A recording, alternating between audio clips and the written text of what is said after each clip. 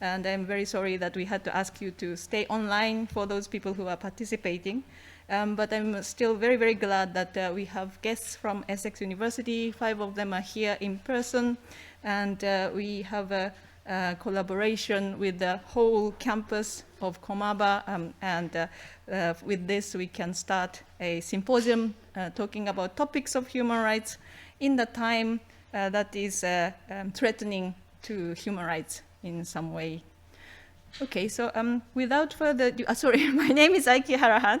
I am professor at the University of Tokyo, and I'm coordinating the collaboration with the University of Essex. And with pleasure, I would like to call Professor Takumi Moriyama, who is the Dean of the College and the Graduate School of Arts and Sciences of the University of Tokyo. Please.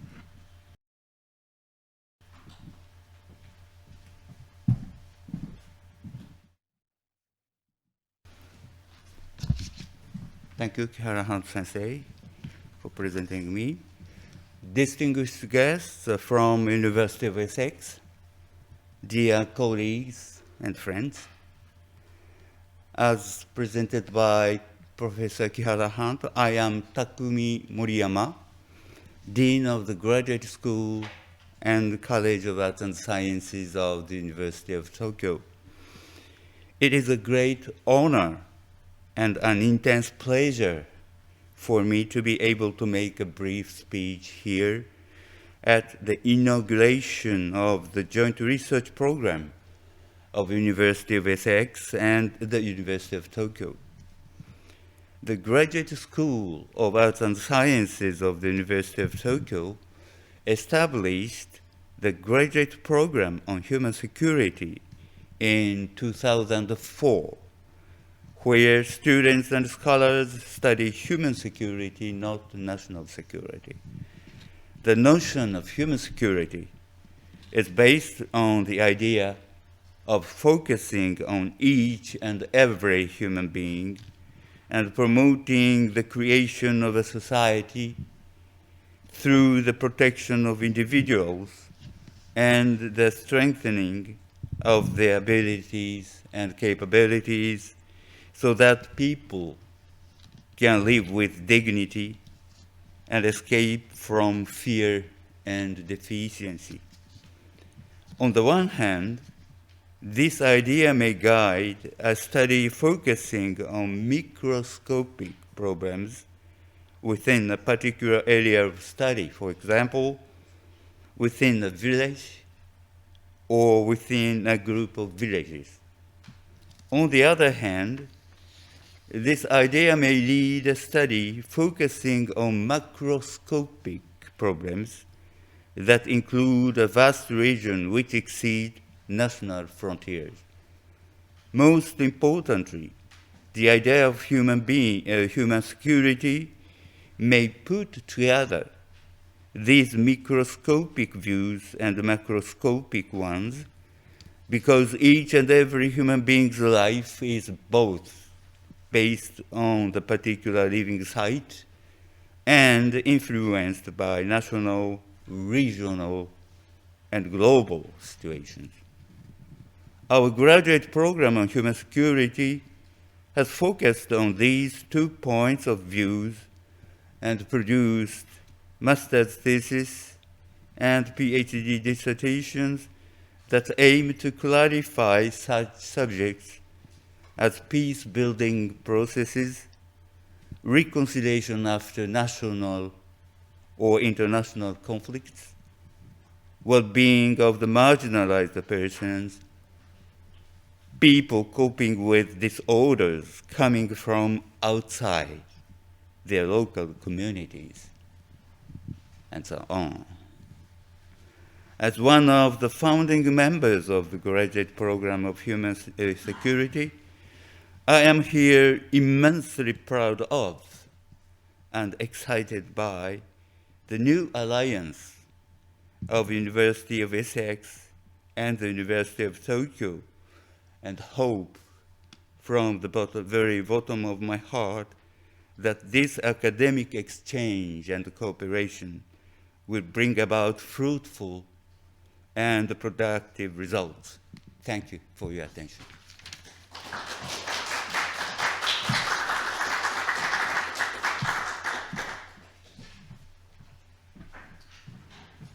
Thank you very much, Dean Professor Moriyama. Now, if I could invite Professor Moriyuki Hoshino, the chairperson of the graduate program on human security at the University of Tokyo. HSP is the host of this program on this side, so please, Professor Hoshino.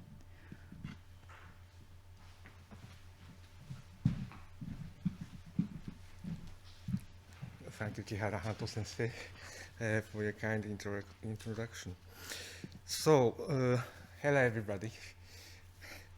My name is Moriyuki Hoshino.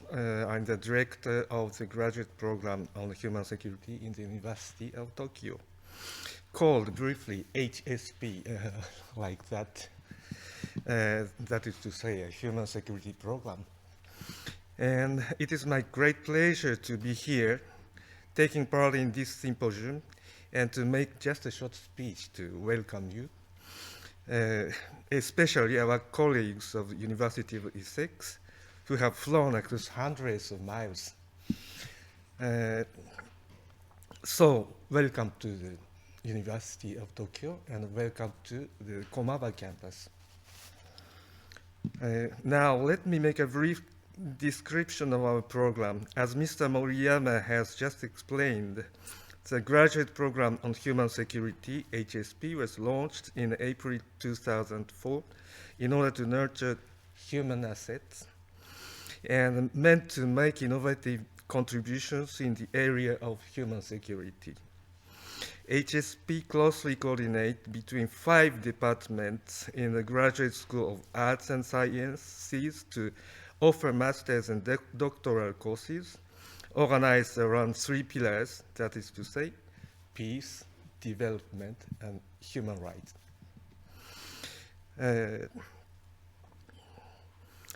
Every year, the program accepts approximately 16 students into the master's course and 4 students into the doctoral course. These students receive MA and Ph.D. degrees in human security studies when they complete the program. HSP holds a variety of seminars and symposiums throughout the year with practitioners as well as researchers in the field of human security. So, until now, our program has organized many seminars and symposiums, and I think that the present symposium will be an unforgettable one. And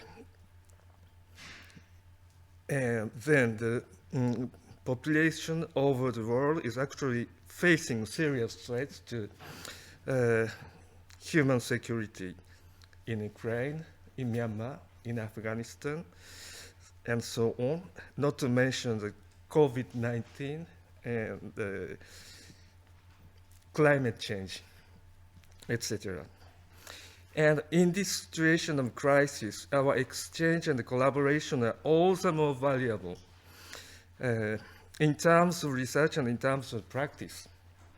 I'm sure that we will share an exciting time, rich with ideas, and I hope sincerely that this symposium will be really fruitful. By the way, my major field of research is French literature. I'm afraid that it sounds a little bit strange. A literary scholar, director of the human security program. But it's not strange at all.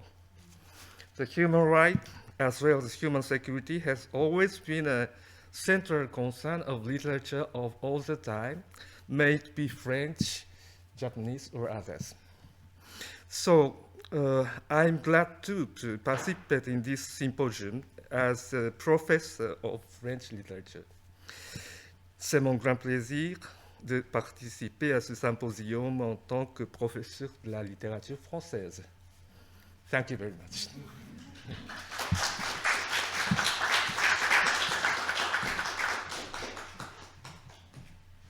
Thank you very much. Merci beaucoup. Now, if I could invite Dr. Annecy Lax. She's the Dean of Partnerships in Education at the University of Essex, and she, together with the International Office of the University of Essex, has been very cooperative, and with her and their offices' cooperation, we got this agreement. So please, Annecy, you have the floor. Thank you so much. Thank you.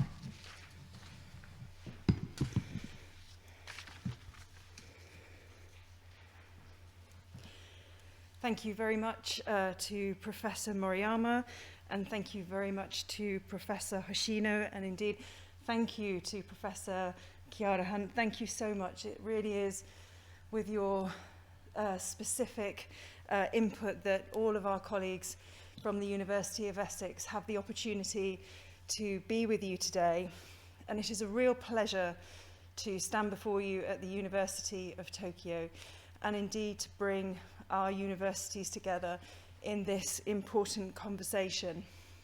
As you may know, the UK currently is suffering a real ideological but also political threat to human rights. The Human Rights Act in the UK is under review, and indeed maybe, if the current government continue along this train, may begin to dismantle some of the human rights provisions that we have long enjoyed since the Second World War in the UK. But so I think it's really important that we give flight to these conversations today and make sure that our two institutions continue to discuss these immensely important matters.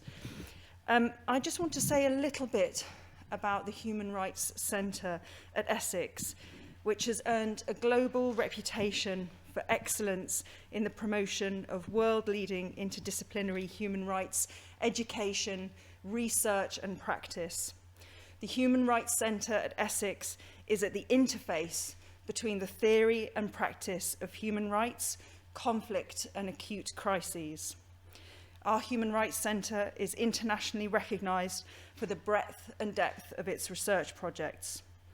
And the projects hosted by the Centre operate at the interface between this theory and practice to address a comprehensive range of pressing and important human rights challenges, including the right to health, freedom of religion, armed conflict and humanitarian issues, business and human rights, transitional justice, digital verification and big data, local human rights challenges, and also issues surrounding mental health and autonomy. And indeed, the University of Essex is proud to host the Essex Autonomy Project, for which Professor Wayne Martin, who we have the very great pleasure of having his company here with us, is the principal investigator. We have been delivering the Essex Human Rights Education since 1983, which connects us to the next generation of human rights defenders around the world. Many within the global human rights community have identified Essex as a prestige standard for human rights education across the world. As one of the world's largest single academic human rights communities, we are a vibrant, diverse and multicultural at our heart. With over 200 members comprising of staff, students and fellows, our community are actively involved in a hub which facilitates interaction across the university, online, and through networks that we have established across the world. The Human Rights Centre acts as a hub for this community, facilitating interaction at the university and beyond. Our community is unique in its diversity, sense of unity, and shared resolve for the advancement of human rights globally. For the thousands of students and staff that have passed through the Human Rights Centre doors, the Centre has been more than an institute built to generate research and develop and exchange ideas, but it has also been a haven for some of the world's most important human rights defenders and indeed people who promulgate those ideas. Thank you very much. My glasses are steaming up. I'm losing the ability to see. But thank you very much, everybody. It's been a real pleasure to represent the University of Essex. And indeed, as we begin to move through these talks this morning, to really bring a whole set of ideas together, ranging from my particular discipline, the arts and cultures, but through history, politics. But it's really important, again, that we join these conversations together so that we show the strength in this, both as an intellectual practice, but also as an ethical and moral and politically urgent practice as well. Thank you very much, everybody.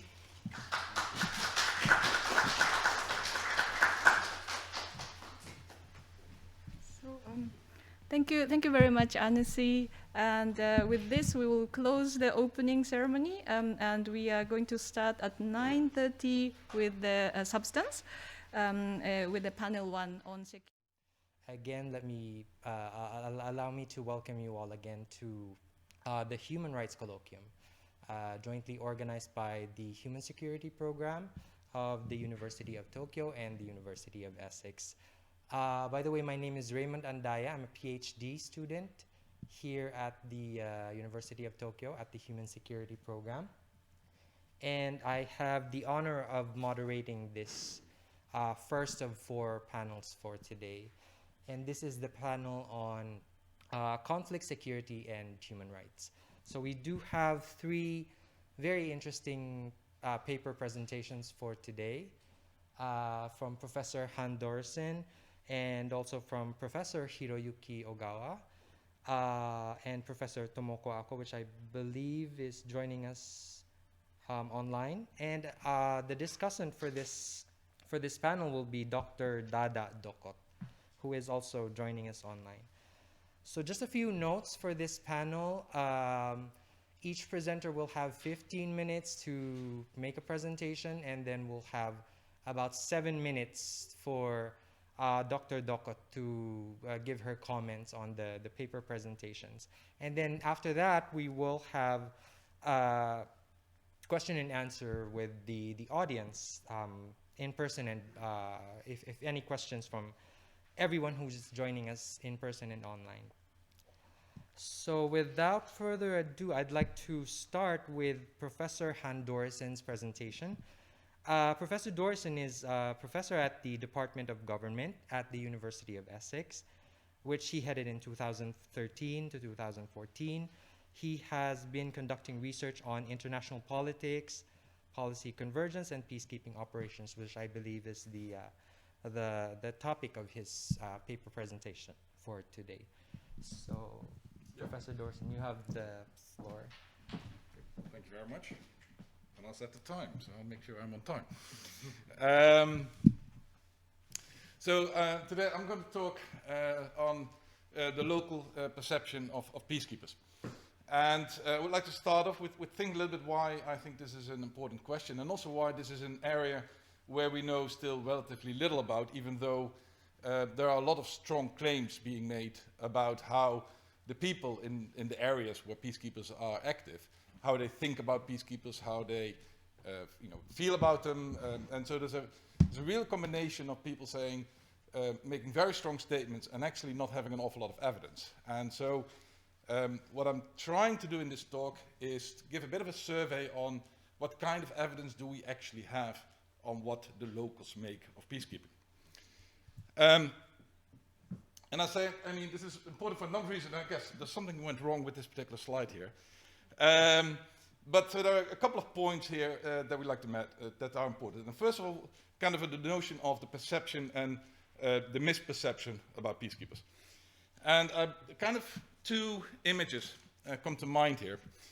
And so if you look at the screen on the right, for your right, it's very typical. This is a picture taken from the Facebook website of the UN Peacekeeping Operation. And in a lot of ways very much typifies how the UN would like to portray itself and how the UN would like to portray its relationship with the local people. So you find peacekeepers here, presumably from Pakistan, by the look of it, maybe Nepal. Female peacekeepers, where we know that's still a minority of the actual peacekeepers out there, but in this particular picture they feature prominently.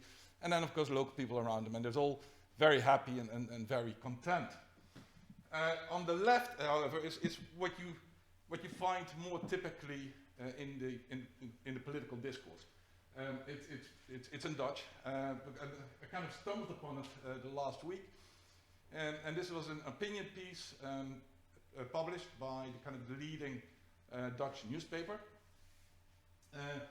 where a person called Gerbert van der A, who is an historian and a journalist, and he went to Mali and did research there, and really comes back with an extremely damning assessment of the role of the peacekeepers and the role of the peacekeeping mission in Mali. And interestingly enough, it's really focused on how the local population see the peacekeepers. And so he basically says, well, I went to Mali and I talked to a teacher and I talked to a taxi driver, and they're really, really negative about it. The peacekeepers are not going to the areas where there's actually a lot of violence, they're not being effective, they're not protecting us, and so basically his conclusion is it would be better if they would simply leave. And so there was a very, and again, there's a couple of themes that really stand out in that. So first of all, the local population doesn't believe that the peacekeepers are doing anything effective. Also, that the local population is really concerned about the lack of security that is being provided by the peacekeepers. But if you think about it, and if you think about it from a social scientific point of view, there are all kind of reasons to be rather, I didn't want to go in this light. To be rather suspicious about this. I mean, first of all, people that speak out and volunteer their information, they quite often have a reason. They're not the average person. And so they may have had personal experiences that they're very unhappy about the peacekeeping operation. Very often the people that become spokespersons, maybe teachers or local authorities, again, they may have particular political reasons for being overly critical about peacekeepers.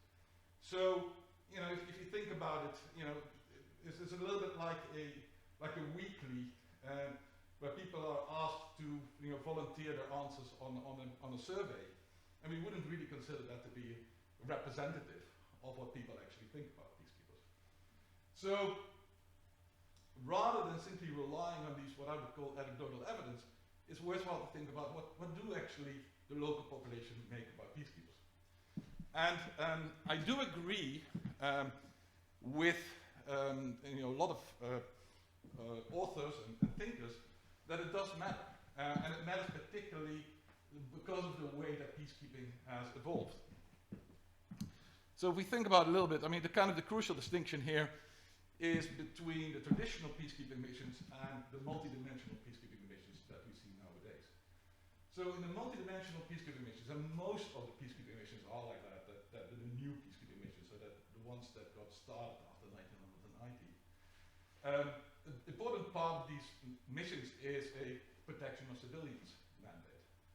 Another important aspect of these missions is that they very often intervene in civil wars, and very often civil wars that are still not fully specified. So there's still fighting going on, or there's resumption of fighting. There's a lot of political disturbance. And the third aspect of these missions is that they actually, peacekeepers in a way are everywhere and have quite ambitious agendas. They try to organize elections, they place themselves throughout the country, they try to do projects in villages and schools and stuff like that. So there's a lot more presence of peacekeepers, all around the country, which obviously means a lot more interaction with the local population. And that in itself makes it more important that the local population actually accepts peacekeepers, that they appreciate what they're doing, and that they're willing to cooperate with peacekeepers. Another thing where it's important to think about that question about what the local population actually makes about peacekeepers kind of goes back to the slide that was just before here. Yes. So at the moment, you could say that peacekeeping, or UN peacekeeping in particular, is a little bit in a problematic situation. So we saw this huge expansion of peacekeeping operations, basically starting in the 1980s and then really kind of blooming in the 1990s. But that has quite dramatically come to a stop. The last peacekeeping mission that was authorized was in 2014. Since then, several missions have been closed. And so at the moment, we have 12 peacekeeping missions still ongoing. A few of them are the kind of the old-fashioned types of missions, and then kind of a group of missions, mainly based in Africa, that fit this pattern of multi-dimensional peacekeeping. So where you really would think that peacekeepers interact with the local population and that it's important for them to be appreciated by the local population. But it's important to remember, so there are fewer missions out there, and there's also fewer peacekeepers out there. So the number of peacekeepers at the moment is about 80,000. And that's about a quarter less than we had only a few years ago. So there's a kind of a retreat of peacekeepers. Important that is to remember that that's partially being driven by governments, host governments, being much less receptive of having peacekeepers around. And again, one of the arguments that host governments tend to use is that the local population is no longer willing to accept a peacekeeping operation in their country. And so there's another reason why we should care about what the local population makes of it.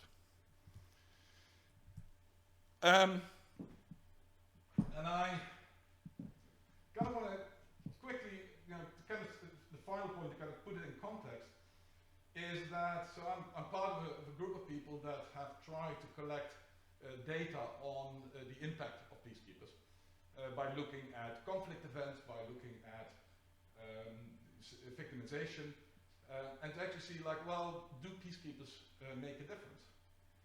And there's really a big divide between people who've been doing this kind of work, collecting data and trying to demonstrate what's going on, and people who do more the ethnographic field research, going into the field. And so basically where most people who go into the field and try to understand what goes on, let's say in Mali or in the DRC, come back with a very critical attitude. The people that study this from a more kind of macro perspective come back with a lot of much more positive findings. And I'm kind of listing the positive findings here. So when peacekeepers are there, the conflict actually is reduced. Possibly most importantly, we find that there is actual protection of civilians going on. There's less one-sided violence. There's less often that civilians are being targeted. We find that it's less likely that if you see a kind of a re-emergence of the conflict, that this kind of lasts long, so this kind of thing. We also find that geographically, the area where there's still unrest in the country tends to be much smaller than before peacekeepers are deployed. So there's a number of things where peacekeepers seem to be doing something good. And that includes areas that where very often peacekeepers get criticized. So for example, I mentioned here sexual violence. And I will say a little bit more about abuse by peacekeepers, which is very often noted. But again, if you take a bit more of a macro perspective, those places where peacekeepers are active see less sexual violence than those places where peacekeepers are not being deployed. We also find, and one of my colleagues, mainly Dada, has particularly worked on that the quality of female health it really improves. So there's a lot of things that seem to suggest that peacekeepers are actually doing good things, and that's important. But then we go to the critical points. And so these kind of the things, very often people that study the field, when the field come back and say like, well, these are concerns. And I would say, basically the bottom line that kind of gives away what seem to be the two main points that are going on there. First of all, there's a sense, and I kind of suspect it's correct, that peacekeepers very often are not very well informed, so they lack the local knowledge. And that means that if they operate, they quite often fail to target the right villains. So you can also talk about this as heavy-handed operations that are not very well, they're not getting at the right people in the right way. And then there's the other point is kind of this lack of accountability, and that falls under the abusive behavior. So the well-known reports of whistleblowers that note their behavior which is simply not correct by peacekeepers, very often of a sexual nature or transactional sex or prostitution. But then the UN doesn't seem to react very effectively, and even though it brings out grand statements that it wants to control the problem, in practice there's a lot of limitation on that. So, so we have, again, I don't want to dismiss the criticism that peacekeepers very often get, and that to me also makes it then relevant to ask, okay, what does it mean? Are the locals really very critical? Is it really the problem that they feel peacekeepers are only here to abuse us, we don't want to work with them, or is there something else going on? So, and so, kind of, the second part of the talk here, I want to kind of spend on what kind of evidence we have. And I'm kind of grabbing it left and right, because it's not a very consistent field yet. And that's partially because of the nature. So there are people going out there and they're doing surveys. And very often it's a survey in a particular conflict area. So you get a bit of evidence from Liberia. You get a little bit of evidence from Côte d'Ivoire. You get some evidence from, mentioning here people who have worked in Kosovo and Haiti. And so you see left and right kind of image parts of the story unfolding. I've been involved with co-authors in some of this research as well. I've done some surveys on Timor-Leste. I did a survey on Haiti. And I'm kind of also picking from that kind of information to try to get an answer. Like, what do we know about how the locals accept peacekeeping operations or fail to accept them? Now, the headline story here, we're going to start off with that until I turn it a little bit less positive, is that actually if you simply go out and you ask people, what do you make of peacekeepers? Are you appreciative of peacekeepers? You get really, really high approval ratings. I mean, these are approval ratings every politician would dream about. So nearly the whole population will say like, oh no, yeah, they're doing a good job. Again, which is quite remarkable because apparently if you talk to taxi drivers, you get a completely different story. So, but in the general population, this is a kind of a general support. Now I think I'm going to emphasize this is very general and quite shallow. I don't think it doesn't go very deep. But simply ask them, are you okay with peacekeepers? People will say, yeah, they're fine. We're happy with them. So for example, in a case that it might be a little bit untypical, Timor-Leste, when I went out, I found that 96% of the population expressed that they were grateful for the role that the UN had played in Timor-Leste. Again, extremely high approval rating. So in a way, you could say, okay, this is a story. Basically, the doomsayers are all wrong, and there is nothing else. Well, there's a little bit more to it. Let's see what more there is to it. Of course, not responding. Oh, yes, there is. Well, first of all, you would like to know what is then kind of driving this support. Again, if you get very high response rates, approval rates, it's difficult to find any variation. But still, you understand like who is really more, who's less responsive to it. Okay, now I did my 15 minutes. So now I really have to hurry up. And basically what most people tend to find, it's not obvious that how much they observe peacekeepers really matters for how positive they are about them. There's also not much evidence, which is more disturbing, that if you ask people like, well, have you seen peacekeepers do stuff that they shouldn't be doing, maybe being abusive? And then some people say, yes, we have. And then you ask people, what do you make of peacekeepers? Well, they're more negative about them, but they're still willing to cooperate, which is a really strange finding that Gordon and Young found for Haiti. So even though they've had kind of a negative experiences, they're still willing to cooperate. And I found some of that as well in Haiti, where I looked at different districts in Haiti and asked them like, well, how often do you see peacekeepers? How aware are you of them? And how do you approve of them? And there is a positive relationship. So basically the higher the black bar, the higher the gray bar. But it's not much of a positive relationship. And so it's not a very clear sense that, okay, these things are correlated to each other. Now, what seems to matter? And I think the main story here, and I don't have time to explain this, but it's really about political aims. If you kind of agree with what peacekeepers want to achieve in your country, you're very positive about them. If you're not so in agreement with them, then your support starts diminishing. And this is actually quite neatly shown here in Haiti again. So these are people that supported what party they voted for and they liked. And so the one with the red circle around it, that's the presidential party. And all the rest are parties in the opposition. And you see this marked difference. So when you're in power, you think that peacekeepers are all fine. If you're not, you're much more critical about them. The other thing that really seems to be kind of going on here is time. So peacekeepers people are quite happy with peacekeepers in the beginning of a mission. This goes on for a while, and in one study we found about 5 years, and then the support starts declining. So in this sense, like peacekeepers, if they want to achieve a goal, they should achieve it relatively quickly. If they just keep on hanging on in the country, support starts becoming less and less. Now, as you may know, so in Timor-Leste, the mission lasted for about 12 years. And I did my survey just after the mission had ended.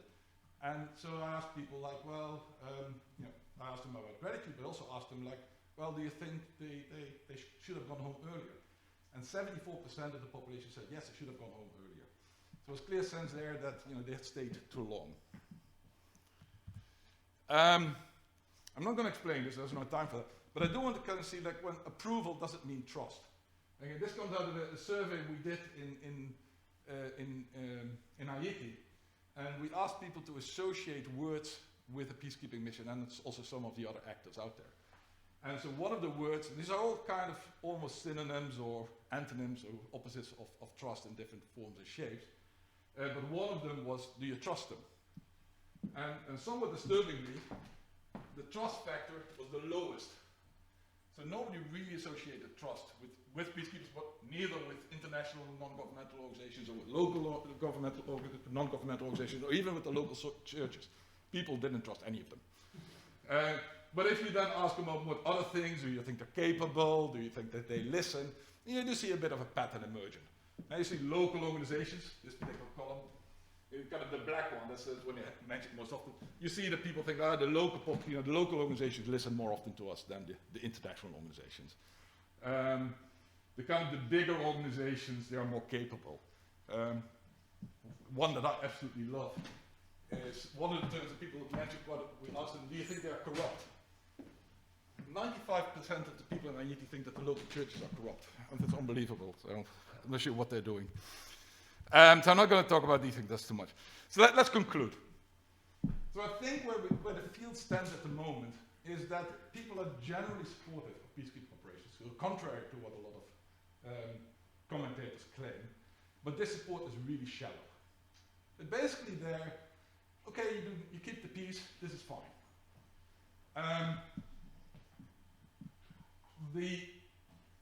It's really about security that they like the peacekeepers to do.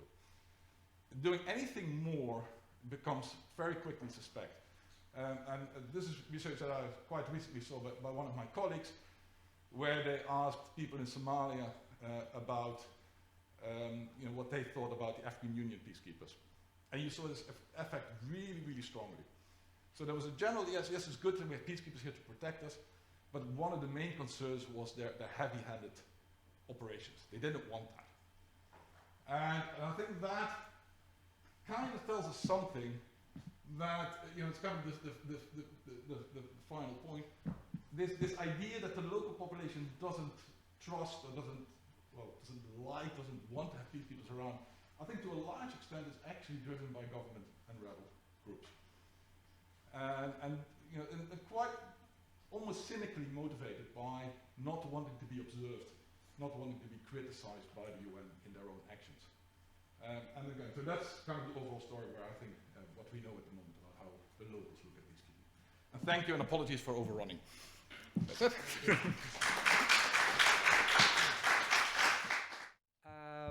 Our next paper presentation is from Professor Hiroyuki Ogawa, professor at the Department of Area Studies at the Graduate School of Arts and Sciences here at the University of Tokyo.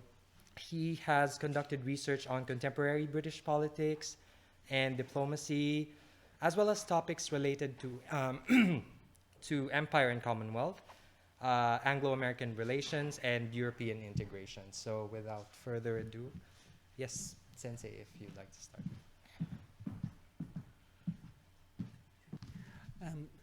Good morning, everyone. Thank you very much for joining our HSP symposium, and thank you very much for especially for Professor Kihara Hunt for organizing our symposium, and also academics from the University of Essex and coming from the UK to join our symposium. Today I'm going to talk about the UK-South African security relationship in the era of apartheid. Probably a little bit mixing, but anyway. First, the rise of Afrikaner nationalism and the establishment of the National Party's rule in South Africa. Daniel Malan could be considered as the epitome of the Afrikaner nationalism in South Africa. And the next quotation is from Shura Mark's article, and it is about 1930s South Africa. in South Africa cities, landless Afrikaners form a volatile constituency for the anti-imperial, and in this context, anti-imperial means anti-British Empire, and racially charged nationalism led by D.F. Maran, who split with Herzog and formed the Purified National Party. After the Second World War, the 1948 South African general election led to the formation of the National Party government led by Maran himself. Under the National Party's long rule, apartheid was officially introduced with anti-imperial and anti-Commonwealth orientations. And then the Simonstown Agreement of 1955. And I intended to show you the front page of the Simonstown Agreement, but not here. I'm sorry. And there were mainly three parts. And the first, the need for international discussion with regard to regional defense against external aggression. Second, the defense of the sea route around southern Africa, also called the Cape Route. Third, a transfer of Simonstown naval base from Britain to South Africa and arrangement for its future use. More in detail, major agreement and understandings of the Simonstown Agreement included. First, transfer of the administration and control of the Simonstown naval base from Britain to South Africa. Second, future use of facilities at the Simonstown naval base. Future use of facilities at the Simonstown naval base by the Royal Navy in peace and war was stipulated and in the agreement as well. Third, purchase of vessels ordered in Britain for the South African Navy costing some £18 million was also included. And lastly, in war in which both Britain and South Africa were co-belligerents, the Royal Navy Commander-in-Chief, South Atlantic, will be responsible for the overall direction and conduct of maritime operations within the strategic zone around southern Africa. Then the Suez Crisis and the closure of the canal came. During the Suez War of 1956, the Suez Canal was blocked by wrecked ships by the Egyptian government, led by Gamal Abdel Nasser. The strategic and economic importance of the Cape Route and the Simonstown naval base near Cape Town was rather unexpectedly enhanced. And according to M.J. Christie, the defense of the trade route around the Cape was not in 1955, i.e. at the time of the signature of the Simonstown Agreement, advanced as a reason for the negotiation, emphasized. And the withdrawal from the Commonwealth and the sale of arms to South Africa. South Africa withdrew from the Commonwealth in 1961 due to the strong criticism against the apartheid among the, mainly from the Afro-Asian Commonwealth member states. However, Harold Macmillan's Conservative government in Britain agreed that, quote, a distinction could properly be drawn between items required for defense purposes and those which might be used for the suppression of internal disturbances. And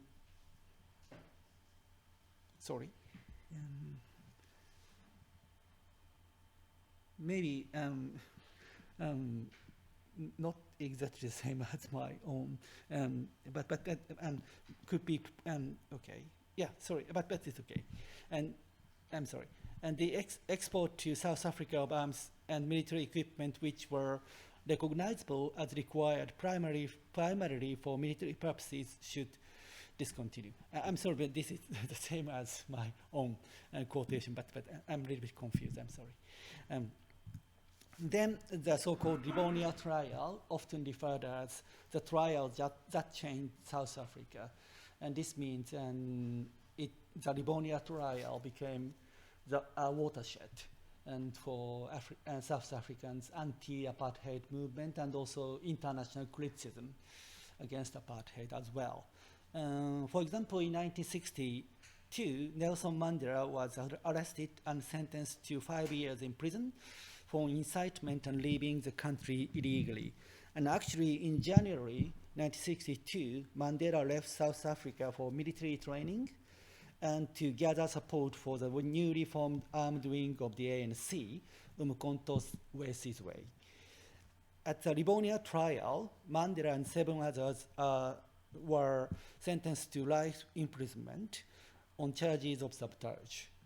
And on the right, and you can see the statue of Nelson Mandela at Parliament Square in London. And the Labour government in Britain and voluntary UN arms embargo against South Africa. And 3 UN Security Council resolutions adopted after 1963 requires voluntary arms embargo against South Africa, whereas mandatory arms embargo against South Africa was stipulated by UN Security Council resolution in 1977, but it was outside of today's presentation, outside the scope of today's presentation anyway. As pledged in their General Election Manifesto in 1964, the Labour government in Britain confined military supply to South Africa to arms stipulated by the contracts made by the Conservative government and spares for arms sold before 1964 as well.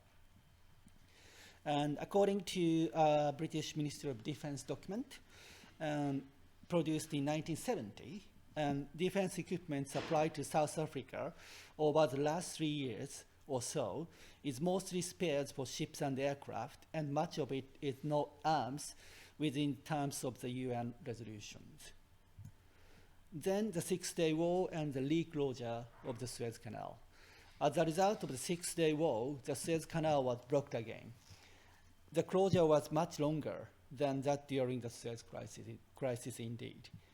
And again, according to a British Ministry of Defence document, and due to the closure of the Suez Canal, Royal Navy use of the Simonstown Naval Base has far exceeded that anticipated in 1955.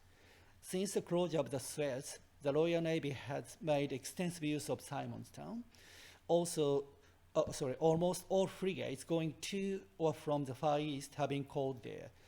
This use will continue until the Far East withdrawal of British Armed Forces is completed. Then Britain's withdrawal from east of Suez and future of the Simonstown Agreement with South Africa. In 1968, Harold Wilson, British Labour Prime Minister, famously announced that British armed forces withdraw from east of Suez by the end of 1971. However, the Conservative government of Edward Heath decided to maintain limited military commitment to east of Suez. According to, again, to a British MOD document, greater dependence on the facilities at Simonstown might follow from a decision to maintain forces east of Suez by the Conservatives. And the Heath government and the resumption of arms sales to South Africa. The Heath government, while critical against apartheid itself, was ready to consider applications for the export to South Africa of certain limited categories of arms, so long as they are for maritime defense that directly related to the security of the sea routes. And this quotation is from the statement made by Sir Alec Douglas Hume, British Foreign and Commonwealth Secretary at that time, at the House of Commons, and in the aftermath of the Conservative victory at the June 1970 election. Next quotation is about British Cabinet Defence and Overseas Committee, Cabinet Defence and Overseas Policy Committee, and the Simonstown Agreement was an essential component of our policy for the defense of the Cape Route, on which we remain heavily dependent for oil supplies, and which, with Russians establishing themselves in Aden and the Chinese in Dar es Salaam, was already threatened. And in 1971, the first Commonwealth Heads of Government meetings was held in Singapore. And Britain's intention to resume arms sales to South Africa was severely criticized by Afro-Asian Commonwealth members while Heath emphasized that the danger we had to face was the Russian presence. And Britain had legal obligation under the Simons-Town Agreement to sell arms to the South Africans. The Singapore Declaration that became a virtual charter document for the Commonwealth, according to W. David McIntyre, was adopted, in which racial discrimination was condemned as an unmitigated evil of society. However, it was also stipulated that no country will afford to regimes which, I can't see the, okay, and anyway, and the rest of the quotation meant that, and no country will afford to regimes which practice racial discrimination assistance. And next you can see on the left, and this is the booklet covering the Singapore Declaration. And actually I took a photograph at the Library and Archives Canada in Ottawa. And on the right-hand side, you can see illustrated description of the Wasp helicopters, which Britain tried to sell to the South Africans, and was severely criticized by Afro-Asian members at Singapore. Next, naval control of shipping and the maritime order in the Indian Ocean. Naval control of shipping NCS arrangement in times of tension or war among Western powers outside NATO area was first agreed in 1959 and then revised several times thereafter. And in the NCS arrangement, Britain was a regional coordinator for Area Bravo. I will show the map later. And the seas around Southern Africa, with France, Portugal, and South Africa as as sub-area commanders. The Soviet Union maintained its presence in the Indian Ocean since 1968 and established its Indian Ocean Fleet in 1974. In 1969, the only avowedly Marxist Arab regime, according to Salim Yaqub, was established in South Yemen, and the USSR secured Aden naval base. And this is a little bit unclear, I think, on the screen, but this is a map showing the naval control of shipping arrangement as of 1974. And I hope you can see Area Bravo at the bottom. And Area Bravo, for which Britain was a regional coordinator at that time. And this is the last slide of my presentation, the termination of the Simon-Town Agreement in 1975. Under Howard Wilson's Labour government from 1974, the Simon-Town Agreement was terminated in 1975 in the run-up to Britain's final withdrawal from the East of Suez in the following year. Next quotation is also from the British MOD document. Public and parliamentary attention has been focused almost exclusively on ship visit and associated period of joint training between Britain and South Africa. So British public and parliamentary criticism was recognized by not only by the Labour government but also by the British Ministry of Defence. In addition, P.W. Bolter, South African Minister of Defence, made it clear that Britain's use of Simonstown should not be seriously affected by termination of the Simonstown Agreement, nor should any serious harm be done to existing naval relations between Britain and South Africa. So, as conclusion, and for the British government under Howard Wilson, and also for the Minister of Defence, national security concerns under the Cold War and human security considerations vis-a-vis the apartheid regime in South Africa were somehow reconciled by the termination of the Simonstown Agreement, but in a rather precarious and at least in part cynical manner. Thank you very much. Thank you.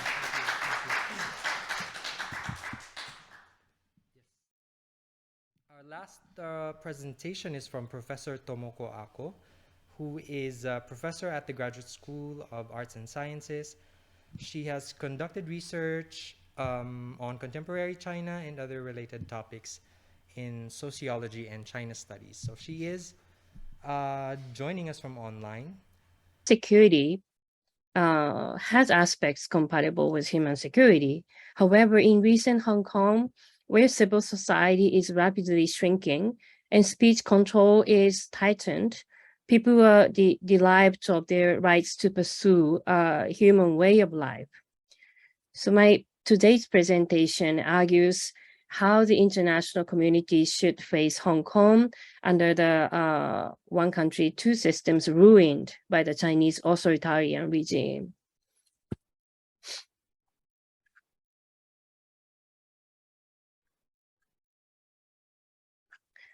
Okay. So after the enforcement of the national security law in 2020, the principle of one country, two systems has seriously been breached, and as Hong Kong has reverted to a de facto one country, one system status.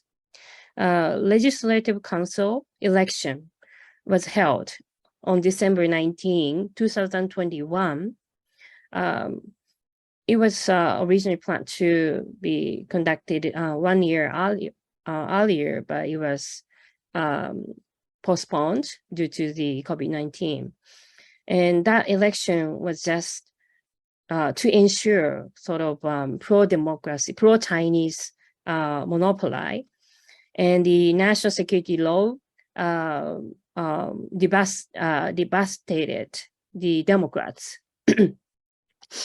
Hong Kong society, which was in a turbulent vortex for the 2019 social movement, was suddenly silenced at one, and as civic activities in all areas have declined. And some people have been arrested, and some people are imprisoned, including my friends. A lot of my friends are imprisoned, and some have fled abroad, and some are quietly hiding.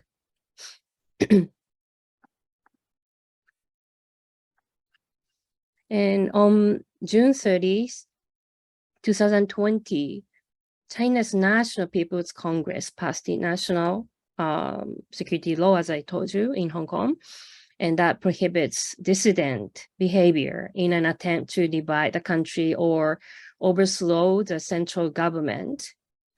While the Hong Kong Special Administrative Region's Basic Law has provisions that expect the democratization of Hong Kong, for example, in the future, the election of the chief executive of the Special Administrative Region government, Hong Kong Special SAR government, it's now indirectly elected, but the chief executive in the future can be transferred to the universal suffrage.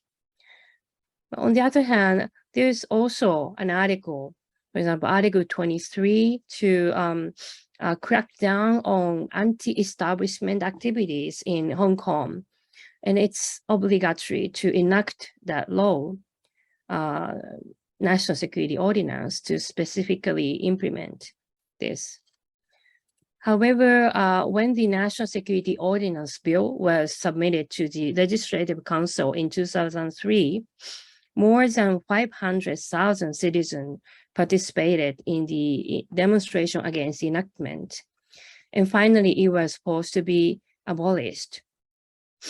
On June 30th, in 2020, the China's National People's Congress passed the National Security Law, and it was in Annex 3 of the Basic Law. But the matters that fall within the scope of Hong Kong's autonomy should not be added to Annex 3, because Article 18 of Basic Law states that national law does not apply to Hong Kong except for democracy and defense.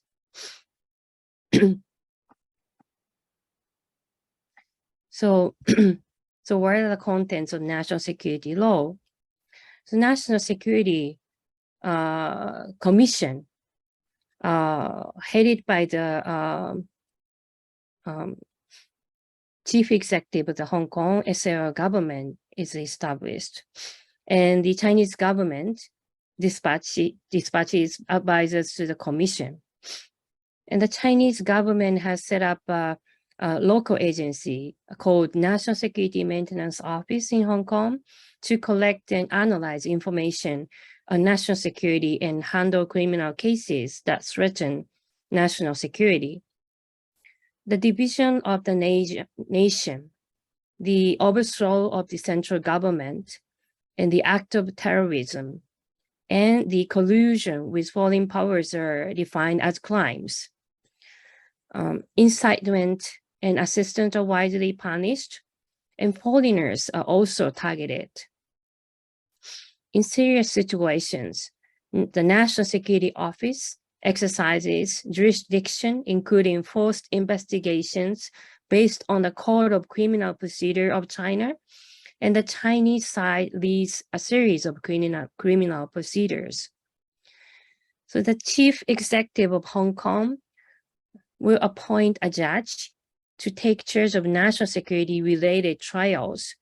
But if a judge makes a statement or acts that violates national security within a 1-year term, he or she will immediately be disqualified as a national security judge. So look at this illustration. So this is in the anti-extradition bill social movement in 2019, people went on streets bringing boards and plates in which slogans are written. And now those young people just bringing white papers in which nothing is written, but the police will arrest them. And this purple flag is a lot of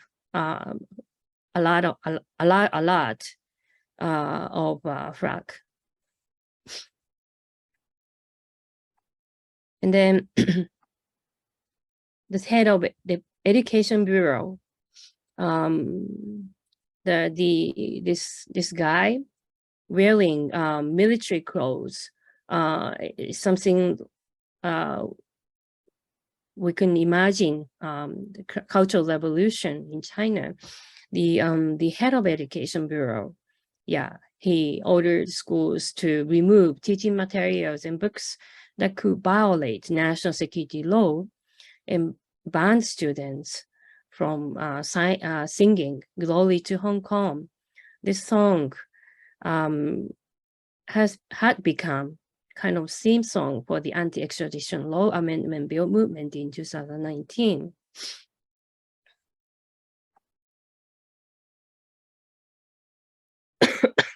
And Metro Park Hotel, Causeway Bay, which overlooks Victoria Park.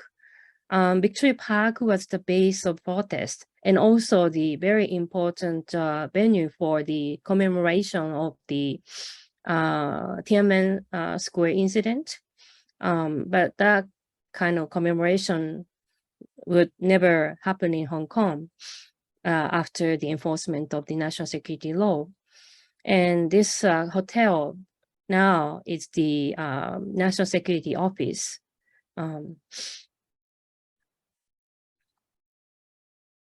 Okay, so now I would tell you what I have been doing as a member of civil society organizations and also as academics. And I will talk about the future possible collaboration in the international community and between our universities. So this is a page of independent media run by Hong Kong people. A lot of democratic media, independent media in Hong Kong have been shut down, but still there are people who are trying to voice out their messages, and the journalists are working very hard to keep their activities going. And this independent media Hong Kong feature is also one of them. And we are trying to support the journalists and the so this is the one of the website pages. And demonstration can be seen in Tokyo, in central Tokyo, and this is the demonstration conducted in June this year. Of course, Japanese police are observing closely, but Hong Kong demonstrators can do demonstrations in Tokyo. And this is the monthly journal Sekai. Sekai means world, and the this special special feature in the magazine report from Hong Kong. These are very famous special report from South Korea under the authoritarian regime. And it was later published in a book. And we are trying to collect those, voices from Hong Kong in this journal. And we have already published 3. And a lot of people are paying attention to this report from Hong Kong. Of course, many people are writing with pseudonym, not real names. And also, we are trying to support Hong Kong restaurants or run by newly immigrated Hong Kongers. And we are sometimes having some sort of exhibitions related to Hong Kong. And of course, we are also working in the UN. This is the State Party report for Hong Kong, SAR, China, and which was submitted to the UN Human Rights Committee by Human Rights Now, Tokyo-based international human rights NGO, in collaboration with Hong Kong former activists.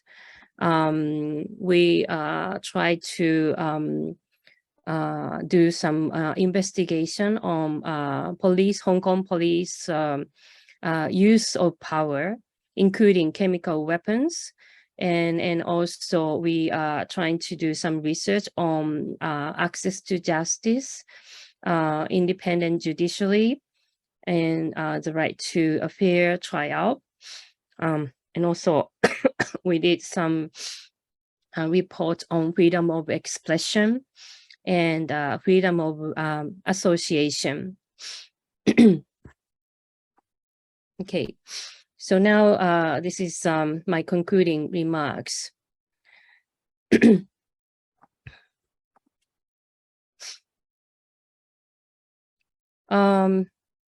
Beijing can erase hardware in Hong Kong, but not the process of thinking of Hong Kong people. And the democratization movement for which the Hong Konger have worked hard has left a lot to be desired. What is needed for Hong Kongers to constantly update this memory and continue their historic struggle with colonial or Chinese rule? There must be something that can be derived from their memory and experience. So the situation is not a fire on the opposite bank. I think Japanese democracy will surely decline if it does not take the initiative in thinking about its own country. And also international community, including Japan, should work together for achieving universal values, including democracy and human rights. And for future collaboration between our universities and also in the international community, of course, we could do some research I myself is an expert in China studies, and I'm now doing research on China factors, digital authoritarianism, and issues of Hong Kong, including issues of Hong Kong and Uyghur. So I wish that we could do some collaboration with University of Essex if there are some experts who are interested in this area. And of course, I'm, as I introduced to you, as a member of civil society organizations, I've been very working hard for such activities as I introduced. So I hope that we could have more collaboration as academics and as members of civil societies, as members of international community in the future. Thank you. Thank you, Professor, for your presentation. And I think what's interesting to me is that you brought up the issue or the concept of digital authoritarianism. So I was wondering, maybe this is something that we can talk about later on, how civil society, particularly human rights organizations, adapts themselves to deal with this this phenomenon. So anyway, I'm encouraging everyone online to please send in your questions directly to the moderator. But for now, we'll go ahead and hear from Dr. Dada Docot, who is postdoctoral fellow here at the Tokyo College, the University of Tokyo. So Dr. Docot is an anthropologist, and her current research project is on the transformative impact of migration, particularly in the case of her hometown in the Philippines. So Dr. Docot, you have the screen. Hi, can everybody hear me? Try again, please. Hello. Yes, perfect. Okay. Yes, thank you very much. Go All ahead. right. Okay. Hi again. So once again, my name is Dada Docot, a Filipino anthropologist with a postdoctoral appointment at Tokyo College, the University of Tokyo. Also working as an assistant professor in the Department of Anthropology at Purdue University in the US. I'm also very excited to be back today virtually to an event organized by the Human Security Program of the University of Tokyo. I think some folks here know that I finished my master's program in the same program, HSP, many years ago under the mentorship of Dr. Shinji Yamashita. At that time, my graduate thesis focused on former Filipino entertainers in Japan who have reskilled and found themselves working as English language teachers in community-based programs. I feel very honored and happy to be back as a commentator on a panel launching the new and exciting collaboration between HSP and the University of Essex. Thanks to Dr. Aikihara Hunt, my mentor during my residence at Tokyo College, for the invitation to share my thoughts on this panel. So also, thank you very much to all the presenters for their important work centered on the theme of the panel, conflict, human security, security and human rights. All right. So first, I would like to share my comments on Dr. Dorussen's presentation. Dr. Dorussen tells us that there are generally high levels of support for peacekeeping operations, at least based on increasing evidence and surveys assessing their effectiveness. And he also argues that the links between the peacekeeping operations, political stability, and local impact and popular perceptions are in fact more conflicted on the ground. There is also the interesting production of an overwhelmingly positive image of peacekeeping missions, as we have seen on his slides, but people like me who have not personally seen these sites that are supposed to be filled with tension are left wondering if these images match reality and if surveys on the effectiveness of missions by the peacekept are also accurate.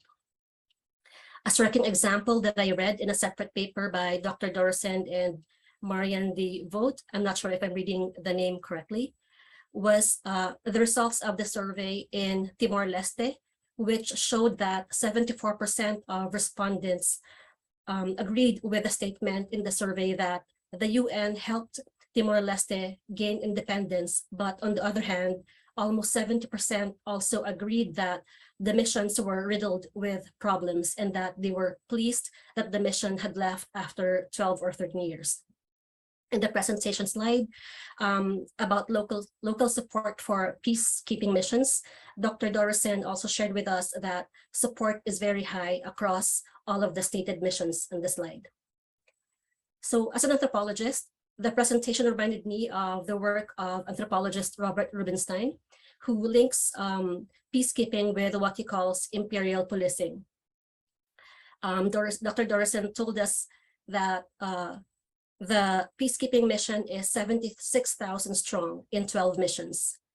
As Dr. Dorussen also said, questions may be raised about the local acceptance of peacekeepers when the abuse of peacekeepers, transactional sex, the heavy-handedness of missions, among others, are also documented.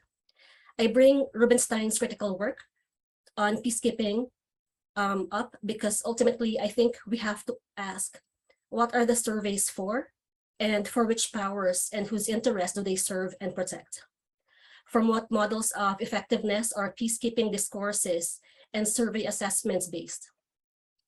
Rubinstein tells us, and this is a quote, peacekeeping is increasingly being outsourced and used to promote national interests and to promulgate a neoliberal view of good governance.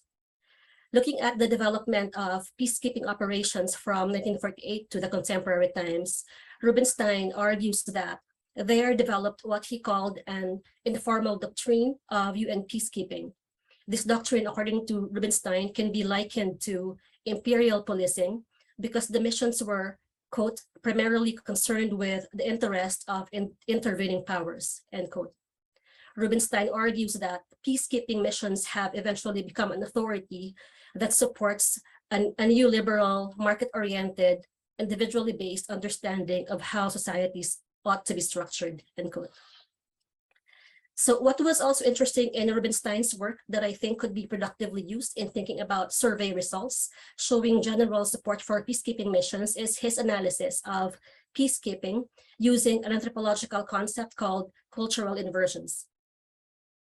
So in anthropology, cultural inversions are those activities that transcend boundaries that people usually observe in daily life. So for example, cultural festivals like the Mardi Gras.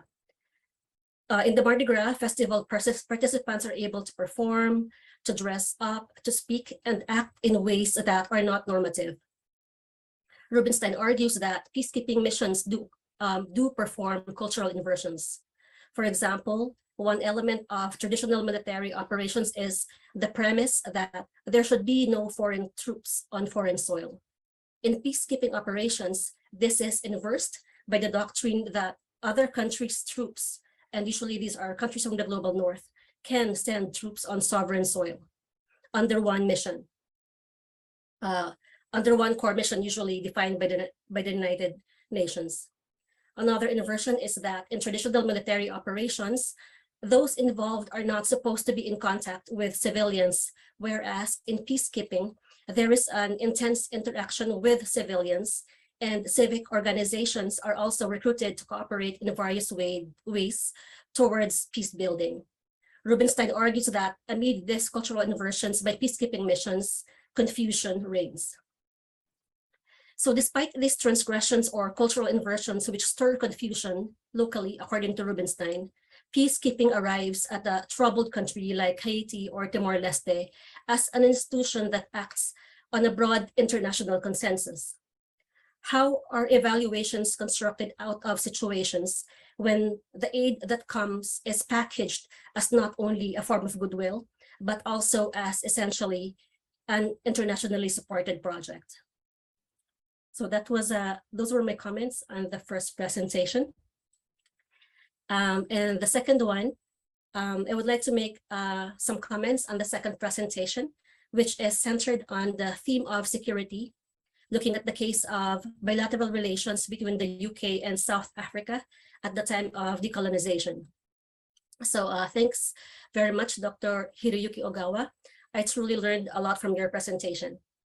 And while South Africa is quite far from my geographical expertise as an anthropologist of Southeast Asia, themes about security unfolding during a decolonial moment is of personal interest to me as a person coming from the Philippines, which was also multiply colonized and which continues to struggle with the repercussions of these multiple colonizations. So from Dr. Ogawa's presentation, I learned about the security relationship between the UK and South Africa through the Simonstown Naval Cooperation Agreement, which was terminated in 1955. Another scorching security debate at the time of the apartheid was the polarized debates between political parties in the British colonial metropole about the arms exports to South Africa. Arms export was critical to UK-South Africa conversations during the apartheid era because the UK was the main provider of weapons in South Africa, where arms were practically essential to protecting the white minority rule, while neighboring countries supporting South African liberation movements were impacted by the arms embargo. So partial and full-scale embargoes are restrictions imposed following strategic logics, international pressure to address human suffering, and among other reasons. The UK government's cancellation of the naval cooperation under the Simonstown Agreement, according to Dr. Ogawa, were in part due to Britain's commitment to withdraw their forces from the area and to address transnational criticisms about Britain's complicity with the apartheid regime facilitated through military cooperation.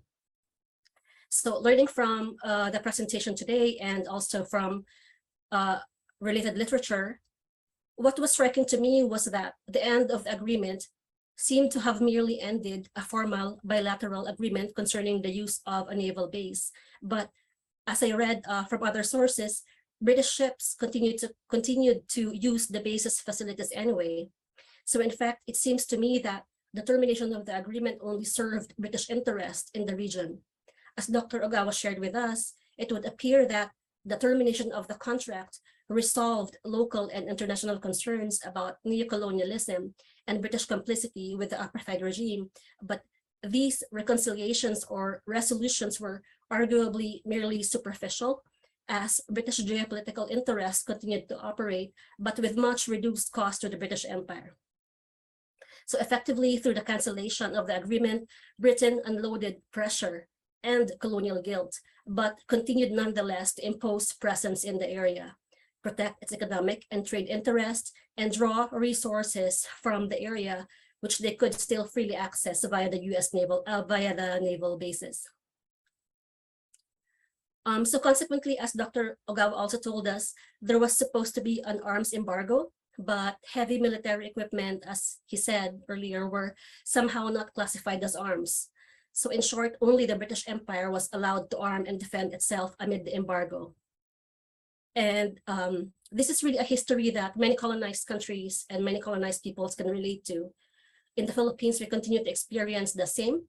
During the American colonial occupation, there were several US naval bases that were built in several ports in the Philippines as a way of protecting American imperial interest in the Pacific. The last US bases was kicked out of the Philippines in 1991, but American military training continued to operate in the Philippines through what was called the US-Philippine Visiting Forces Agreement. It seems to be an imperial habit, I think, to dismantle things only to reintroduce them later in other modes, with the former empire benefiting even more. So listening to the presentation, I was consistently remembering the work of Frantz Fanon, who wrote in The Wretched of the Earth about the colonial world as what he called was a world divided into compartments. Fanon tells us that examining the system of these compartments, we come to learn about the underlying lines of force. So Fanon tells us how the colonial world had been organized into compartments and how these compartments become the foundation on which the decolonial society will be reorganized. So in short, Fanon tells us that this compartmentalized world is essentially divided into two. And two, if we kind of visualize what this compartmentalization looks for the case of South Africa, we might understand these two compartments as comprised of the ruling white minority versus the rest of the colonized population. So cutting across these two compartments for Fanon are essentially security forces that protect one and keeps the side of the colonized in line. So institutions such as naval bases, like the one in South Africa, I think are interesting as they force us to think about the peripheries, the shores, and the boundaries of these protected compartments. So shores, the institutions that become rooted in them, which stay on very long after colonization, the vessels that dock on them, and the agreements concerning them that are struck and later terminated, force us to think about the continued economic, military, and political interests during the decolonial era. In his presentation abstract, Dr. Ogawa also told us that there was a spirit of precarity that was part cynical, and perhaps sustained precaritization is a neo-colonial policy or political strategy that sustains these racialized compartments, which are colonial legacies. Oh, sorry, I think I'm exceeding the time, so just very quickly, just one page. So the final comment is about Dr. Tomoko Ako's presentation. I felt very personally very invested in Dr. Ako's presentation, as Hong Kong is a neighbor of the Philippines, and as everybody knows, there are many migrants, Filipino migrants there. I also lived in Shanghai for 2 years, where I was a teaching fellow for 2 years. And I witnessed China's security up close as a foreign migrant worker there, and also learned about the experience of precarity of Filipino teachers in mainland China working as English language teachers. So as I have no time, I'm going to just scroll down on what I learned. So we learned from the presentation and also on the news in the last years that Hong Kong has been a site of many youth-led mass-based protests, such as the Umbrella Movement, following China's proposed extradition bill in 2019. And in Dr. Ako's presentation, we heard about the national security law, which is coming to shape the political life of Hong Kong, and is coming to kind of displace the one country, two systems vision that it once had. So I think I'm going to send Dr. Ako my comment, but the point is that framed within a vision of security, what has happened since 2020 are crackdowns on free speech and media, and the arrest of protesters, curtailing people's liberties such as the right to expression and intensifying fear. Learning more about China's geopolitical projects under President Xi Jinping in Hong Kong is of interest, particularly among the international community and also in the broader Asia region, as we have seen in the case of Port Hambantota in Sri Lanka and the Scarborough Shoals. These impositions are important to understand in light of the political experience of poorer countries in Asia falling into China's debt traps. I am also curious about the effects of the NSL on migrant workers, both in China and Hong Kong. The Duterte government, following bilateral agreements struck with Beijing in 2018, amounting to a lot of billions of dollars, once said in 2018 that the Philippines has in fact separated from the United States, and he announced that China is now the Philippines' new brother. So in that light, I think Dr. Ako's research in Hong Kong is an important element in understanding the interlinked projects of the Chinese Communist Party in laying claims on territories, in suppressing dissent in the mainland and in Hong Kong, and extracting migrant labor amid precarious contracts and amid situations of intensified fear that discourage the migrant precariat to speak, while also fortifying Chinese presence and dominance in Asia, as seen in the building of its military infrastructure in the West Philippine Sea, the Hambantota port, and other emerging Chinese bases needed to shore up an expanding regime. That's all. Thank you.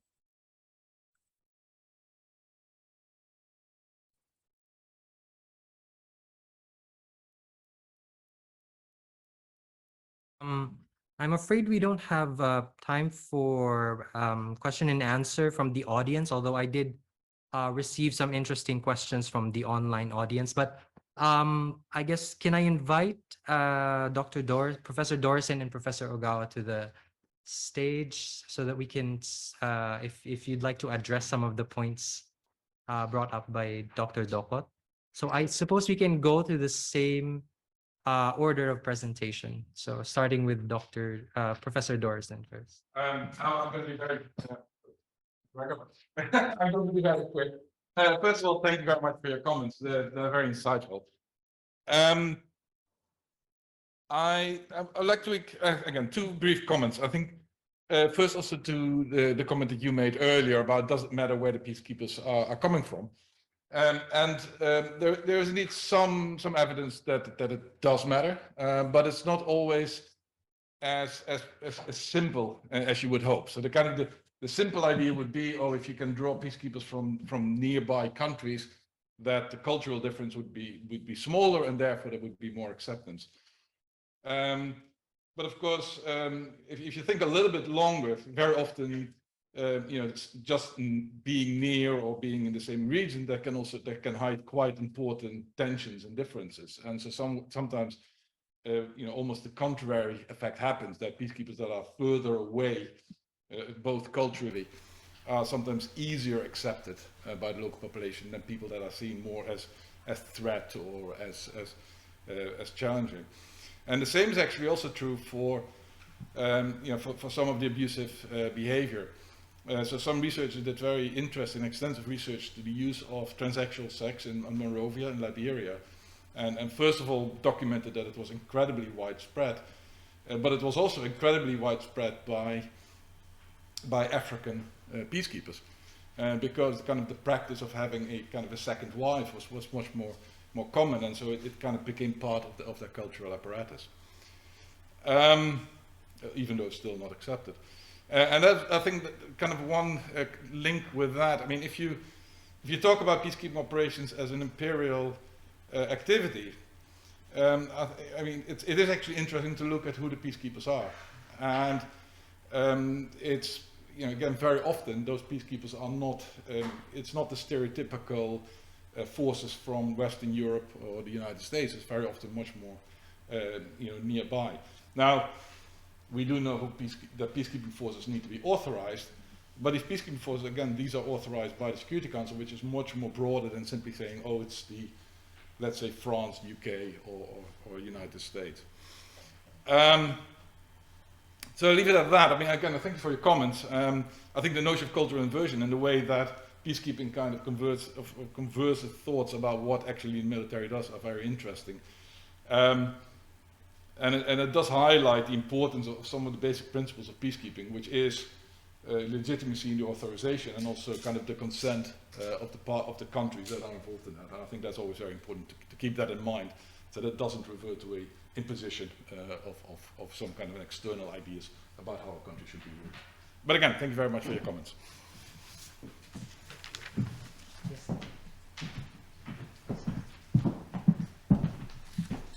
Can I start? Yes. And thank you very much for Dada, Dr. Dada Docot, for very stimulating and very interesting comments for my presentation. I completely agree with you on what you called imperial habits of the UK in South Africa and the US in the Philippines. So I think there were many similarities between hegemonic powers and acting in the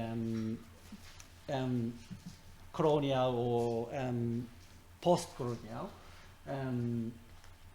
nations in the global south. And of course, the UK was not an hegemonic power in the 20th century, but still maintained some extra European control. And for example, in parts of Africa and parts of Asia, and of course, US was undoubtedly a hegemonic power in the 20th century, and even after of course, much better than I, but even after the formal independence of the Philippines, the United States maintained its not only military bases but also economic interests and political influence and so on. So And I completely agree with your comments on imperial habits and shown by both the UK and US. And then one more point I was quite interested in from your comment was the concept of decolonization and problems related with and decolonization. And for example, I'd like to comment a little bit more on the concept of decolonization because it's not a simple concept at all. And for example, considering the relationship between the UK and South Africa, I think we can point out at least 4 turning points in the process of decolonization of South Africa from the British Empire. And first, in 1910, the Union of South Africa was established, and the Union of South Africa gained internal autonomy within the British Empire. But of course, it was still within the British Empire. And secondly, in 1931, according to the Statute of Westminster, Commonwealth countries, including South Africa, gained not only internal autonomy, but also external autonomy as well. So, and they reached closer to the independence. And they still share the British monarch and like Canadians and the Australians. And third, in 1961, the withdrawal of South Africa from the Commonwealth.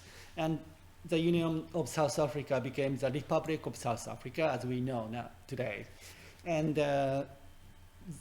by becoming a republic, South Africa finally abandoned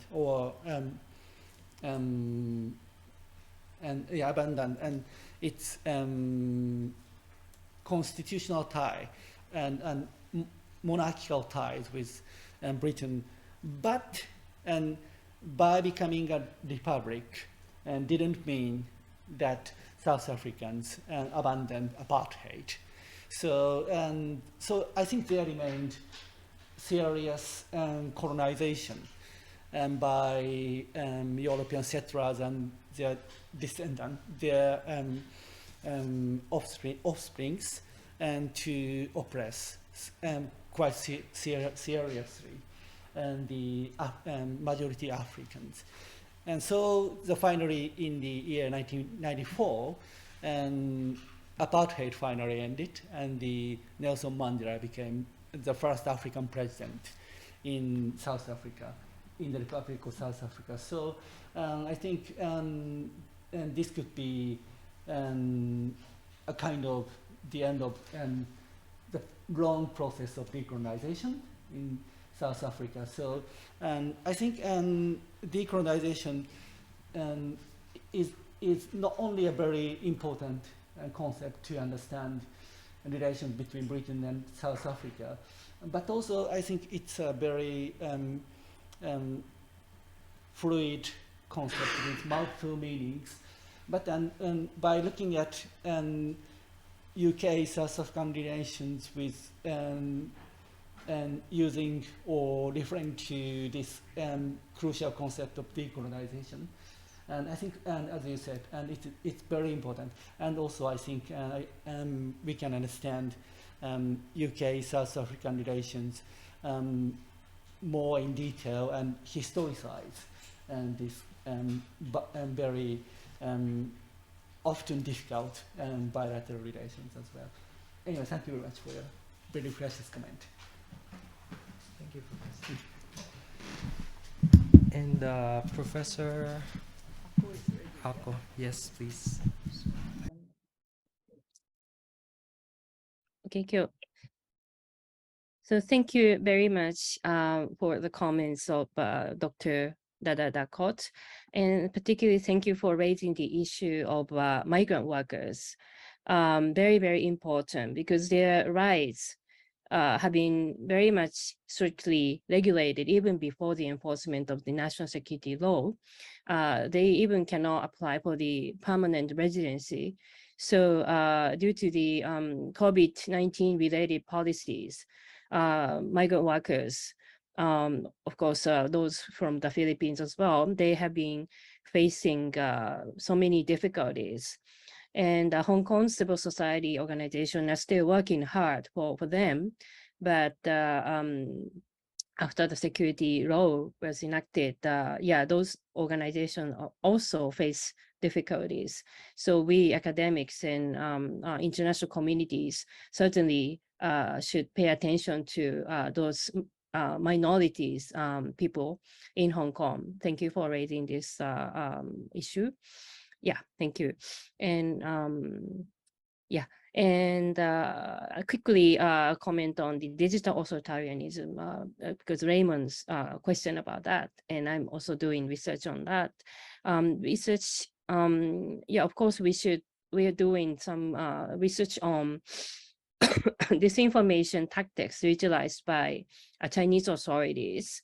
And also we also do some, have been doing discourse analysis research of different kinds of internet users, because we want to understand how they have been influenced, how and also we also are thinking about the importance of looking at our own country's speech space, because our own country's speech space has been ideologically tend to be very nationalistic and conservative recently, and of course we also have the problem of hate speech and so on.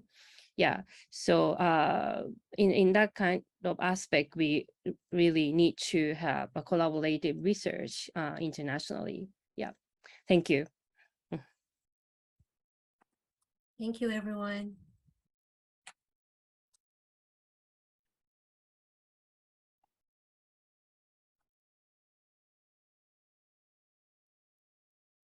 Ogawa and Professor Aqua and Dr. Docot for their contributions to this panel on conflict, security, and human rights. And yeah, it's a shame that we couldn't go through some of the interesting questions that were sent to me, but perhaps I can send these questions to the speakers, and then they can address it at some point in time. So thank you very much again for all of your attention. And we will start the second panel in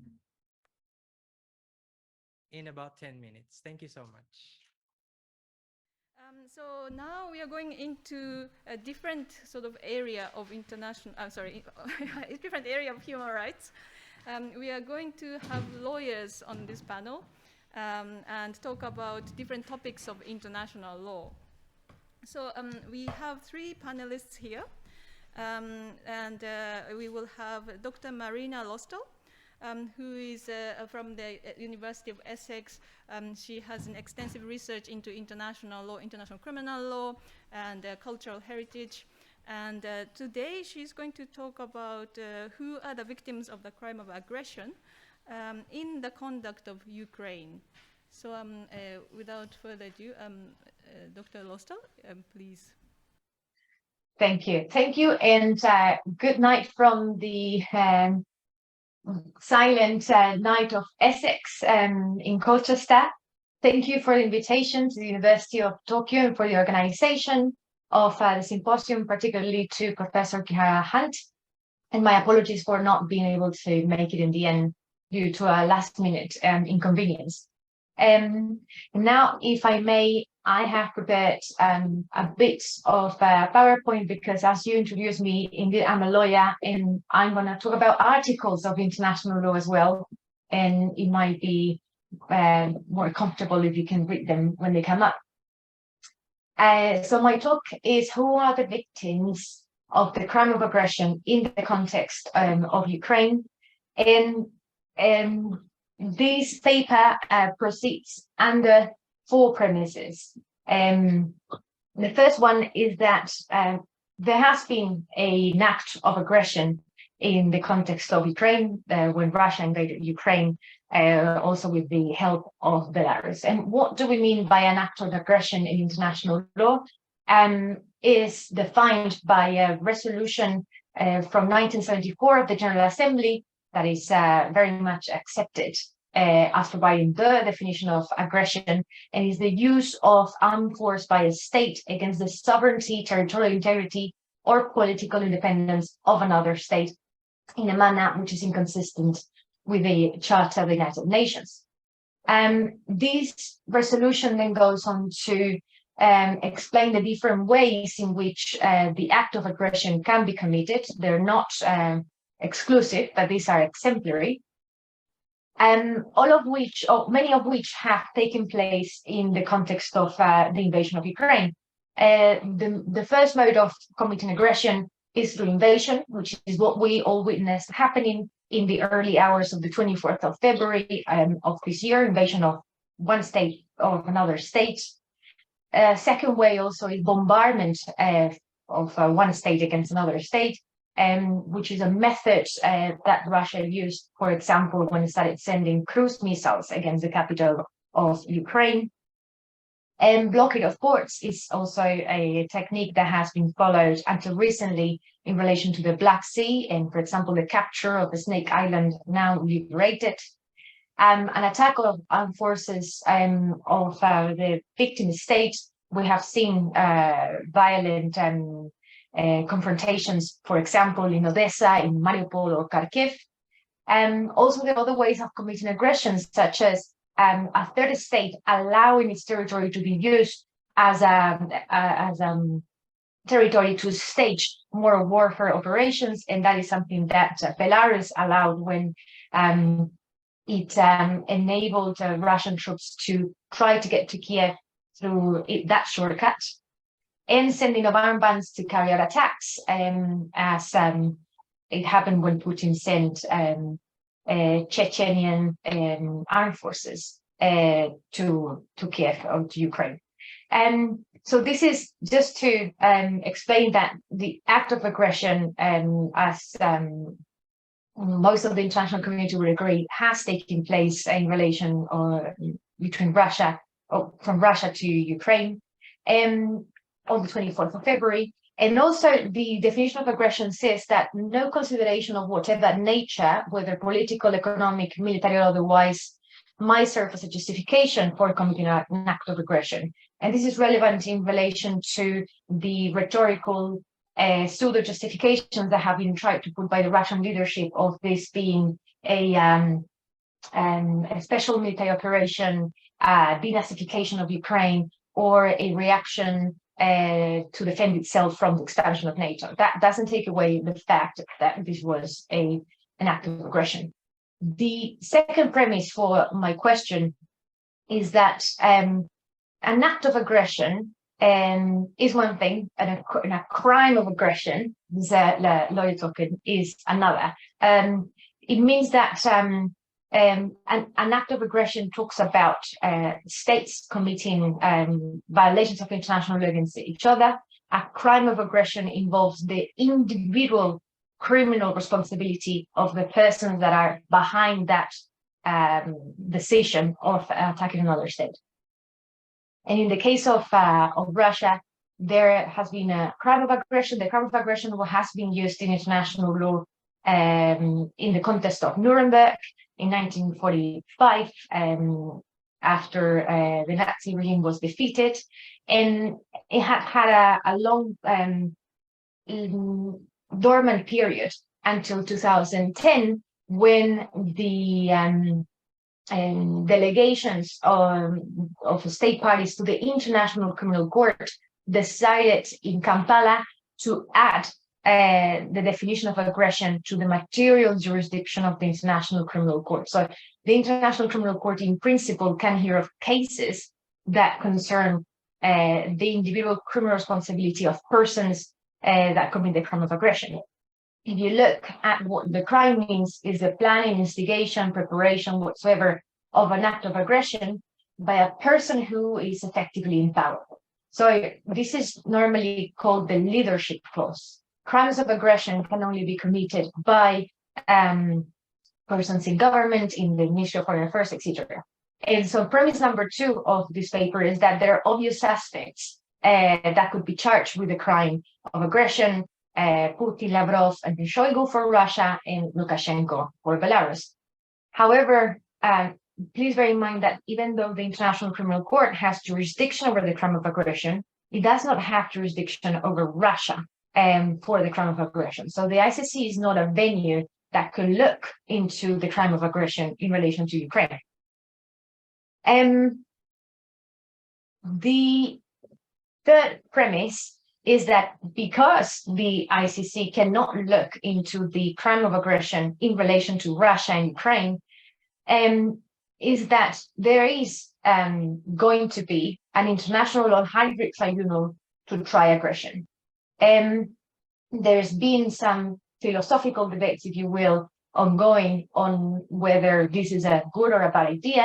The arguments being, on the one hand, that it would be a bit cynical to establish an ad hoc tribunal for aggression, above all if it included the United States as one of its promoters, because the United States has always refused to ratify the statute of the International Criminal Court, and it could become an exercise of selective justice.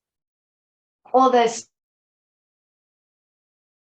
say that, well, yes, of course, it can be liable to critiques of being hypocritical, but at the same time, this is such a unique moment in international affairs, in the world order, that it would send the wrong message not to try to prosecute those persons that are responsible for the crime of aggression.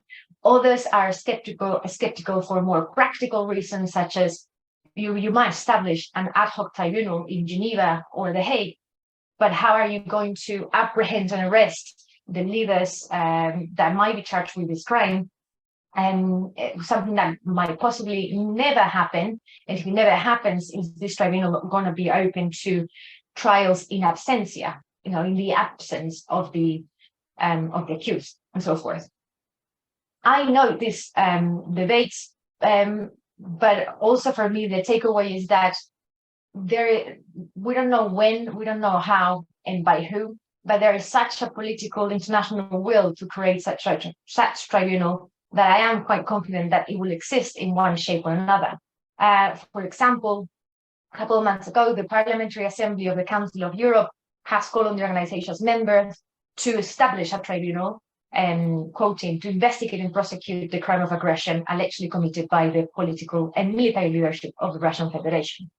So that's the third premise. Something is going to happen, the shape of which we still don't know, but they will exist.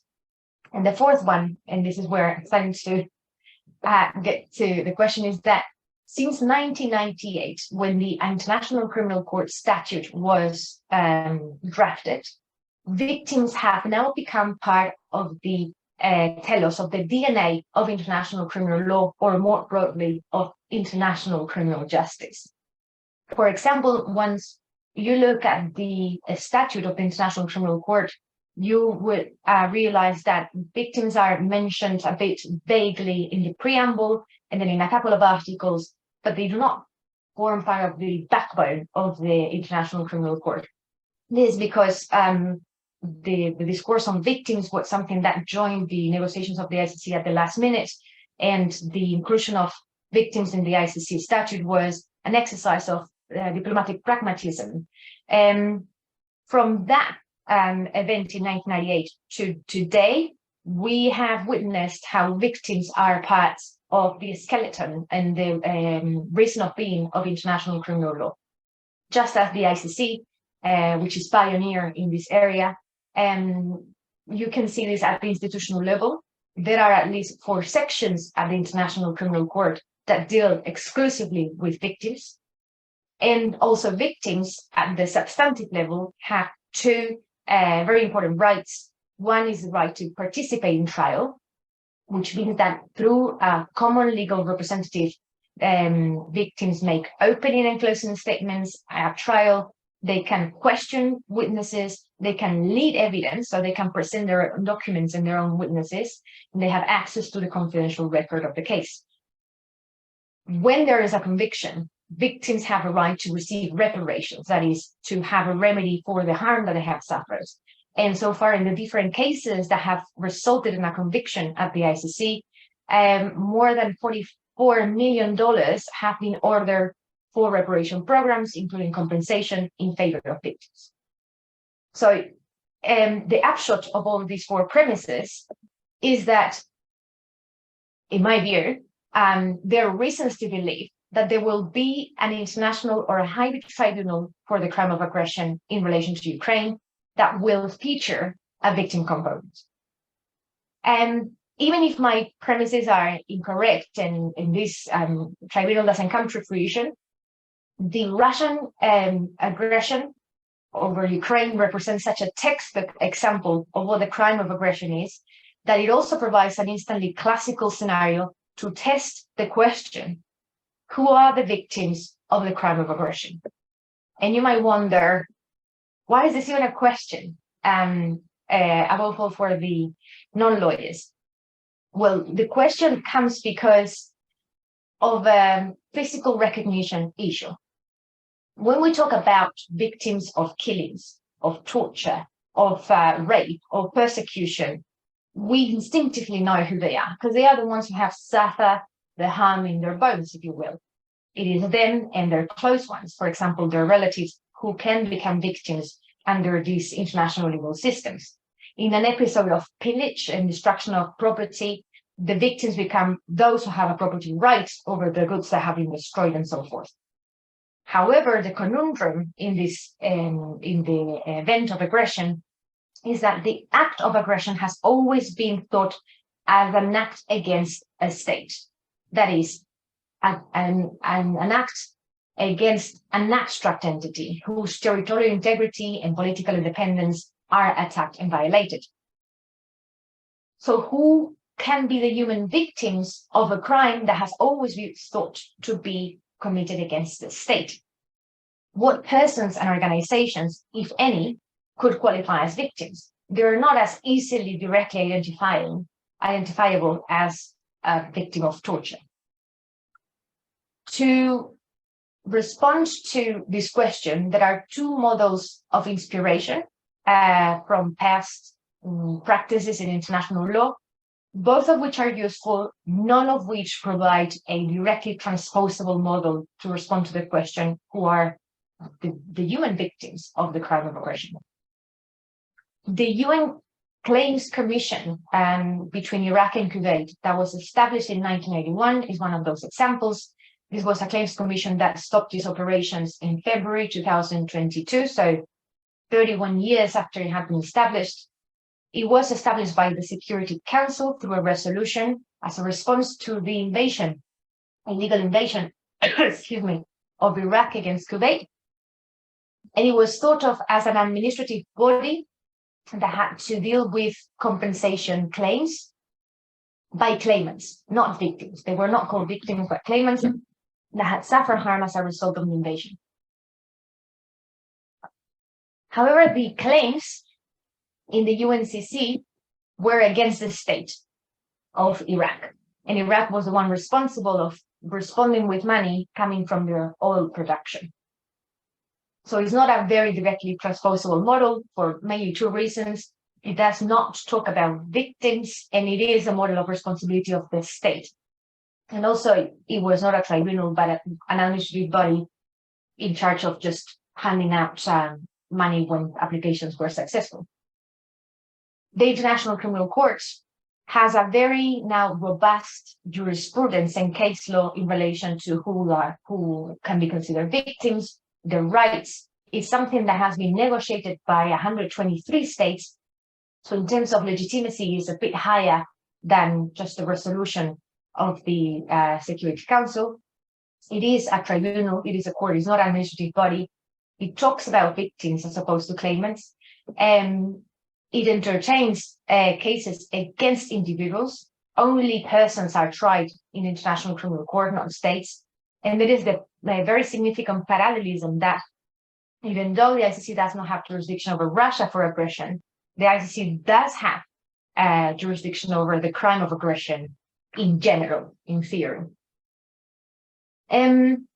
So if the drafters of this potential tribunal, as I predict, will feature a victim component in the tribunal, I think they will be very much looking into the framework of the ICC to start addressing the question of who are the victims of the crime of aggression. And just as an anecdote, a month ago, I was in The Hague at the International Criminal Court, and I was discussing this question with a legal advisor working there.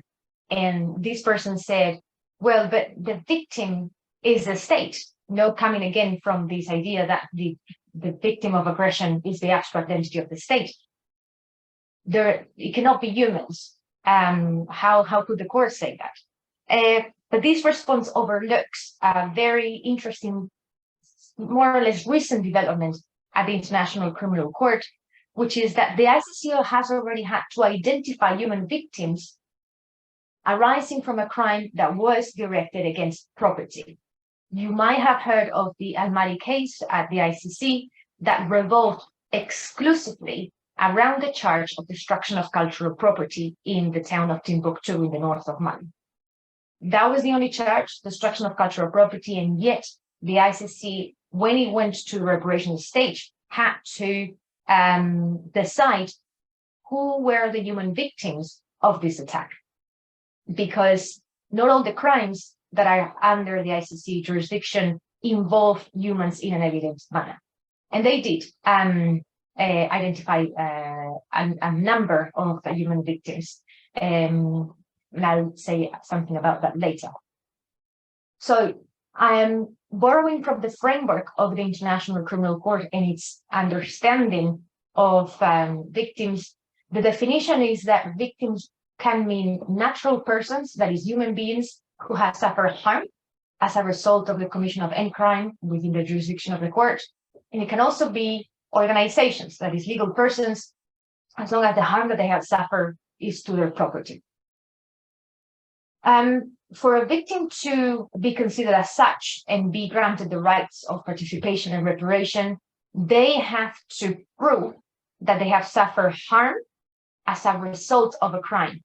And the way in which the ICC tests the causation of this harm is with the but-for test. It's a legal test according to which, had it not been for the crime, the harm would have not existed.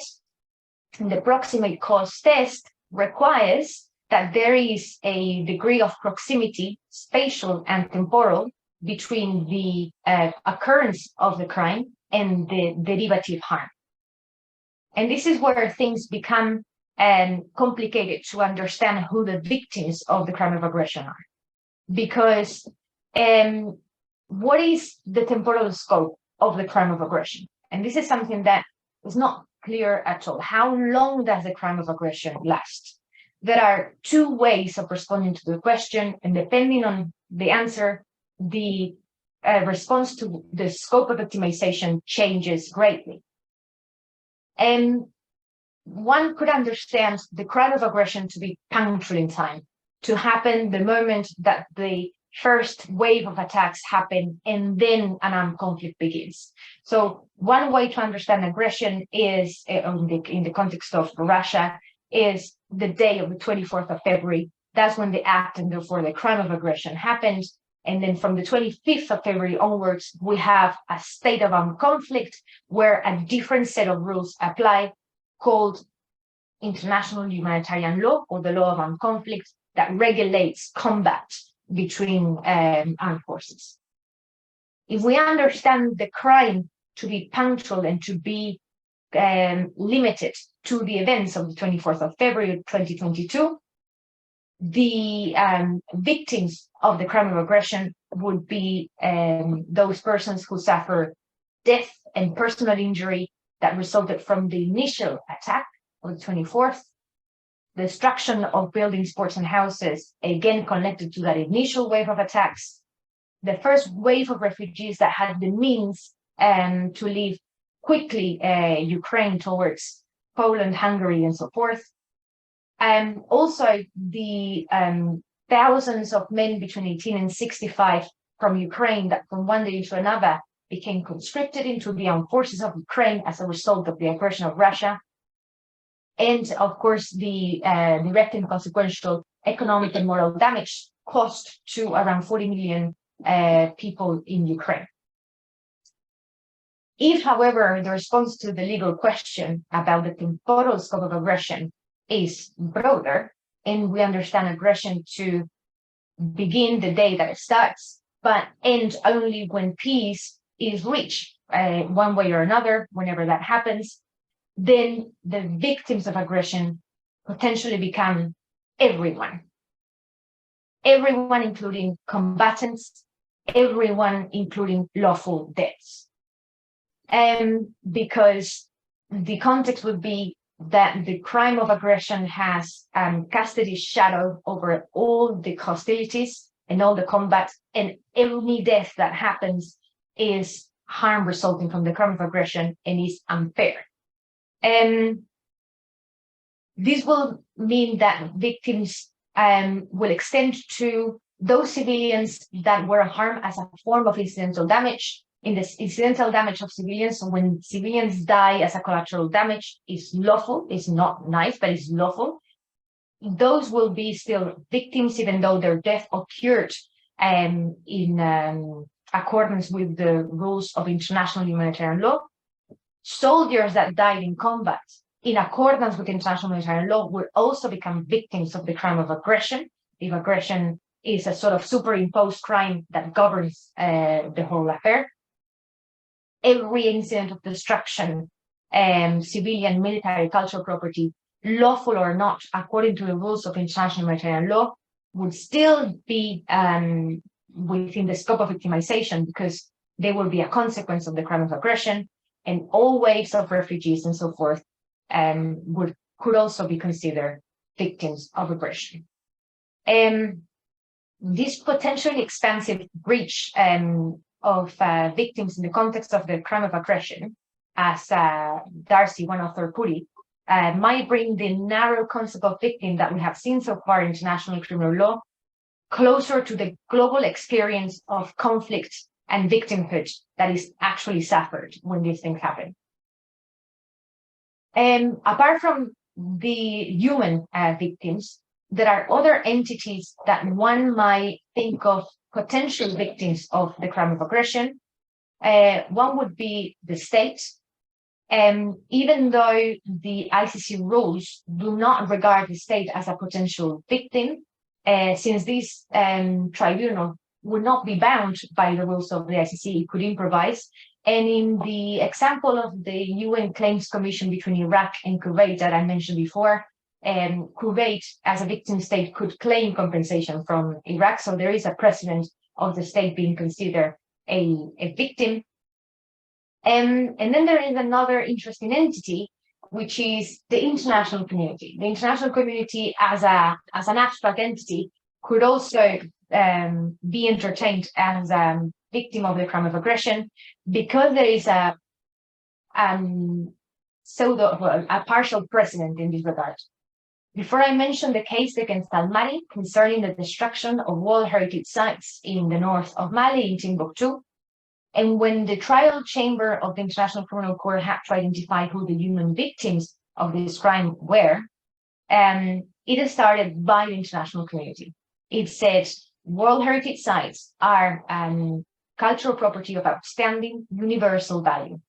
And by the same token, when this cultural property is destroyed, the whole of humanity suffers. Therefore, the international community is a victim as well of this crime.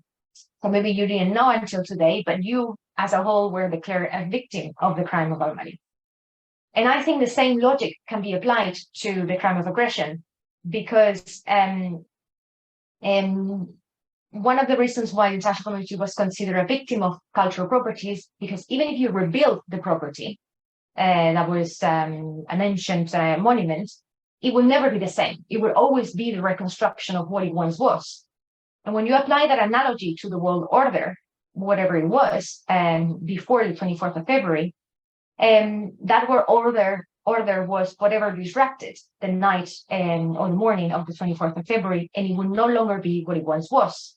So whatever order we were living in has been disrupted and world politics have been affected as a result. Therefore, the international community as such could be considered a victim of the crime of aggression. Lastly, why do we recognize victims? What's the purpose? And this would be a very high or like burdensome practical challenge. Normally, victims are recognized so that they can participate through a lawyer in proceedings. So far at the ICC, there's been very high numbers of victims, but probably not as high as what we might see in relation to Ukraine. The problem is that victims have a lawyer when they form themselves in groups. For example, if there is a group of victims that were child soldiers, they will have a lawyer. Or a group of victims that are bound together by having suffered specific harm, they will have a different lawyer. So there's not one lawyer for all victims. It happens sometimes that there are different lawyers depending on the identity of the victims. And since the number of victims in Ukraine will be very high, the risk is that there will have to be lots of lawyers appointed to represent them. And this might have an impact on the rights of the accused, who is entitled to speedy proceedings, to a fair and speedy trial. And if you populate the courtroom with 20 lawyers for victims, things are not going to move forward in an ordinary way. The solution for the reduction of lawyers in the courtroom would be to appoint one kind of symbolic common legal representative for all victims. But this also carries the risk of becoming tokenistic and representing victims in an abstract symbolic way, but not in a meaningful manner in which the lawyer is supposed to talk to all of them and know what their views are so that he can represent them in the courtroom. The second entitlement is that of reparations. Victims will normally receive money or be entitled to participate in rehabilitation programs that can be of economic or psychological nature. But the scope of victimization here is so large that I don't think one can fathom or the tribunal could be able of encompassing the breadth of projects that one will need to carry out to redress the harm of victims, which would make very tempting to just award symbolic reparations and say, well, we're going to give all of you one symbolic dollar, or we're going to do a public function to acknowledge your harm.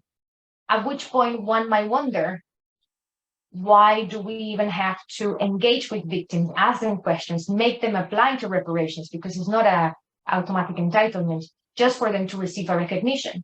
Maybe it would even make more sense if we're going to be reduced to symbolic reparations to just say that we recognize the victims in the judgment and not give them reparations in any tangible way. So to conclude, the potential recognition of persons as victims of aggression is a significant development in international criminal justice, something that has not happened before, but it is not without hard theoretical questions about who are these victims from a legal perspective. And there are practical challenge, very, very important practical challenges about how to redress their harm. And that concludes my presentation. Thank you very much. Okay, so yeah, I'm going to talk about something a little bit different. That is about UN's individual accountability framework. So I'm going to talk about individuals who are working for the UN in whatever capacity who may commit misconduct, and what is the legal framework to hold people accountable, hold individuals accountable. I'm not interested in the UN's accountability in this presentation. And just a few points under international human rights law. Okay, so the content is about this in order to go forward. I will just let you see, and then I'll go. So wrongdoing, what I'm talking about is mainly criminal behavior, misbehavior. So there are things that are against criminal code. Okay, you may ask if you are, especially if you are lawyers, you may ask, which criminal code are you talking about? So in my research, I used criminal code, conduct. I defined criminal conduct as act or omissions that would be a crime under virtually every state. So basically serious crimes in lay person's word. Wrongdoing also includes some things that are against disciplinary code or administrative code. But depending on the seriousness, the discussion will be much more on a serious misconduct. Wrongdoings can be related to official acts or not related to official acts. And the data that I collected, and the data that I collected show that the misconduct sort of proportion amongst misconduct committed by UN personnel, especially actually with a focus on peace operations personnel, is about 50-50. There's a lot of focus about sexual misconduct, but actually there is an equal amount, at least equal amount, of non-sexual misconduct. Personnel involved in many different capacities, but in order to focus in this presentation, I'm going to talk about field personnel in two settings. One is peace operations, another one is humanitarian settings. Okay. So the UN's approach was very much related to sexual exploitation abuse. So UN decided to focus on sexual misconduct. Then the UN decided the sort of definitions of sexual exploitation and abuse. So sexual exploitation includes misconduct that abuse the power. And sexual abuse is a little bit closer to sexual abuse in a sort of criminal sense. But if you can notice that sexual exploitation does not have to be crimes. This is related to the United Nations, sort of scandals, basically. So there have been a lot of sort of widespread media coverage about misconduct, and those media reports were concentrated on sexual crimes and sexual exploitation and abuse, sexual misbehavior, maybe that's a better word. So in the 1990s, it started in Cambodia, Yugoslavia, caveat, the behavior didn't start in 1990s. It started earlier on, and my data has some misconduct from 1940s, but the information came out in the 1990s. In 2002, it was also apparent that this happens in humanitarian settings, and then UN got a little bit serious in 2005 or mid-2000s and started to appoint experts to look into the case. And now we are at the stage that the UN is trying to make a large-scale reform, and it is more on victims' rights. So maybe that would connect quite well with what Marina was talking about. The UN's response is, and I know that it's a little bit wordy, but the point is that it was very ad hoc in the beginning. They didn't have a mechanism, so they dealt with each case one by one. But then in peace operations, they started to make it a little bit formalized. Initially, they used the system that was initially for the traffic accidents. And they started to use this commission of inquiry, which is basically an administrative body, to look into crimes as well, and sexual misbehavior as well. And then in the 2000s, early 2000s, UN shifted to use the Office of the Internal Oversight Services, OIOS. And OIOS is removed from peace operations. It's a little bit independent. It's far away from missions. They have a little bit more sort of professional investigators. There are pros and cons. They are a little bit far away to investigate. But they have at least sort of more independence, the more professional investigators. Conduct and discipline unit or conduct and discipline teams, they are the key for the earlier movement of UN's mechanisms to deal with misbehavior. And that was very much focused on individuals' misconduct. So trying to hold individuals to account, mainly in a sort of disciplinary way. And then like humanitarian agencies, for example, UNHCR on refugees, or IOM, or UNICEF, they have their own systems, internal systems, to hold people to account. Quite similar, but they're separate. So I think, okay, so I did talk about this without shifting to this slide. So the point, I think, are three. So one is that it was from ad hoc to now it's more standardized UN accountability mechanism. Another one is that the United Nations has responded to sexual misconduct out of all misconduct, and it's actually quite scary how much misconduct there can be, which is not sexual misconduct. But the focus is very much on sexual misconduct. And then I have to say that the UN has tried quite a lot, and I think the codes are there, the policies there, it's been improved quite a lot. And there are selection requirements, there are also naming and shaming of those countries that do not cooperate. There's information sharing about individual incidents. Investigation capacity has been strengthened. The United Nations has also started to press member states. They were a little bit worried in the beginning, but they started to press member states. Then simultaneously, UN, what we often call agencies, have developed very parallel system. It's very similar system.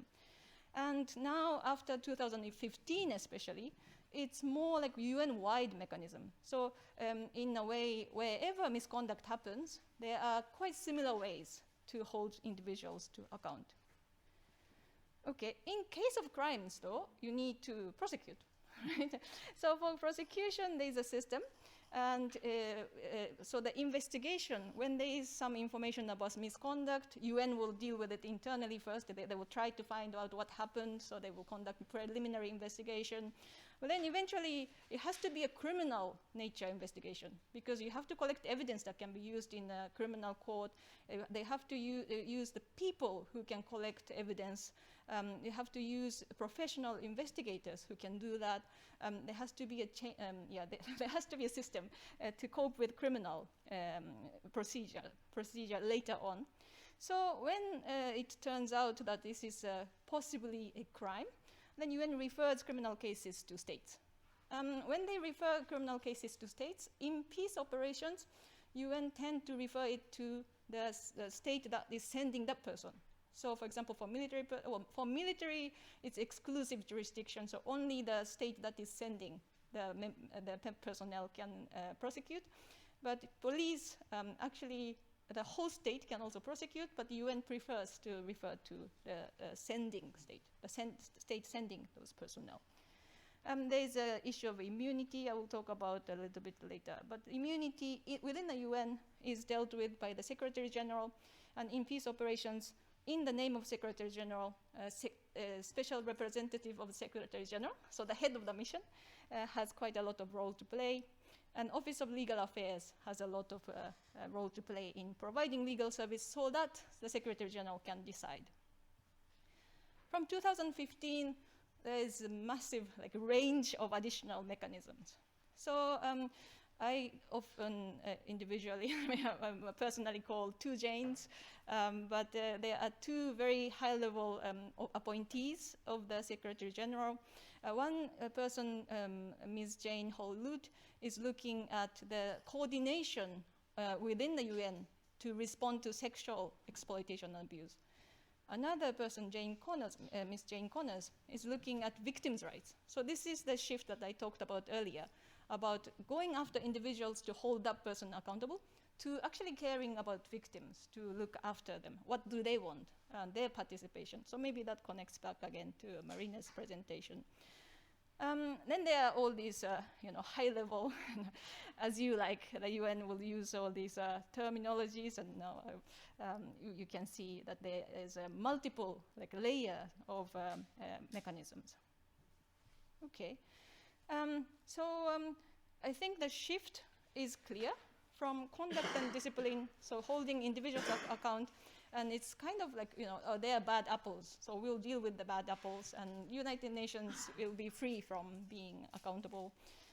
To victims' rights approach and the UN-wide approach it's a problem of the UN to not to be able to prevent it and to respond it properly. That kind of approach. So there's been a shift. Okay. So with that, I finally come to some points of tension with human rights law. In case of serious crimes, I'm just going to, from here, I'm going to try to focus only on serious crimes because using human rights law to argue about, using human rights law mean that crimes and non-crimes are different.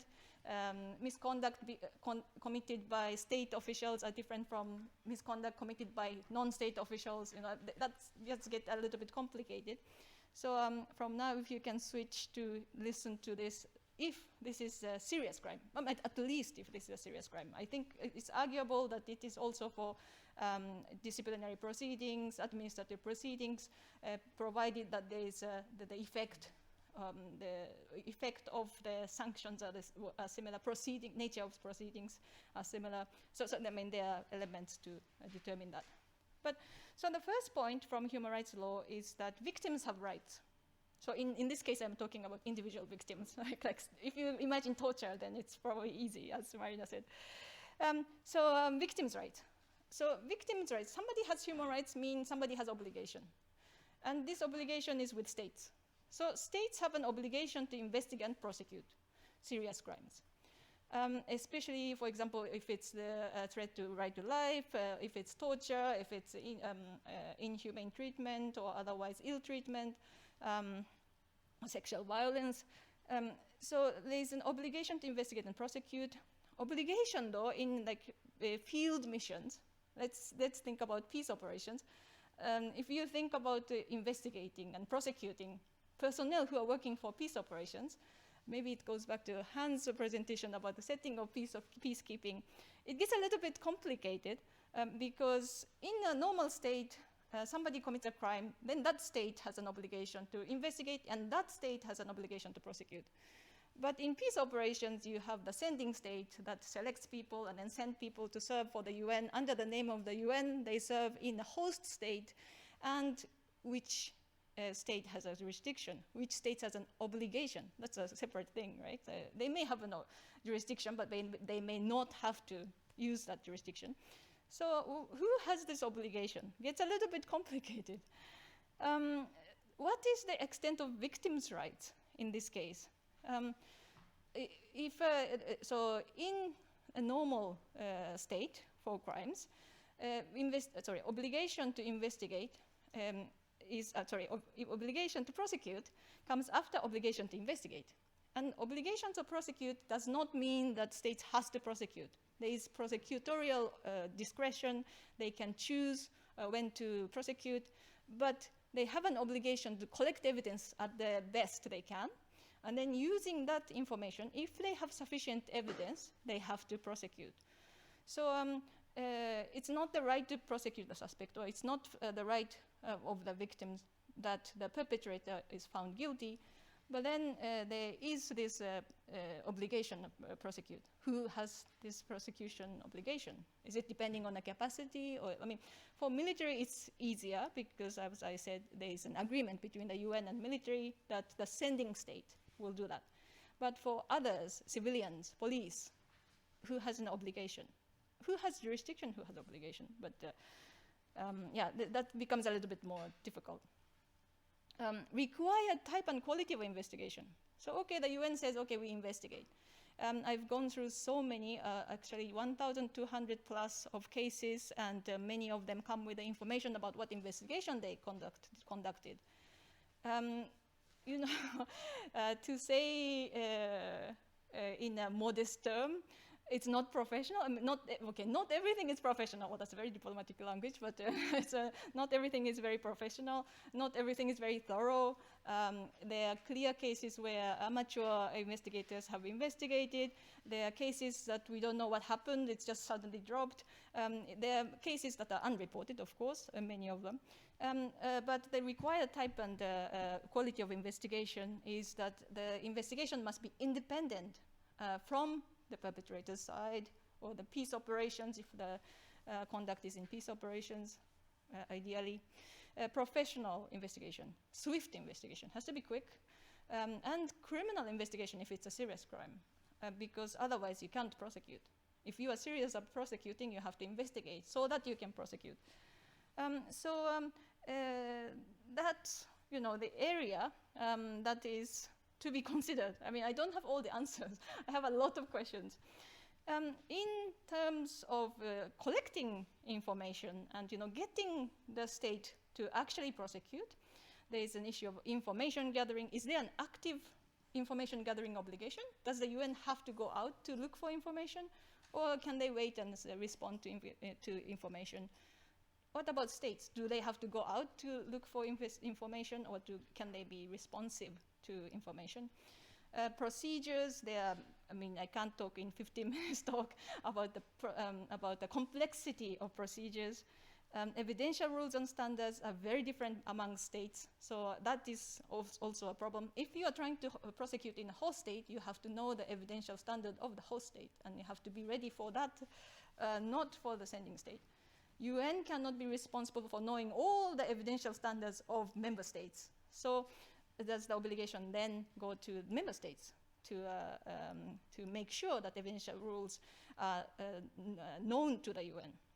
Jurisdictional issues, very quickly, from the data, it's really that sort of type of misconduct committed in peace operations, and to a large extent in humanitarian setting, those misbehavior that is unrelated to official acts. So in that way, I will talk about immunity 3 slides later, but in that way, immunity should not be a major concern. But even if you have willing states and willing investigators, if there are multiple layers of those people, there need to be a good judicial cooperation. Is there an arrangement for that? Protection of victims, witnesses, and whistleblowers. This is the weak area of the UN.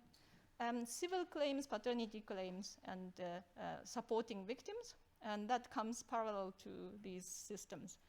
And I think it's getting a little bit wordy, so maybe I will address a little bit about immunity. So now thinking about immunity, okay, let's say you got information, the state got information, UN got information, and the UN has given information to the state. Immunity is often said to be the barrier for prosecution. It is not in my research, because immunity is mostly for official acts. So if something is unrelated to official acts, most of the people don't enjoy immunity. Most of the people serving for the UN do not enjoy immunity. There are exceptions, of course. High-ranking officials, Secretary General, Special Representative of the Secretary General, Force Commander, Police Commissioner. I mean, those very high-ranking officials have immunity from legal proceedings. Military, I should have probably put, military, as I said, has exclusive jurisdiction for sending state. So military is a little bit boring to talk about in the issue of immunity. Then there is a human rights sort of concern about the process of using immunity.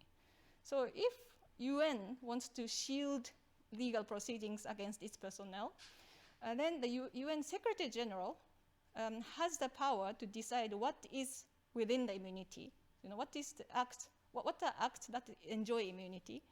And even if it is found that it is an act that enjoys immunity, whether or not to waive, the Secretary General can still waive. Can say, okay, I think it is within the official act, but we are going to disregard this. You can go ahead and prosecute our personnel.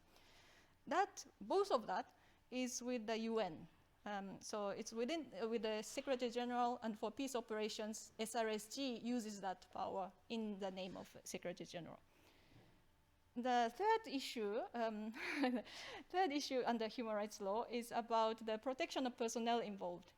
I think it's quite well discussed about the protection of victims and witnesses, which is largely lacking. Who is the victim?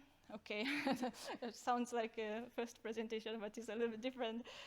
Who should be the victim? Okay, is the victim only those people who are proved to have suffered damage? Or is the victim also including complainants? At the time that somebody complains, are they already victims? What about the proof?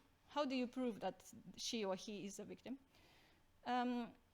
UN is largely not very successful in protecting victims. I mean, nowadays they try to cooperate with the civil society groups and the community-based organizations to protect victims. Because of the change from conduct and discipline type of approach to victim-centered approach, what changes? There are a lot of changes, but yeah, I think I will answer questions if there are. Whistleblower protection is my favorite topic because it's severely lacking. And so whistleblower protection has been reportedly lacking over and over. I don't know if you are familiar with these issues, but there have been reports, there have been scandals. I think you might have seen a movie, Whistleblower, that was from 1990s in Bosnia and, in former Yugoslavia. But even in 2017, staff survey still shows that staff are not confident to report misconduct. They are scared of retaliation. There are developments in this area, so there are supposedly independent reports looking into the whistleblower protection. So it's going in a better direction, but still at this stage, the whistleblower protection is better in policy than in implementation. Okay, so the last point. So due process rights. So now, until now, we have been talking about victim's side or complainant side. But due process rights can also be a little bit of a problem. So due process rights mean the rights of the accused to have fair trial related rights. Military personnel, I think, is relatively clear because, as I said, it's exclusive jurisdiction of the sending state. So it really depends on the sending state. Experts on mission, including like police and military observers, experts on they're the people who are assigned to do the tasks only for that mission type of idea. There is an issue about an appeal. If they were found to have committed a misconduct, they can be sanctioned. And that sanction, there's no appeal procedure afterwards.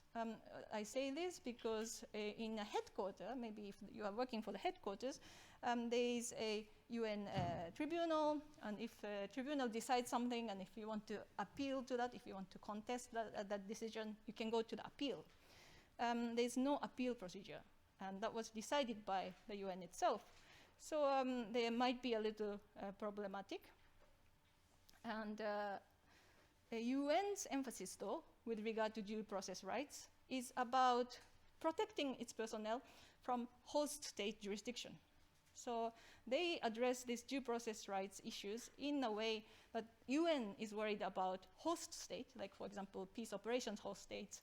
So we are talking about like DRC or Mali or the Central African Republic or I chose all African states, but Cyprus. Or, so those states, if the UN allows those states to prosecute, the UN is a little bit worried about the human rights, fair trial rights of the accused personnel.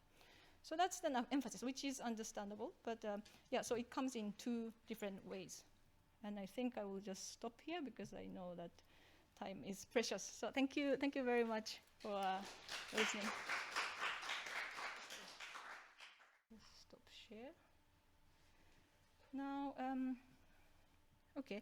Now, if somebody is watching the chat for questions, you can. And in the meanwhile, maybe if you have questions, then please do send on chat. But in the meanwhile, if I can respond to some of the, I can comment on some of the presentations by Dr. Lostel and Professor Teraya, and then we go around, and if you can also make like respond, but also make comments to other presentations, then maybe yeah, we'll have a very interesting. Okay, interesting discussion. Okay, I will promise I'll be very quick. Both presentations are fascinating, by the way. I mean, I think you know that I am international lawyer. I get excited about these things. Yeah, I thought one question that I had about Marina's presentation is if you could enlighten us about the sort of positive side of having the act of aggression as a crime. Because I think you talked a lot about crimes of aggression and the victimhood, which was really interesting. I will go there after this. But I was thinking, okay, but is there any sort of positive side? What is the positive side of having the acts of aggression in the ICC statute and actually being able to use, not even though it's not against Ukraine or against Russia? And then I was wondering also, if you are talking about, maybe I will limit my,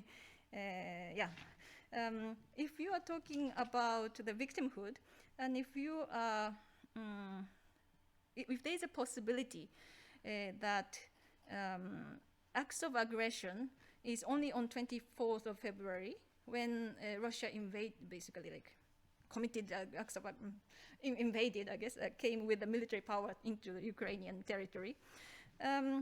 And then how do you address the sort of continuity? How do you cut? Does it end in the midnight of 24th of February?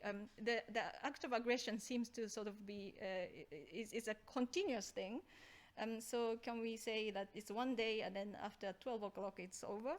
So that's one thing that I kind of wondered.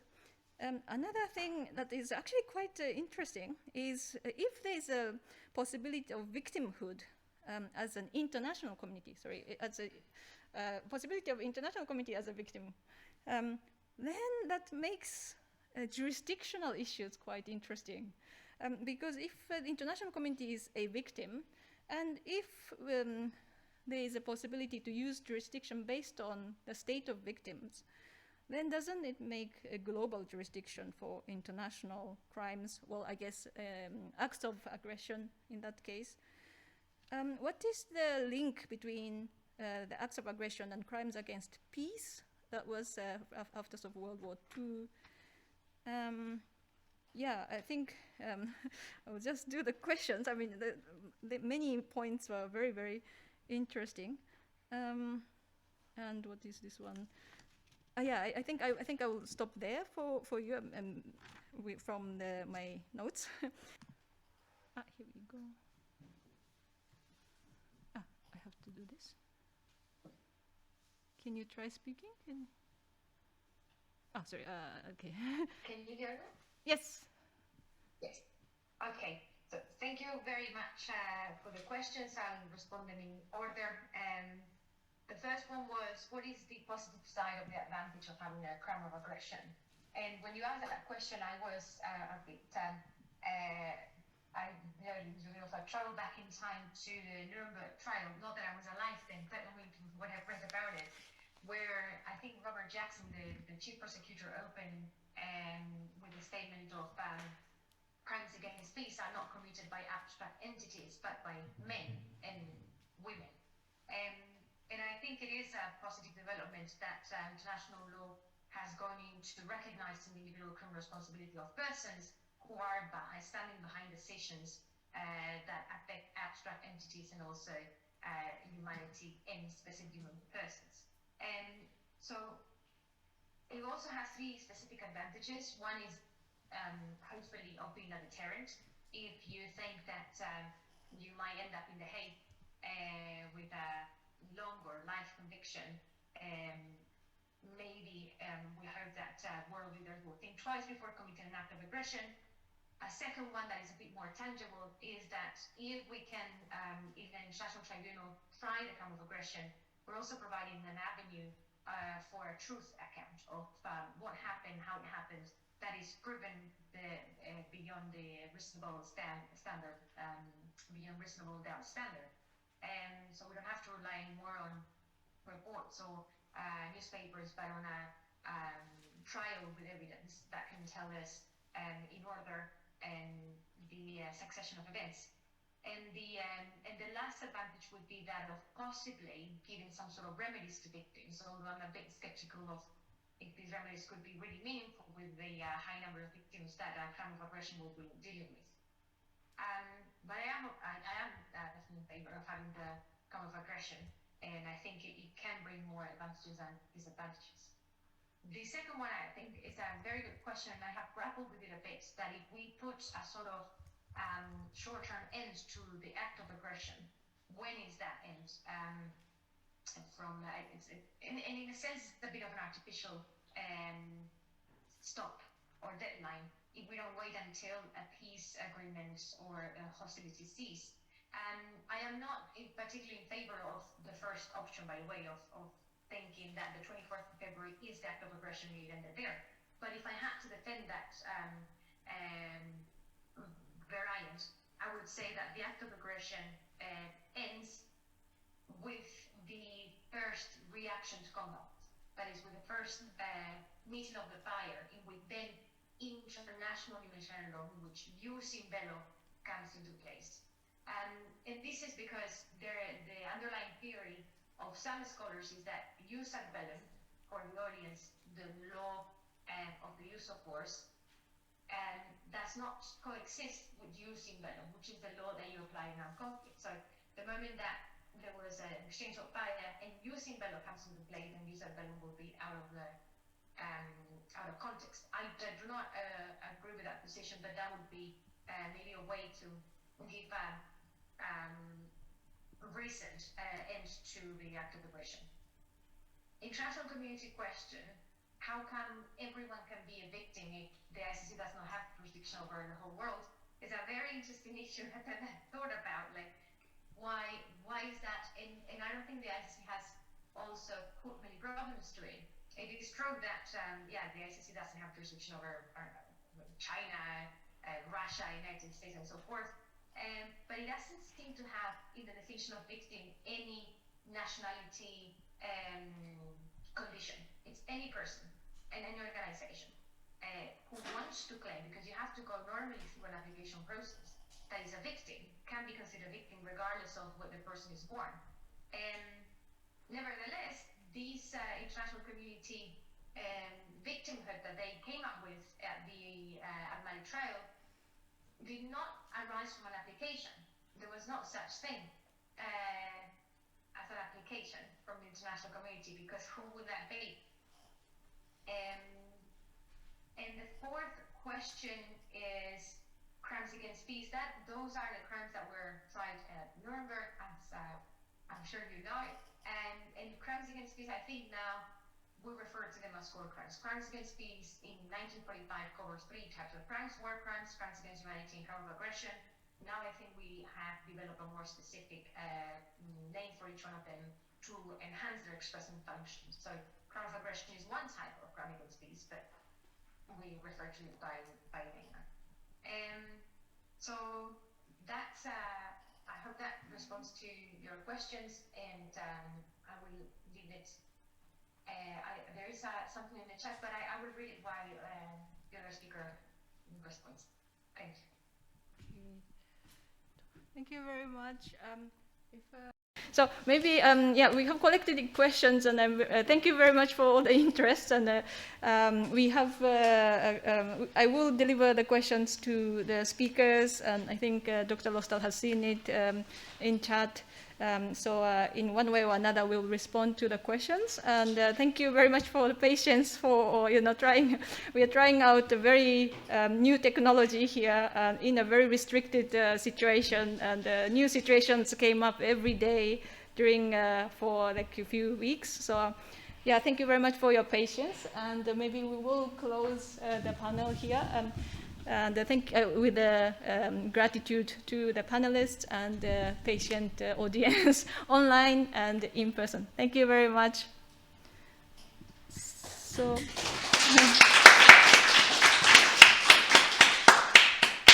we will start. Okay, welcome back. And this is the third panel of today's event. And hello, I'm Chihiro Toya. I'm a PhD student in the graduate program on human security. at the University of Tokyo. And yeah, I will be moderating this panel. And I'm so grateful to have wonderful speakers today to discuss like such important issues and topics, migration and gender. And before we start, I will briefly share the format of the panel. So first, each presenter will give presentations for about 15 minutes, and then after that, commentator will give her comment for about 7 minutes, and then we will open the Q&A session, and we will welcome the questions from online participants. So yeah, please feel free to use the chat to share your questions. And so I will introduce the first speaker. So we have Professor Harumi Goto Shibata, and she is a professor in international history at the Department of Advanced Social and International Studies at the University of Tokyo. And her field of research was initially Anglo-Japanese relations, and then she has been working on the League of Nations involvement in East Asia. And today she will be talking on the issues based on her book called The League of Nations and the East Asian Imperial Order, 1920-1946, and which was published by Palgrave Macmillan in 2020. So yes, so I will hand it over to you. Thank you very much, Toya-san. Hello, I'm Harumi Goto Shibata. Can you hear me? Great. Yes. I'm studying the international history of the interwar period, and efforts relating to human rights already started in the period. I would like to deal with the problem of Russian women refugees in China. I would like to touch upon what the issue was, how the issue was uncovered, and how the League of Nations tried to solve the problem. I would also like to show that Japan continued to participate in the League's humanitarian works, even after it withdrew from the League. After the revolution in 1917, 1 to 2 million Russians fled their homeland. They took refuge in many countries, including Germany, France, Poland, the Baltic countries, and the Balkans. Some fled to the east. They began to arrive in Manchuria and the treaty ports in China from 1918 onwards. The League of Nations was established to maintain peace, but it also accepted some economic and social works. Nansen International Office for Refugees was established in 1930. However, the League's financial support for the refugee question was extremely limited. The League was run by the financial contributions of the member countries. The plight of the Russian women refugees in China came to the attention of the League of Nations only in the 1930s. Their problems were uncovered not by the Office for Refugees, but by the Commission of Inquiry into Traffic in Women and Children. The suppression of trafficking in women and children was one of the League's tasks. In 1921, the League's Council appointed the Advisory Committee on Traffic in Women and Children. The TWC was composed of two groups, namely government representatives and assessors. There were initially 9 TWC member countries, including Britain and Japan. Based on the TWC's recommendation, an inquiry into the international trafficking of women in Europe, the Mediterranean Basin, and the Americas was carried out from 1924 to 1926. Then, in 1930, the League's Council extended the inquiry to Asia. The 1930 Commission was expected to investigate the situation in the Middle East, South Asia, and East Asia. Many parts of this region were still colonies. There were only 4 League member countries from South to East Asia, namely Japan, China, Siam, and India. Needless to say, India was still a part of the British Empire. The colonial powers were reluctant to open their colonies to the international view. China and Japan made it clear that they would participate only if the inquiry was limited to the international aspect. Japan was one of the countries which still had a system of state-regulated prostitution. Impoverished families sometimes had to sell their daughters to licensed brothels. The Travelling Commission found that the largest number of victims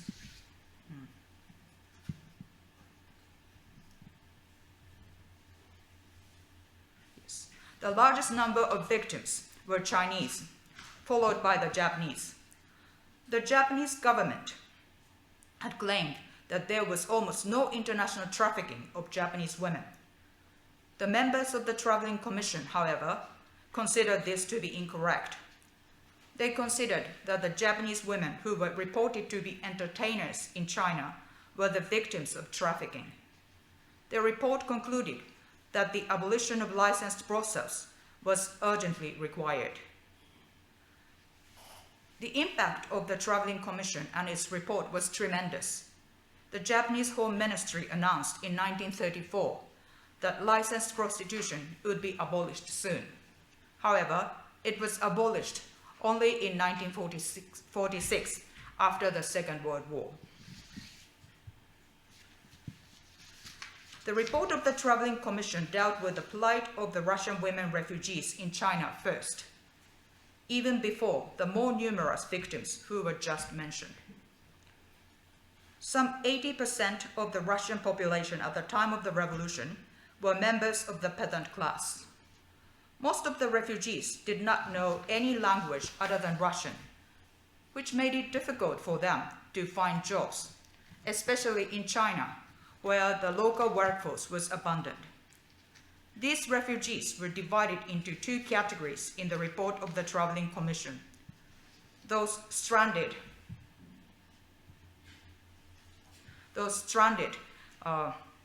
in remote parts of Manchuria, and those in the Chinese Eastern Railway Zone of North Manchuria. The issue of Russian refugees were entwined with the remaining imperial order. The Chinese Eastern Railway started as a joint venture of the Russian and Chinese Qing empires at the end of the 19th century. Harbin was at the center of the railway, and a relatively large Russian community existed there. This part is the Chinese Eastern Railway. This is a Trans-Siberian Railway, and from this here, Chinese Eastern Railway. And Harbin mentioned is around here.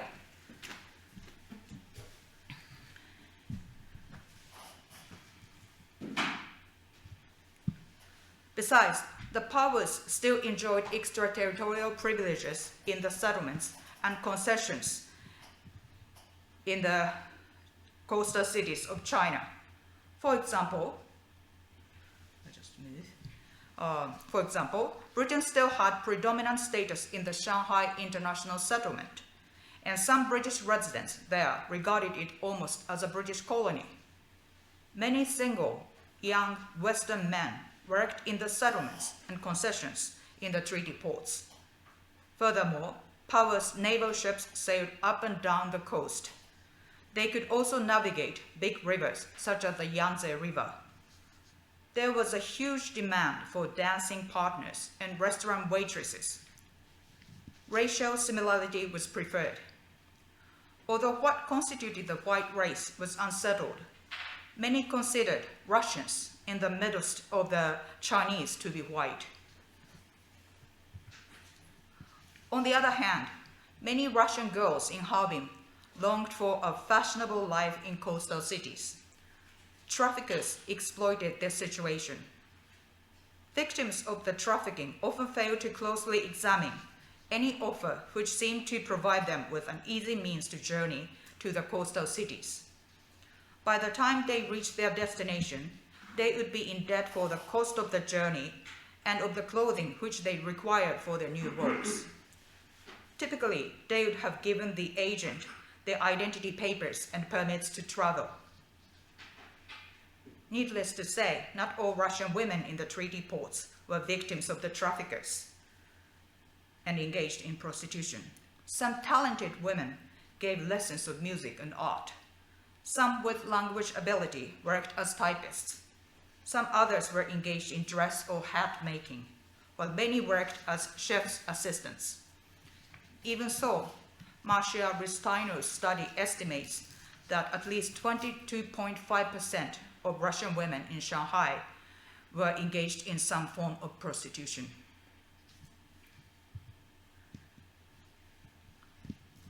Although it was surely necessary to help Russian women refugees in China, the TWC found it difficult to take the initiative. There were several obstacles, such as the question of race and the lack of the League's financial resources. The question of race was argued in an article entitled "The Shocking Report on Russian Women in Shanghai," which appeared on the 1st of October 1934 in the People's Tribune, a Shanghai-based English language monthly. The article pointed out that racism was mixed in with a sense of sympathy towards the Russian women. Although there were many women in the same plight almost all over the world, the League's sympathy was shown only towards the Russian women in Shanghai, not to local Chinese women, nor towards Russian women in Russia. The article also referred to the failure of the racial equality proposal presented by Japan at the Paris Peace Conference in 1919. It continued to ask whether the League was simply a league of white nations. The 14th TWC started in April 1935. The members considered the plight of the Russian women refugees. Sidney W. Harris, the British representative, expressed his sympathy towards the Russian women. But at the same time, he emphasized that the TWC must not overlook the fact that it was no more miserable than that of women in many other countries who were unable to find respectable employment. Harris also stated that funds would be necessary to make any proposals for the assistance of the Russian women. Therefore, the TWC agreed that it would expect NGOs to increase their efforts. The innate insufficiency of the League budget was another obstacle. The League was run by the financial contributions of its member countries, but some member countries failed to pay the allocated amount. The League's budget was limited. A memorandum on Russian women in East Asia was prepared by the League Secretariat in the summer of 1935. It mentioned the existence of many NGOs. Each NGO tended to concentrate on one area, and there were very limited links between different organizations. It was considered significant to overcome these shortcomings by appointing an agent who would orchestrate the activities of the various organizations. In February 1937, the Conference of Central Authorities in Eastern countries was opened in Bandung, the Dutch East Indies. Britain, China, France, India, the Netherlands, Portugal, Siam, and Japan participated in the conference. Please note that there were Japanese representatives in 1937. They were officials of the Foreign Ministry, the Home Ministry, and the Government General of Taiwan. As is well known, the Japanese delegates walked out of the League's assembly on the 24th of February 1933. On the 27th of March the same year, Japan notified the League that it would withdraw from the organization. However, Article 1 of the League's covenant stipulated that any League member may withdraw after 2 years' notice of its intention. So it was like Brexit. Japan remained a member until the 26th of March 1935.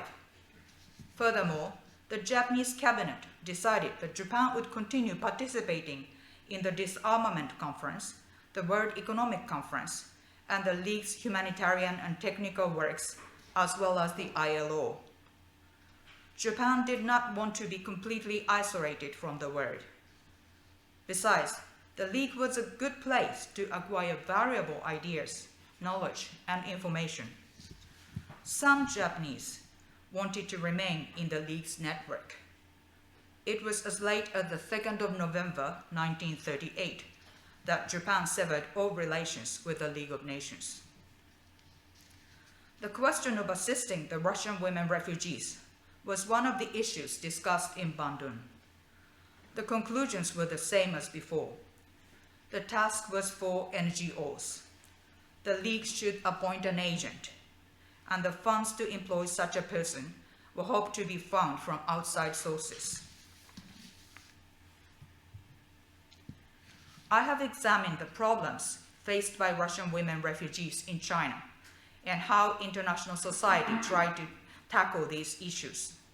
The Russian refugees were impoverished if they did not have any special talent or knowledge of foreign languages. Some women engaged in prostitution, and some probably supported their families by so doing. It seems some unfortunate women had fallen victims to human traffickers, while some others worked as recruiting agents of the traffickers. In the end, the League of Nations did not succeed in solving the problem of Russian women refugees. It decided to rely on the efforts of the NGOs. However, it at least provided a venue for gathering and analyzing information and a forum to discuss ways to rescue them. It does seem to me this was a significant first step. Thank you very much. And now I'd like to invite Professor Jacqueline Andal. Yeah. And so she's a project associate professor at the University of Tokyo, and she has been researched on contemporary immigration issue in Italy, and she will be presenting about immigration policy and settlement in Italy today. Okay, good afternoon, everyone. I'd like to firstly thank I for inviting me to present and participate in this forum, which has had some very interesting papers so far. My paper is entitled Immigration Policy and Settlement Rights in Italy, and the paper draws on James Scott's notion of public transcripts as a self-portrait of dominant elites that is designed to be impressive, but which can in fact conceal what Scott calls the dirty linen of their rule.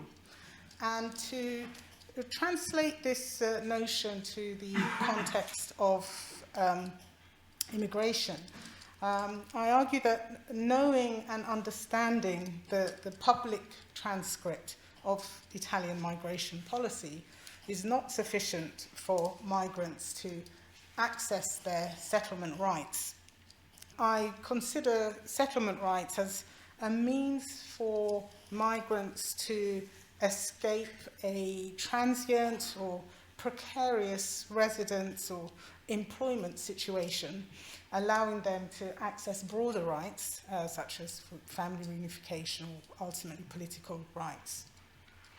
So really here I'm wanting to suggest that the state organization of immigration has produced a pathway to settlement that, given the economic and demographic factors driving immigration demand in Italy, promotes employment relationships that enable exploitation and additionally facilitates excessive discretion to Italian citizens over decisions about migrants' long-term residence in Italy.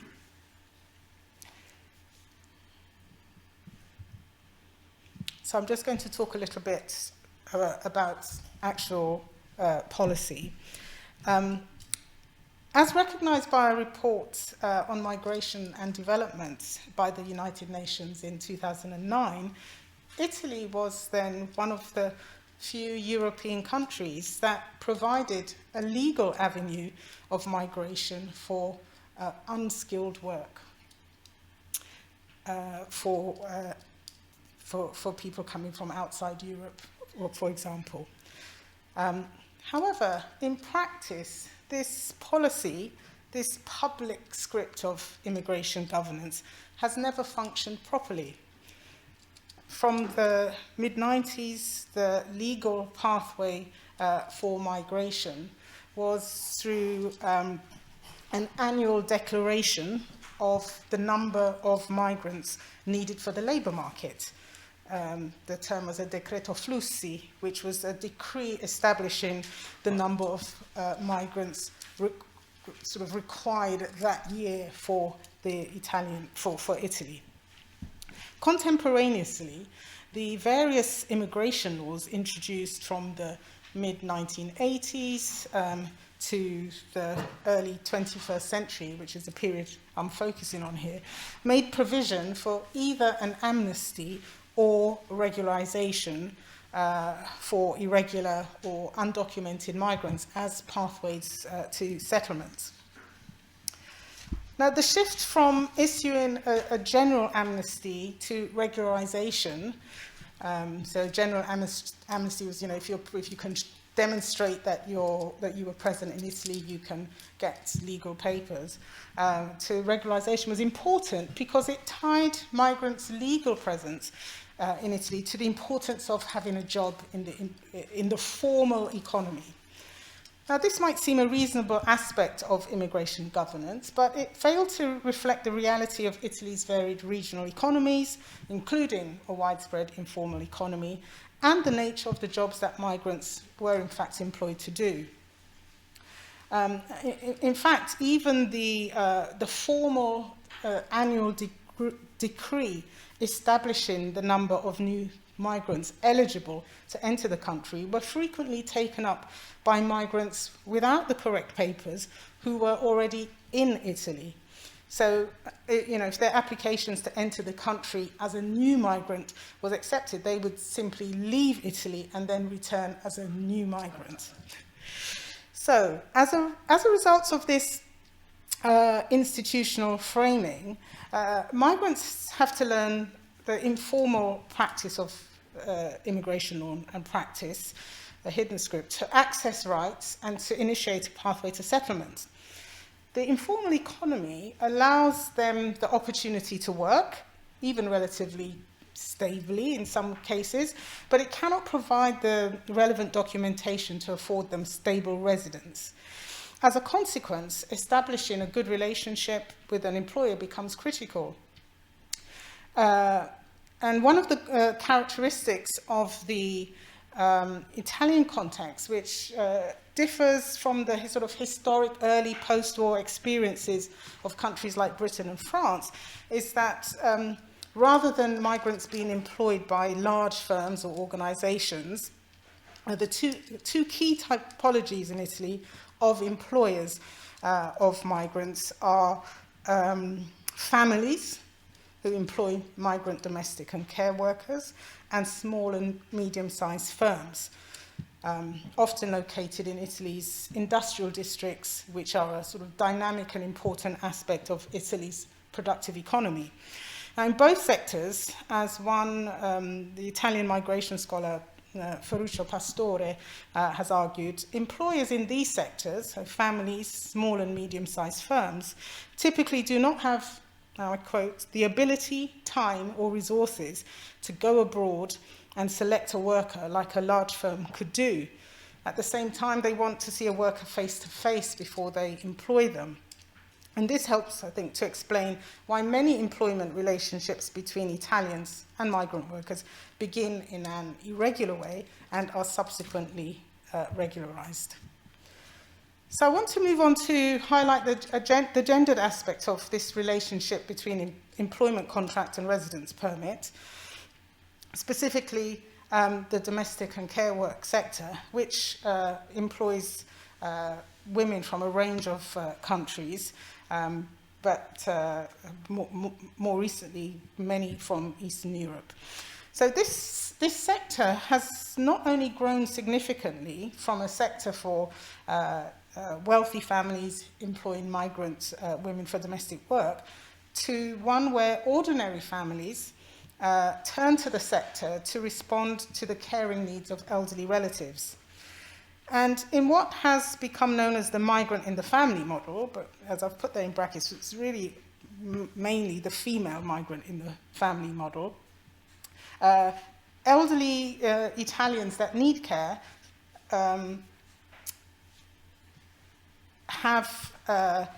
live independently with a migrant worker co-residing with them. So kind of away from their family, they're living independently with a female migrant living with them. Now, most significantly, this model of care has been supported by immigration policy, including via the decrees establishing the number of new migrants that can come to the country, and especially through the privileging of this sector for regularizations. So there have been, since the early 21st century, there have been proposals to allow regularizations for this sector alone. After the 2008 economic crisis, the only employment sector for which there was a specific quota of over 100,000 workers was the domestic and care work sector. And finally, in 2009, there was actually the first special regularization for domestic and care workers only. And the significance of this preferential treatment, you could say, culturally supported by Italian families, as it ensures a family-oriented rather than an institutional approach to elder care, and institutionally supported through immigration policy, means that female migrants are able to benefit from this gendered segmentation of the labour market, but can also be kind of restricted to sort of channeled and restricted to this sector.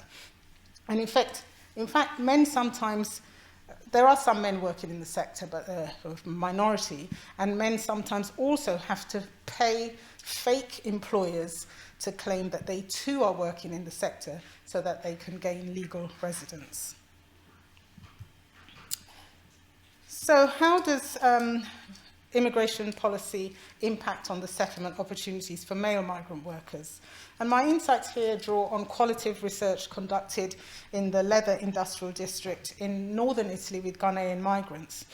This is a district composed of 2,000 firms and about 12,000 employees in total. And the main centre is a small town of about 20,000 inhabitants. The leather industrial district is a key component of Italy's leather industry and in turn a leading producer of European leather. The sector began to employ migrant workers in the 1980s, and by the beginning of the 21st century, the Employers Association for the sector was describing the shortage of labour as very serious. By 2008, migrants represented 40% of the labour force in the sector, and a headline report in a daily national newspaper claimed that the industrial district had been, I quote, saved by immigrants. Ghanaian migrants first found their way to this industrial district, having been irregularly employed as agricultural workers in the south of Italy. Having availed themselves of a regularization for undocumented workers, they moved to this region in the Veneto, where there are opportunities for stable industrial work. So it sort of represents, this move represents an improvement in terms of their kind of long-term opportunities and circumstances in Italy. And once Ghanaians became established in these small towns, other Ghanaian newcomers would bypass the south of Italy and come directly to the regions. And in those instances, they were typically able to find work by borrowing someone else's documents. However,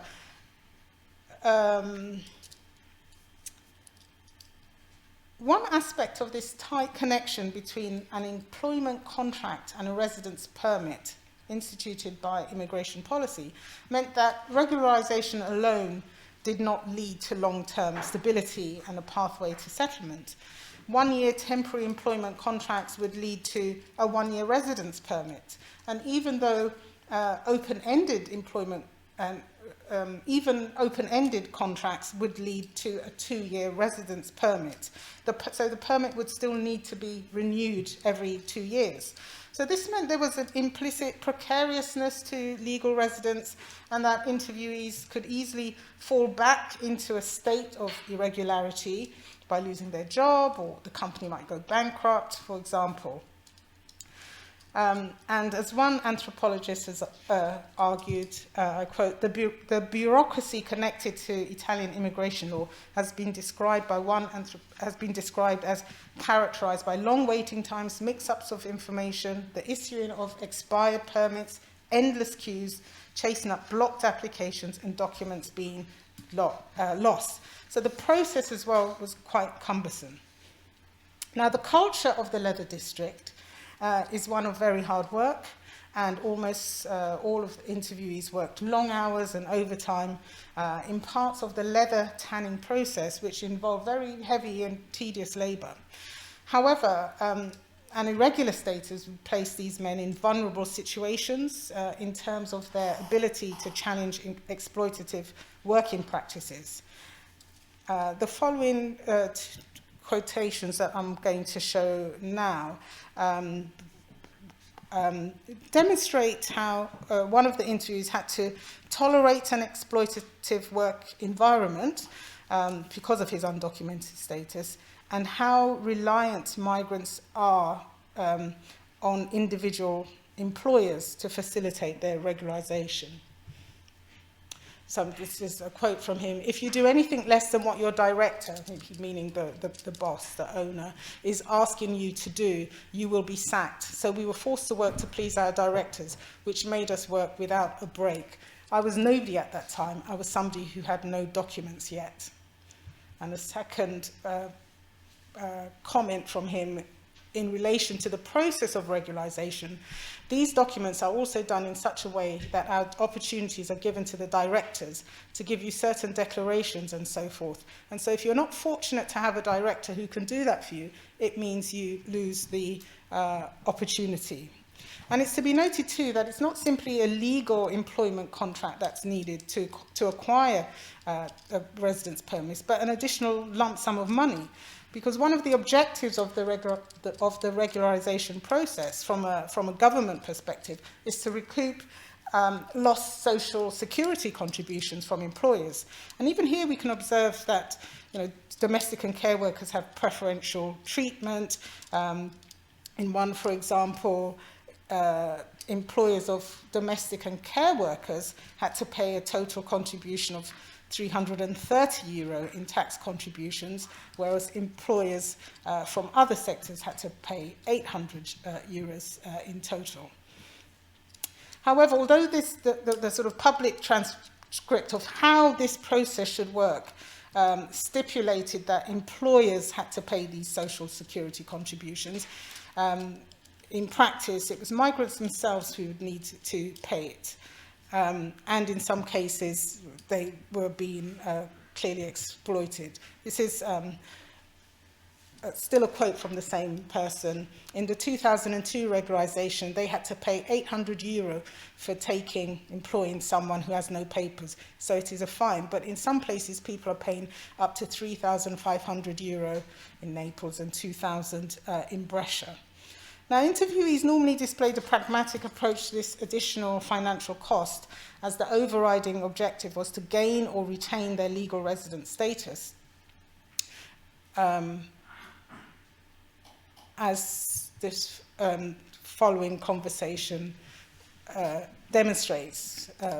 So Tony says, "The law came in that anybody who didn't have documents could come forward. The owner of the company actually wanted to help. So I said, well, did you have to pay? Well, you can't escape everything in this world, because once you want the documents, you have to pay some taxes. So actually, I did pay some taxes, about €1,000. And then I want to just, this is his comments on his employment contract. The patron the boss, has to see your performance at work and he will decide. He was talking about like a fixed-term contract and an open-ended contract. And with me especially, I'm one of the best workers he has, so anything I want, he will do for me. That has really made me happy to stay in Italy here, because my patron is more or less my savior now in Italy, because everything I want, he will do for me, because I am one of the best workers he has. I always go to work every day. I make sure, even when I'm sick, I go to work. And so this final quotation really emphasizes the nature of the personal relationship that must be developed with employers in small firms. Tony repeats here twice that he's one of his employer's best workers, exemplified by his dedication to the company, even if he's sick. At the same time, there's recognition from Tony that his employer is a crucial figure in facilitating a successful long-term migration outcome for his broader migration project. So just to conclude then, migrants really have to learn how to gain the support of individual Italian citizens, employers, to facilitate the process of long-term settlement. There's strong state support to support the settlement of female migrants in the domestic and care work sector. Male migrant workers in the leather industrial district perform or have to perform as ideal workers to ensure document renewal. Thank you.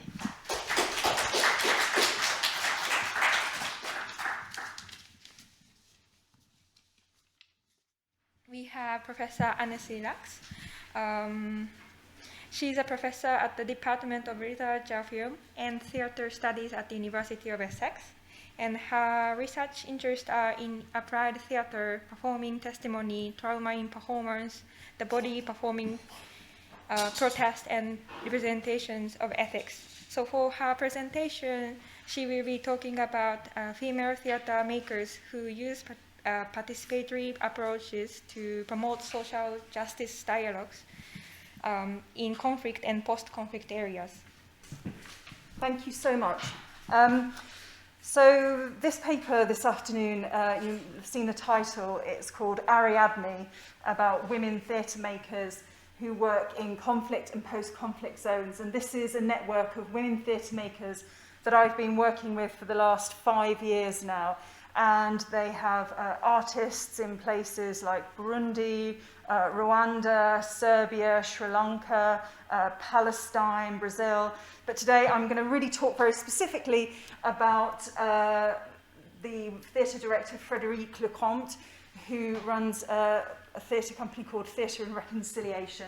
And she works a lot in Burundi, and particularly in the DRC, which is kind of where all of these kind of my own fieldwork diaries come into this. So basically, I'm going to kind of almost tell you a story. So please relax. There's not much theory in here.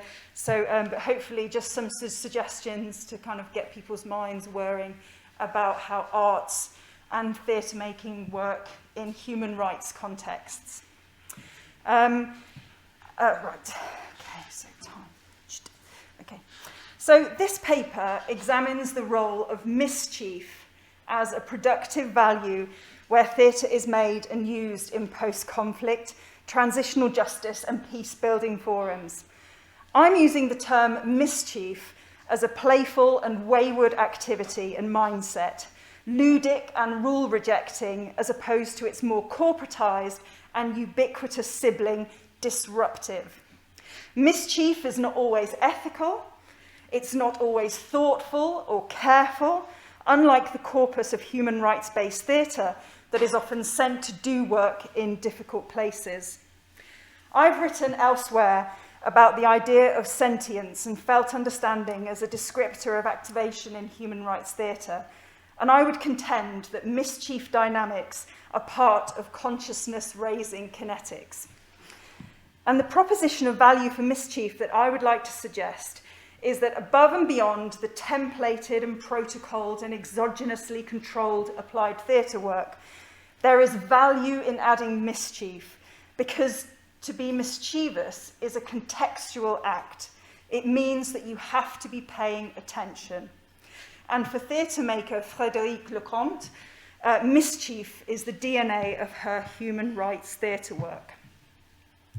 My notebook records that all routes lead to Bertolt Brecht in making political theatre. In Goma, I am writing about the decision to make a new scene where the young girls we are working with decide to create a character called Golden Money to articulate transactory sex work. In the dark turn that the scenes have taken today, the character of Money is not the villain. She is to be celebrated. The director and auteur Frédéric shrugs, laughs, and shouts at the actors to play out the scene as the girls have asked. The mood darkens amongst the European actors, conflicted about what messages their bodies might now be supporting. These good and eminent acting professionals who have come here to the DRC to help make this work. These girls have experience of rape, lost pregnancies through young bodies, and enforced servitude. And the actor's mood blackens further when she mocks their stunned faces, more so when Frédéric scolds them for eating in front of the children. Later that evening, a meeting is called. This is like group therapy, she says to me. And my dear, you know how much it annoys me, but I comply because it is necessary. The actors are worried about the re-traumatization of the children. They are worried that the piece is making light of the situation. They are worried that the piece is exposing. They are worried that we are working without due rules and process. Frédéric listens in studied silence. I will make the material more sensitive, she says. And then she says, you know, it's interesting. We talk about the ethical problems, we talk about guilt problems, we talk about identity problems, but we're not talking about the approaching Ebola, or the drinking amongst the young boys, or that Julienne is pregnant and has no support. But we are making our priorities based on our feelings, she says. The next day, she asks the young people in the project to make an improvisation that caricatures the white people who come to save them. They devise a scene that shows the white people coming out in groups, full of compassion. They take pictures. They are saddened. The dialogue runs. Have you been raped, poor black girl? Oh, horrible, horrible, very sad. This is the direct quote from the script. The white people say they will come back tomorrow because they are very tired from all the traveling. They must go back home and think about what to do about all the sadness. Bye-bye. We're very tired now, and that's it. They are never seen again. Frédéric thinks this is hilarious. I know that the scene will have a cathartic effect on the children, she tells me later. She describes the group of European actors as dripping with benevolence. She asserts that they want to make didactic work, that this is just like the medicine of NGO theatre that thinks it knows best. The project was funded by a German NGO, RET, and whose mission includes the demobilization and reintegration of child soldiers. The resultant show, Vita Sio Muchezo's Yawatoto, is a melange of scenes, monologues, and live direction of improvisations. And it was eventually performed 7 times in Goma and Bukavu, and then outdoors in front of hundreds of participants just up in the open air. And then the show was then performed again with refugee actors in Belgium, in Brussels. Vitasio explores the long legacies of colonialism and the relationship between Europe and Africa, and asks, how do we, and I use the term consciously here, play this troubled relationship? And do we have the right to play it? Looking at themes such as exoticism, the problems of representation, individual or international aid, the theft of wealth under the guise of support and displacement. Frédéric has staged successful shows in Belgium and abroad with a theatrical language of her own that revolves around clashing imagery and disarming humour. Her work rejects the mainstream theatre circuit, her pieces being performed in alternative venues, in people's houses, on the streets. Upheaval and transposal is at the very heart of theatre and reconciliation's process and philosophy. Founded in 1994, the company builds on her long experience as a professional theatre director to deliver a comprehensive approach to using theatre to intervene in social conflicts, build social cohesion and integration, and to assist traumatised individuals. The company aimed to develop theatrical artistic skills with and for communities that find themselves in precarious situations. Their aim is to stimulate the development of critical thinking and a change from the status quo. So I guess the work that she makes in Belgium, in Brussels, all across Belgium and Europe tends to be very much focused around issues around poverty, disparity, social justice, and particularly LGBTQ+ issues as well. But where theatre and reconciliation operates as an artistic space abroad, it's promoting human rights and aiming to open up a space of freedom where human rights are recognised. And for nearly 20 years, Frédéric has delivered workshops and staged interventions across the world, but has worked extensively in Central and East African regions, in Rwanda, Burundi, and in the Congo, where this picture was taken, conducting large-scale theatre projects to bring communities together. Her work is particularly focused on theatre, which aims to assist and rehabilitate young people exiting militarised groups. TNR's work has focused on gender equality, sexual violence, domestic abuse, servitude, living without parents, the exploitation and selling of children, access to education, witchcraft, albinoism, discrimination, land rights and displacement. I ask her, but what can a theatre artist do? And she responds, my dear, what can I tell you, except that we are in the hell of humanity. I see sadness and helplessness in the face of the magnitude of this task. I see the sea of misery, and I'm trying to hold it back with a spoon. But you have to start somewhere. Lecomte stares down the director of the charity, who wants to know why she has excluded some of the boys in rehearsal. Verboten in many participatory theatre manuals, she tells him that it's simply her way to let them know she is serious about her work, that her standards will just get higher and higher. For her, this discrimination is a mark of respect. Her male colleague, Ewout de Hoor, offers an interview that he observes her consciously flipping between masculine and feminine constructs to charm and disarm. And in the fuller paper I write extensively about her being a white woman in these spaces as well. So please don't think I'm ignoring that. I just didn't have time to bring this in.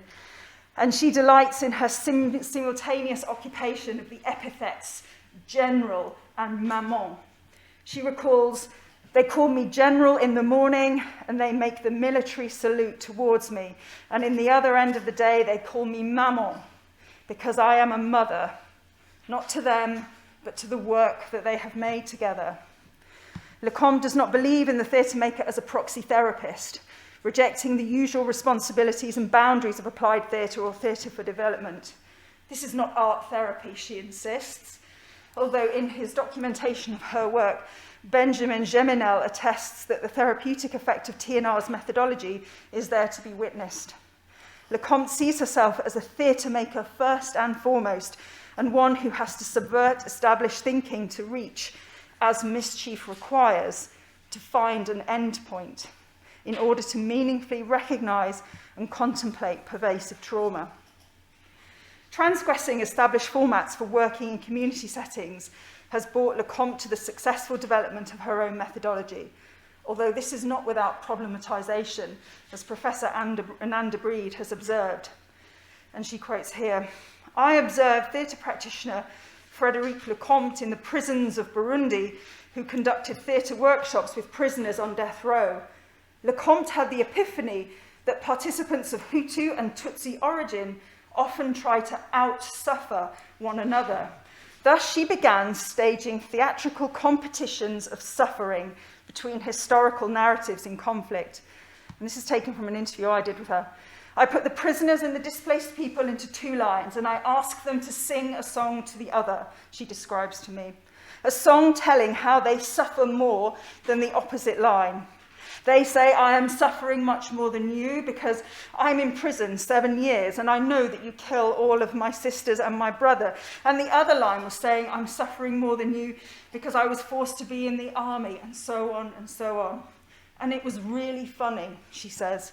All the people were laughing about the competition of the suffering. Lecomte argues that the problems and power dynamics of the groups that she works with are so complex that she is not the person to sift into right and wrong, that she gives the floor to everyone. Lecomte insists that bringing prisoners and displaced persons together in the same space allowed both groups to say to each other that they both could say that they forgot the way to go home, that they forgot the face of, their family, that they forgot they were ever children. Okay. Lecomte is dismissive of what she terms NGO theatre, plays that are tasked, message-laden, instructive, and simplistic in resolution, a kind of utilitarian theatre for landlords. She rejects a culture of effectiveness, of the profitability of messages, of the efficiency of money invested. She redirects the end of a theatre scene made by the NGO workers, where in the end of the scene that had been made before, the child soldiers put down their weapons and bury them under the soil. In the end of her revision that I saw, this is taken from my notes, the boy improvised this following monologue. "You are asking me to leave my weapon when it is the weapon that gives me food, the weapon that is my father, my mother, that gives me women. Why would you want me to abandon it when without it I have nothing, I am nothing. I lost my parents, I lived on the street, I am alone, without resources, nobody wants me, I am rejected, nobody wants me, I am abandoned. You are in paradise, I am already in hell. So shut up, lie down, get down." My notes record that sometimes in Goma there seems to be no way out, no solid ground to stand on. And maybe that's why Lecomte works the way she does, fast and furious. It might be the only way here, the only way to not to get caught up in this downward spiral, not to tumble down the rabbit hole. I am in the service of misery, Lecomte acknowledges, but I am also in the service of lifting their spirits. I am in the service of bringing joy and hope. At the end of the play, in a final act of mischief, I've gone past it, the children put on the Saved by the Theatre and Reconciliation t-shirts. They put on blonde wigs and they put on a blue superhero cape, and they go and they try to rehabilitate other members of the crowd. After the final performance, we go back to the Ret offices and we have Fanta with the kids, and then the thanks and the envelope of $100 per child. They all crowd around her. "Maman, maman, I will never forget you." And thank you very much.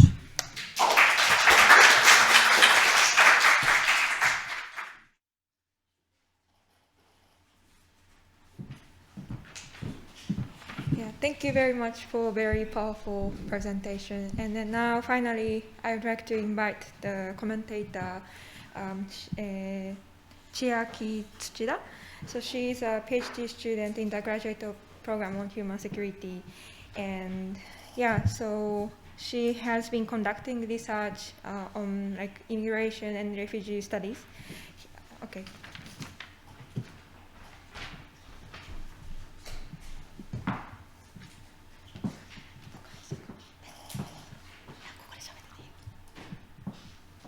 So thank you, Tara-san, for your introduction. Thank you very much for all wonderful, meaningful, and powerful presentations. As a young migration and refugee researcher, I'm very honored to give some comments and ask questions to great three presenters. So let me begin with Professor Goto. Thank you so much for your presentation again. And this is a very important study to explain in the very early history of the international refugee protection. And in general, in that period, NGOs had a great impact on refugee protection, and the international refugee humanitarian organizations were constructed.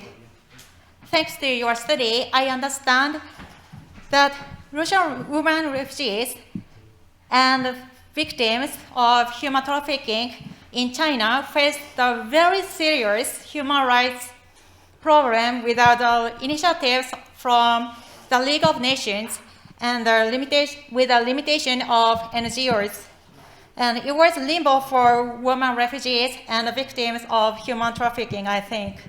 So first question, as a member of the League of Nations, did Japan do anything to assist Russian refugees? In my dissertation, I examined that the Empire of Japan accepted Russian refugees from their diplomatic interests, not humanitarian aspects. So I'm very curious about Japan's role as a member of the League of Nations in terms of Russian refugee protection. So second question is about the role of NGOs. Was there any collaboration between the NGOs and the League of Nations? So I understand there is a lot of limitations of the NGO's tasks, and also were there any political or financial difficulties for the NGOs to provide assistance to refugees and victims, and how did they overcome it? In that period in China, I think it was very challenging for NGOs to promote the protection of human rights, and this kind of activities often faces the problem of so-called non-intervention in domestic affairs. So, but I know this question is beyond your study. So if you already conducted further study and have some ideas, please share with it. Thank you. And next, Dr. Ando. Thank you very much for your presentation again. What is important of this research is that it's very enthusiastic to examine the process of resettlement. This process is very crucial to newcomers, I think. This novel research clarifies the assistant relationship between the host community and migrants in terms of resettlement. So first question, is there any migrant network, transnational or internal, which supports newcomers? I'm curious about the role of ethnic community in terms of promoting the resettlement of migrants. I come up with this question from my own research interest. My former research focuses on the Kurdish asylum seekers in Japan, and it makes clear that ethnic communities have a great role to support asylum seekers' daily lives without the intercession of the lack of public assistance. So if you have any ideas or information, please share with it. Thank you. And second question. So what is a crucial factor to have a strong contact between employers and undocumented migrants? Is it because there is a strong need of workforce of the industries or for employers? Yeah, that's it. Thank you. And last, to Dr. Lax, thank you very much for your presentation again. This is a very interesting study, and to be honest, I don't know much about this study field, so it was surprising for me that there is a global network composed of women theater makers from countries which has a very serious human rights related history. So I'd like to understand this project more. On the basis of my curiosity, let me ask some basic and general questions. First, why was it necessary to make this kind of global network? And why was it necessary, especially for women theater makers? And second, how does the organization overcome security issues in the post-conflict regions, since they seem to do some field work there? And is there any collaboration with other security organizations? yeah, that's it. So thank you. And plus, so in Japanese case, as for credential summit seekers, usually credential summit seekers' children play some acts to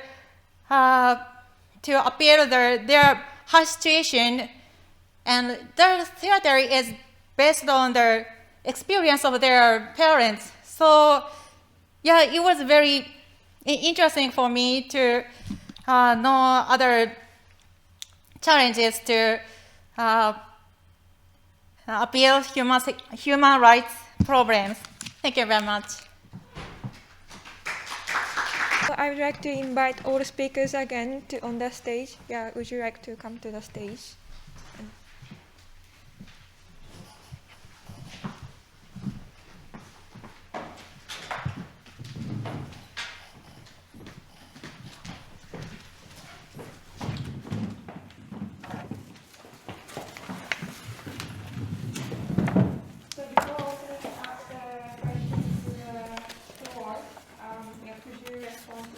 Question raised by Ms. Tsuchida.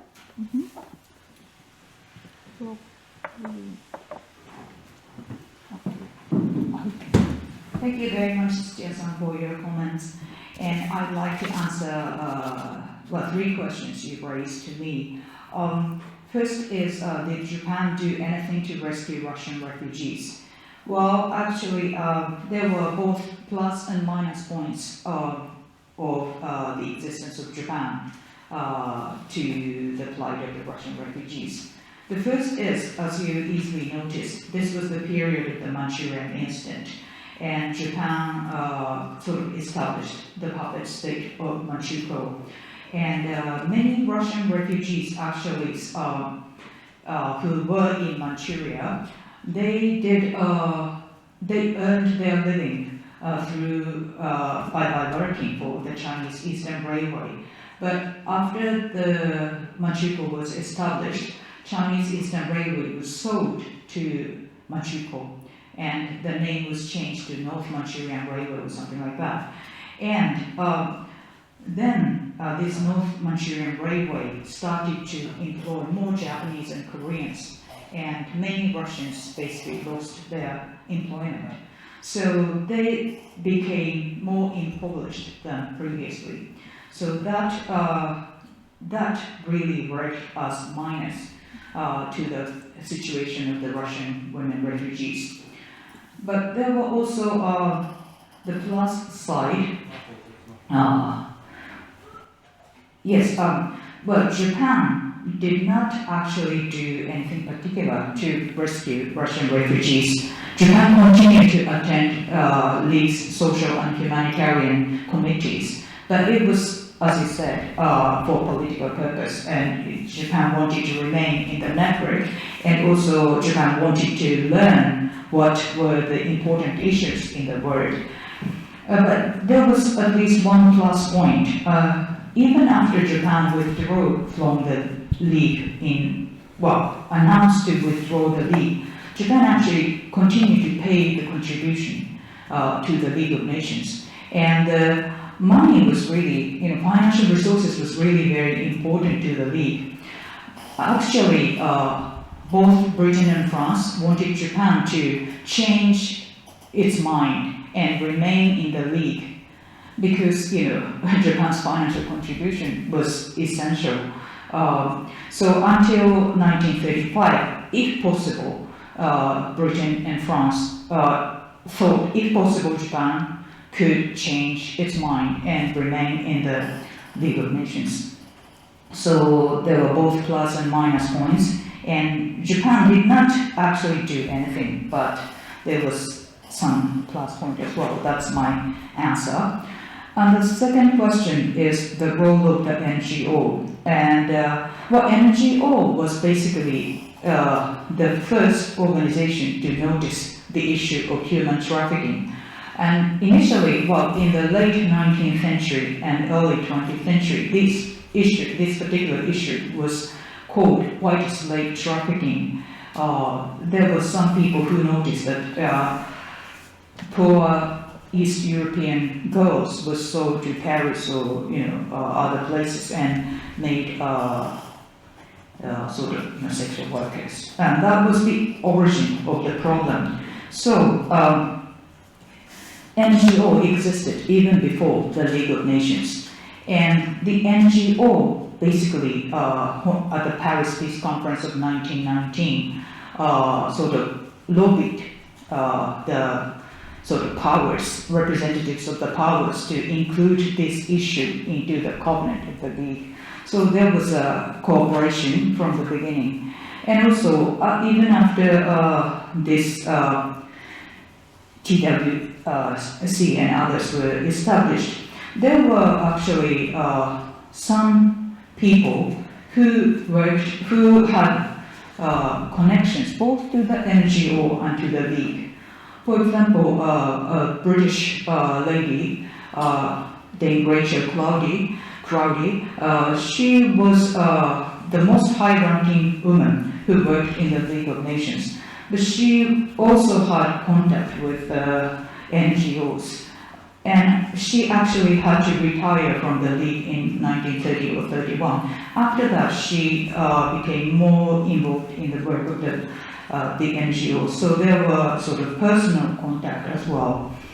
And well, there are political or financial difficulties of the NGOs. I'm not sure about the political difficulties, but financial difficulties, yes, because of the Great Depression, which started in 1929. In the 1920s, the financial situation was quite good, and especially American NGOs or like charity organizations like Rockefeller contributed greatly to this work. But after the 1930s, financial situation of the NGO also deteriorated.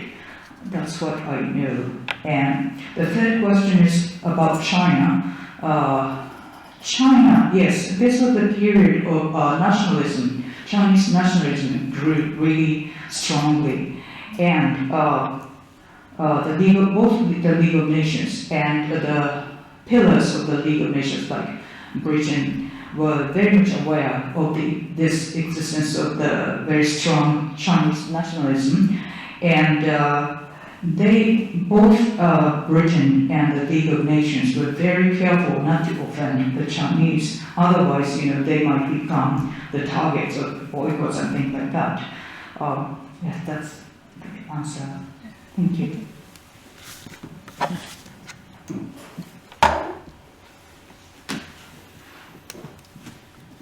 Is this on? Okay, thank you very much for your questions. So your first question was about, is there a migration network that supports newcomers in the community? And I think really when we're thinking about sort of how new people are sort of as newcomers, I think it actually, it starts well before they even get to the country, because often we tend to focus on migrants' situation when they're in the country they're in, but there's a kind of quite a long back story to their migration, and in fact, most of the people that I've interviewed, they didn't just get on a plane and fly directly to Italy, but they had really long, arduous journeys, going through very many different countries, staying in various countries for different periods of time.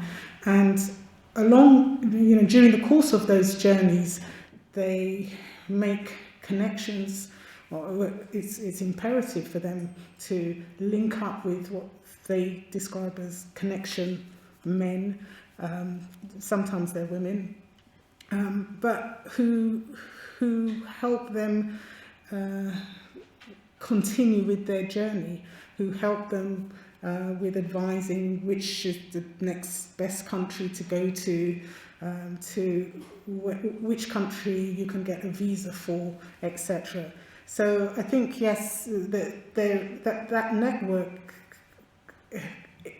is in place before they've actually got to Italy. And so even often before they've got to Italy, let's say they don't have a specific friend, they will have heard that, oh, in Italy, you go and you pick tomatoes in the south of Italy first, and everything's informal. It's not a problem to not have documents there. And then when they're there, then they'll find out, well, once you get a regularization, you can then go up to the north because things are more, you can get more stable employment there, etc. So yes, I think there is that network, but it's not a kind of set network within Italy, but it's something that they learn about and get help along the way on their actual journeys, which in fact often they're not even sure about which country they're going to end up in. And then your second question was about what is the crucial factor to have a strong contact with the employer.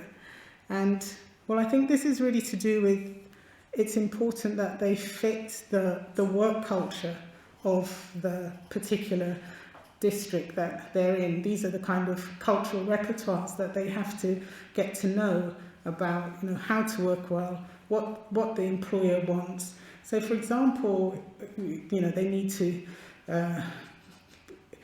if it's important to do overtime in that company, then they need to do overtime.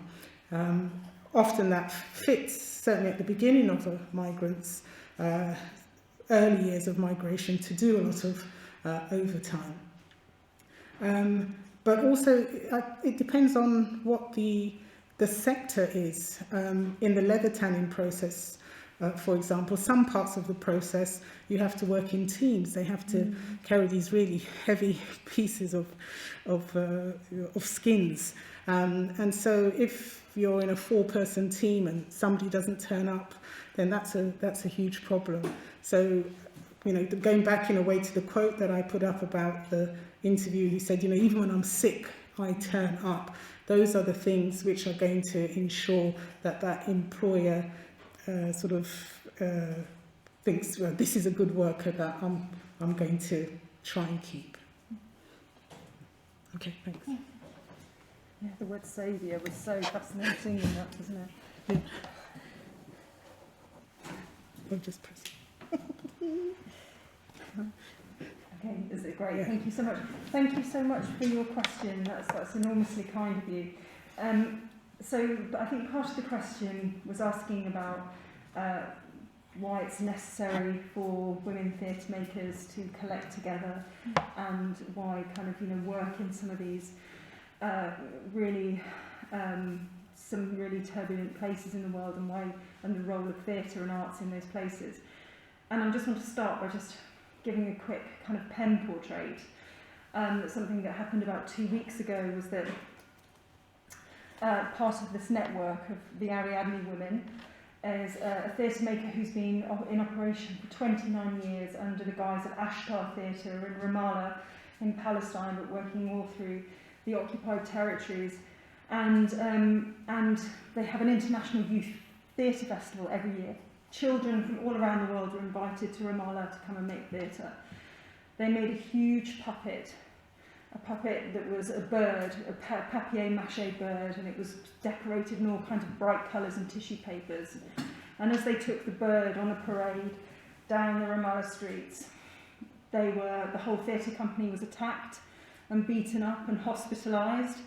And this was because, for 2 reasons. First of all, because it was thought to be, a subversive act, and that this bird was somehow a cover for a terrorist activity. And I think I think Ashtar Theatre's resolve at that moment, and Iman's resolve as this sort of really incredible female theatre maker, was, we don't go into hiding, we don't put down our tools, but we go out again. We go out again the next day, because this was art for the children, this was art for the people of Ramallah, and this work was destroyed by the Israeli security services. And I think that this, to me, really shows why theatre and art is still required in some of the most contested places, because it is a form that, yes, it's disruptive, yes, it, it has this potential to be dangerous, but in its sort of interstitial sort of properties, it's also able to sort of draw people together and to sort of get people combined and collected in really dangerous times.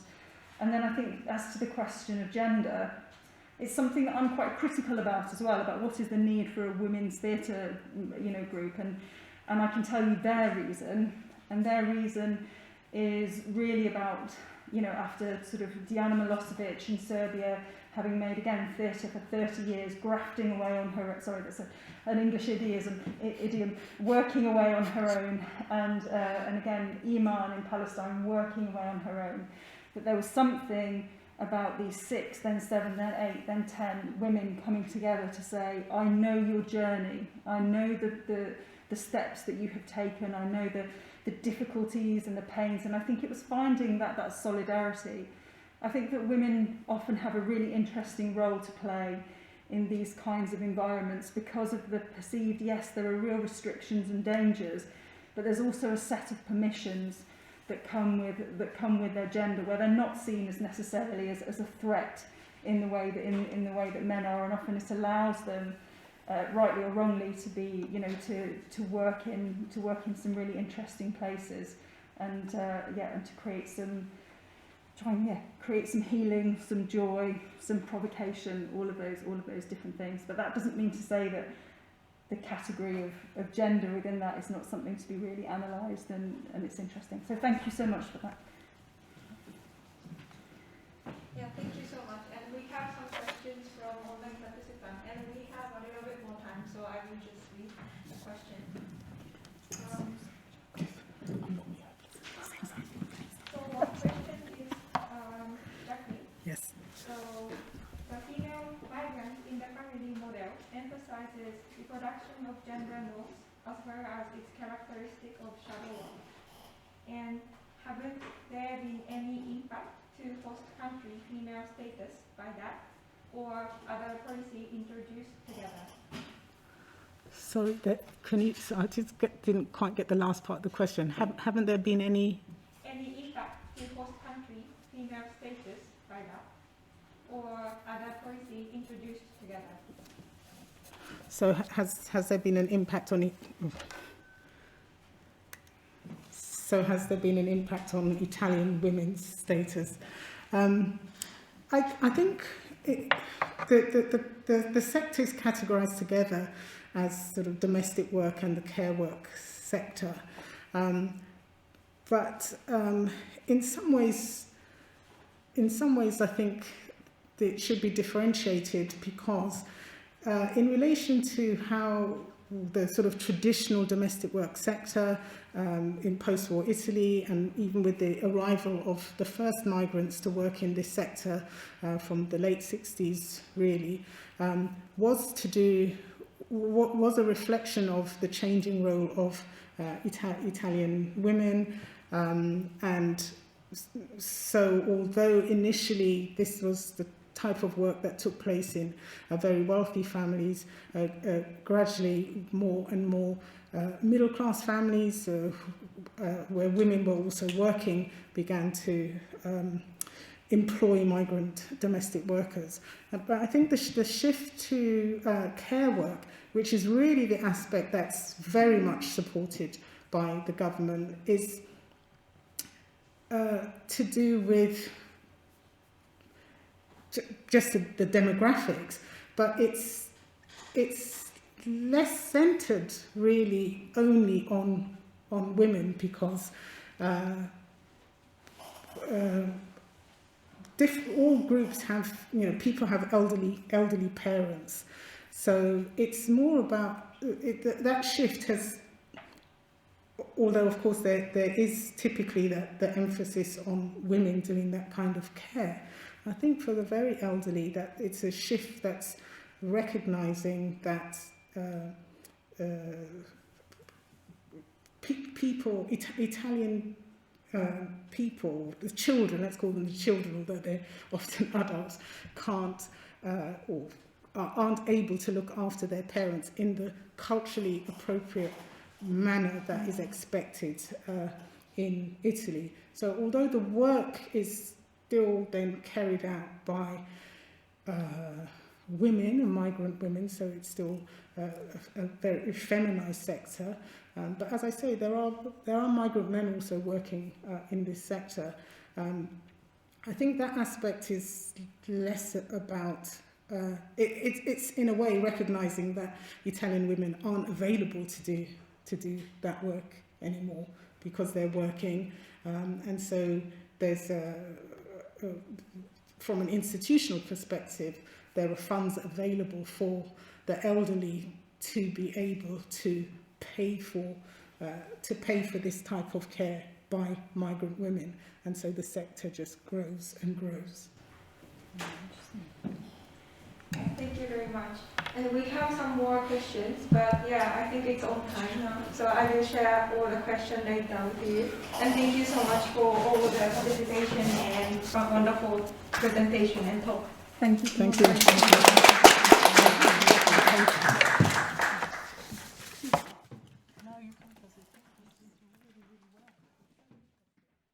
So this last session of the panel is on bodily autonomy and human rights, which in a way, if you think about it, we've been talking about all day, and particularly in the last session here.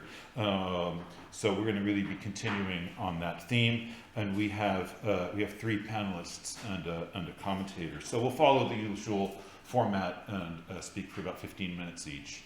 And then a commentary and hopefully some time, both for some discussion in the room perhaps, and from the online participants. So my name's Wayne Martin. I'm a professor of philosophy at the University of Essex. I'm originally from California, but I've been working and teaching at Essex since 2005.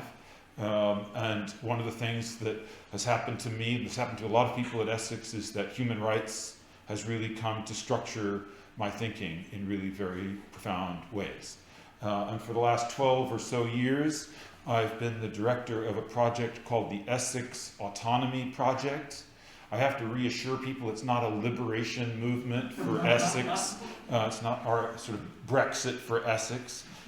It's a research and public policy initiative, part of the Human Rights Center, and its focus is on ideals of self-determination, particularly in contexts of care.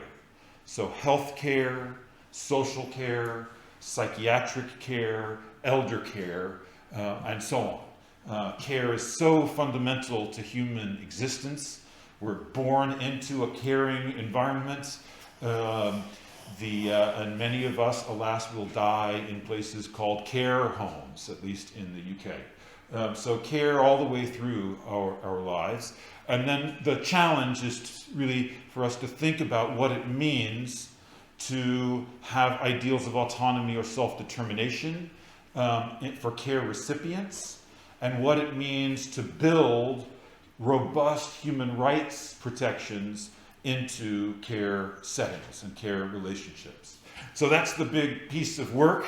It's been a very exciting place to work. The Autonomy Project is massively multidisciplinary. It's led by philosophers, but we work very closely with lawyers and with psychiatrists, with activists, with patients.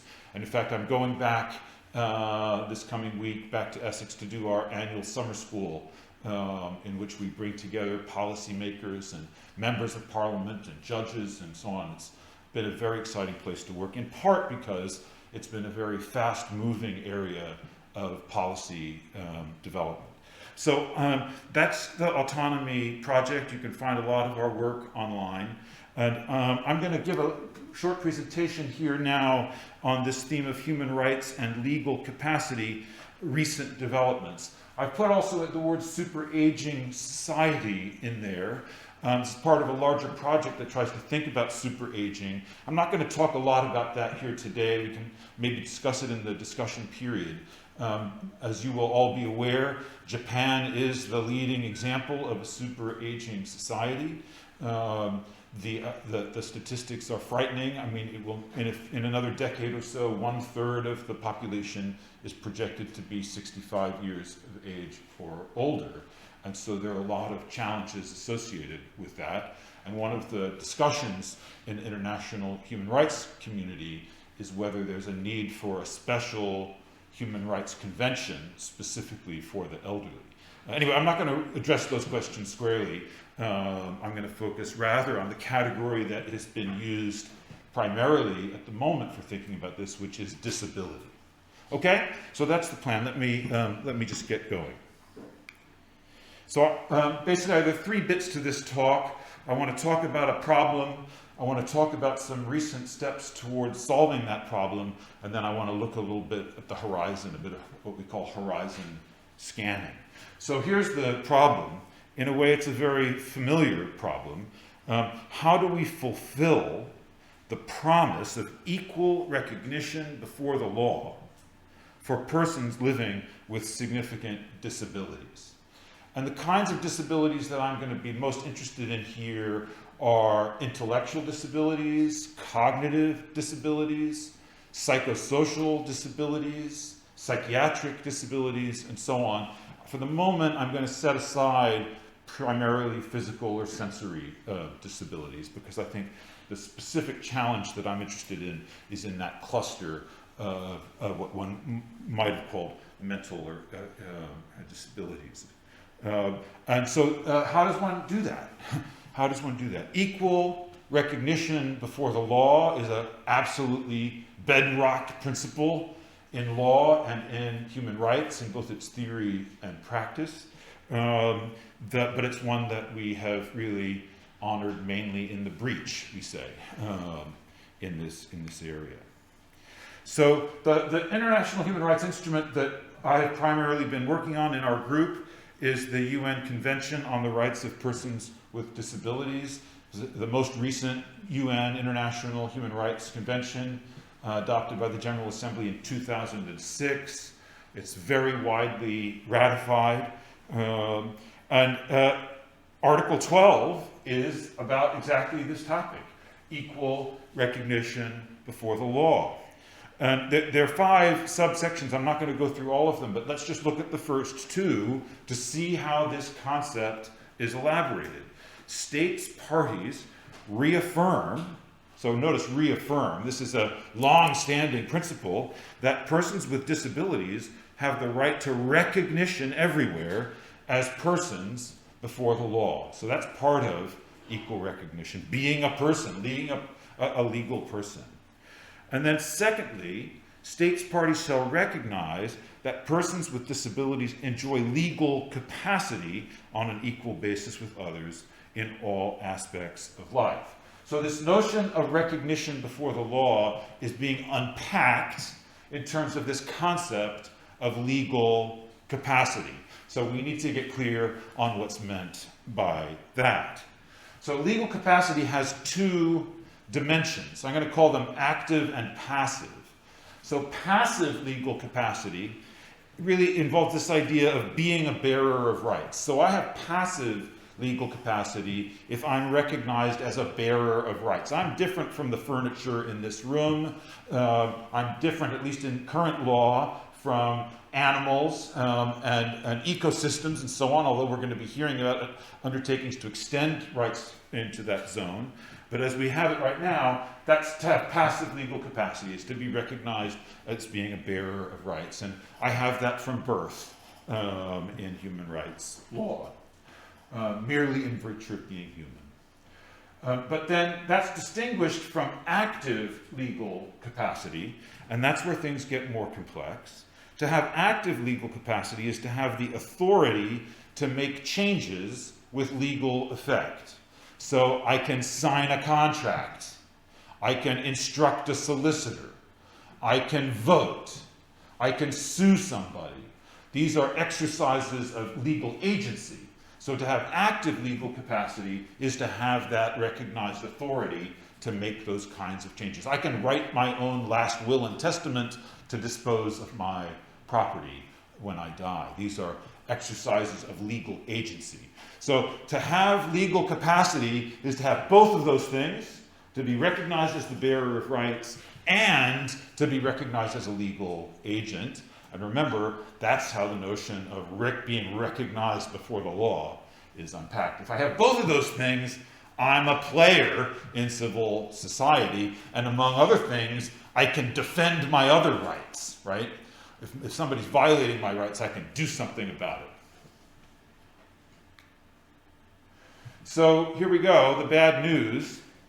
There's a very long and ancient history of excluding people with disabilities from that form of full legal capacity.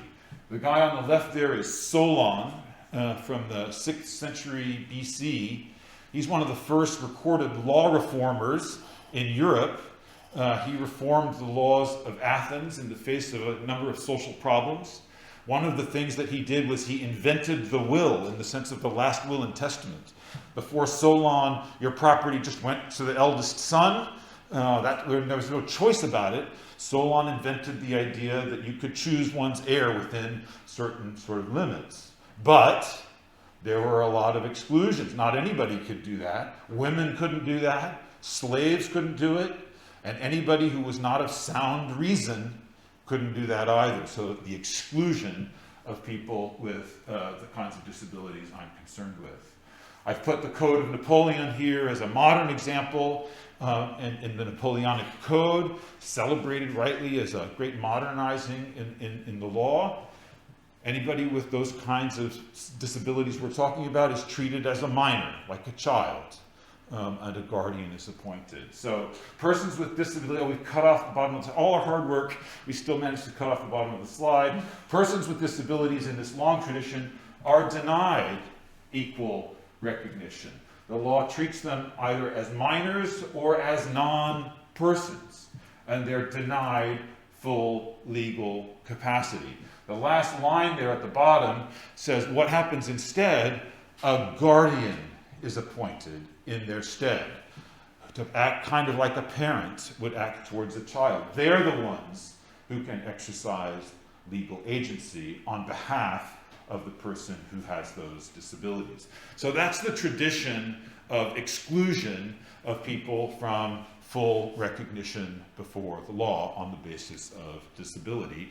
And I think it is now very widely recognized in the policy community that that is a model that is badly in need of updating or abandoning altogether.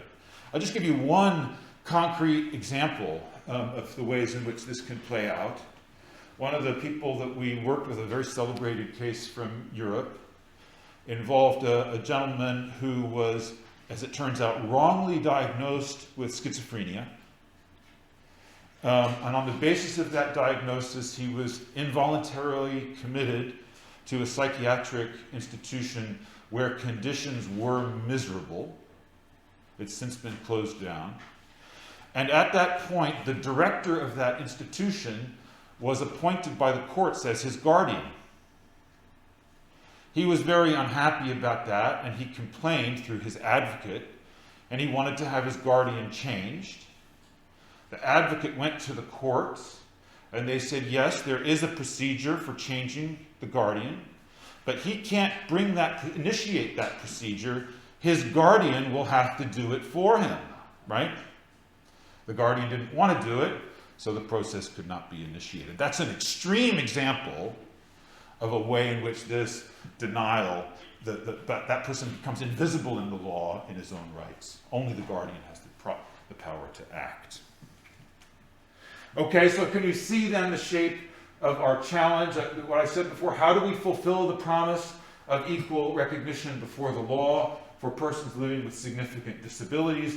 Now think about the context, given that established approaches are predicated on the denial of legal capacity and the transfer of legal agency. That's the challenge to meet. How do you change that? What kind of changes are needed in that circumstances? Okay, so far so good.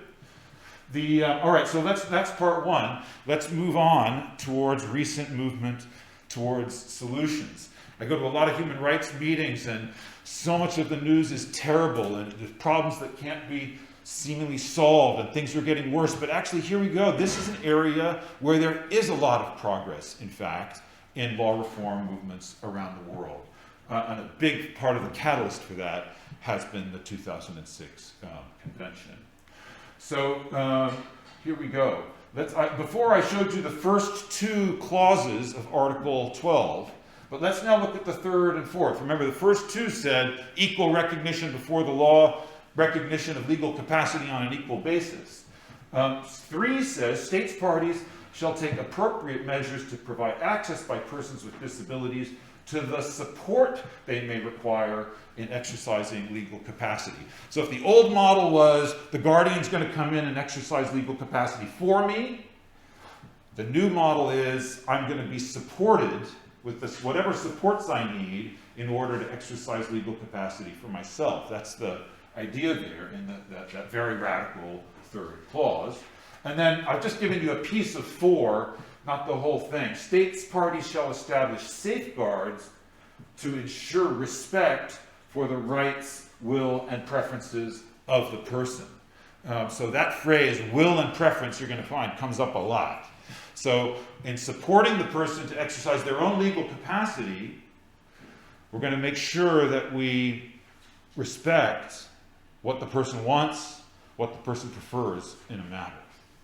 So that's the kind of general shape of the direction of travel. Now, the Committee on the Rights of Persons with Disability, as many of you will know, has been a very radical body. And in 2014, they mapped out a really radical agenda about what it would mean to comply with Article 12. And I've just given a bit of we call it GC1, General Comment 1, Equal Recognition before the law. They think that compliance with Article 12 requires the abolition of all guardianships, the abolition of mental capacity thresholds for full legal agency, no more tests of what you can understand and so on, the abolition of best interest decision-making for adults, the abolition of medical treatment without advanced, free, and informed consent, and the establishment of a new paradigm of supported decision-making respecting the will and preference of the person. So a really radical agenda that would require repealing a lot of law and really starting all over again. I think it's safe to say no state has done that. Every few months another state party gets reviewed in Geneva by the committee and they're all told they need to do this. This is what needs to be done. There's been some pushback. There have been some debate about it. We've been involved in a lot of that debate. But one of the things that's interesting is that by staking out that radical position, first of all, they got a lot of attention, and they've established a direction of travel that now states are moving towards. They're not all following the same path to get there. So that's what I want to now talk about in the few minutes that remain. So I've just come back from a meeting in Edinburgh at an organization called the WCAC, the World Congress on Adult Capacity. This is where specialists in this area of law really gather. And one index of the progress in this area, you can see here, it was the 7th meeting of this World Congress.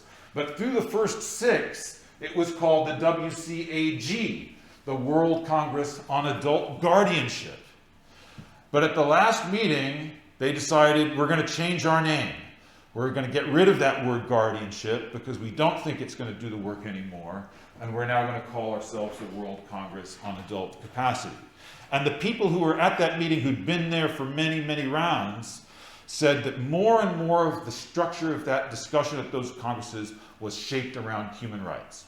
That hadn't been the case at the beginning, but it's an index of progress in this area that it's increasingly an idiom, the idiom of discourse in this area of law. The keynote speaker at that World Congress in Edinburgh was the vice chair of the UN Committee on the Rights of Disabilities, and he basically staked out that radical line from GC1. I've taken one line from his address. Everyone has legal capacity and legal agency simply in virtue of being human. No exceptions, no restrictions on legal capacity. No one should ever be denied the ability to make changes with legal effect. They should be supported all the way down the line. And he commended 4 nations for their progress in complying with Article 12: Costa Rica, Peru, Colombia, and Ireland. Well, the next person who stood up was from Ireland. Here, I really wish we could see the whole slide. I just want to now walk you through a few jurisdictions to give you a glimpse of the different approaches that different nations are taking in trying to rise to this challenge. So start with the Republic of Ireland. Right now, and for the next few weeks, Ireland still has a 19th century law that's all predicated on guardianship. But they've passed a new law called the Assisted Decision-Making Capacity Act. They passed it in 2015, but it's taken a while. Instead of having guardians, it provides for the appointment of a statutory co-decision maker. So if I have support needs, I can legally register a person who's going to help me make decisions. And that co-decision maker has a duty of acquiescence to the will and preference of the supported person. They can't just step in and do what they think is best. They have a duty to help implement what it is that the person wants in the matter.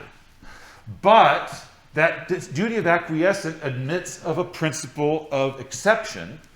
And we can see the first part of it. This is the language of the statute. There's an exception to that duty where it's reasonably foreseeable that such acquiescence or signature, as the case may be, will result in serious harm to the appointer or to another person. So one of the things we want to look for here, the committee's position is no exceptions, right? It's full recognition of legal capacity all the way down. States parties like Ireland, they're marking a principle of exception. We want respect for will and preference, but if there's reasonable prospect here, reasonably foreseeable serious harm, then you can depart from the person's will and preference. So they're trying to build in a protective measure there alongside. So there's the Irish model. Let's look at some others. And again, keep an eye out for what the principle of exception here. The concept in this one, harm. We see something similar in Germany. The German term for a guardian was Betreuer. It's not an exactly translatable term, but it's their kind of rough equivalent of a guardian. They've got a law reform that's going to take place in January 2023. This is right now developments, right? And under this new law in Germany, the appointment of a Betreuer does not constitute any kind of limitation on the legal capacity of the person. That's because they're changing the function of the Betreuer.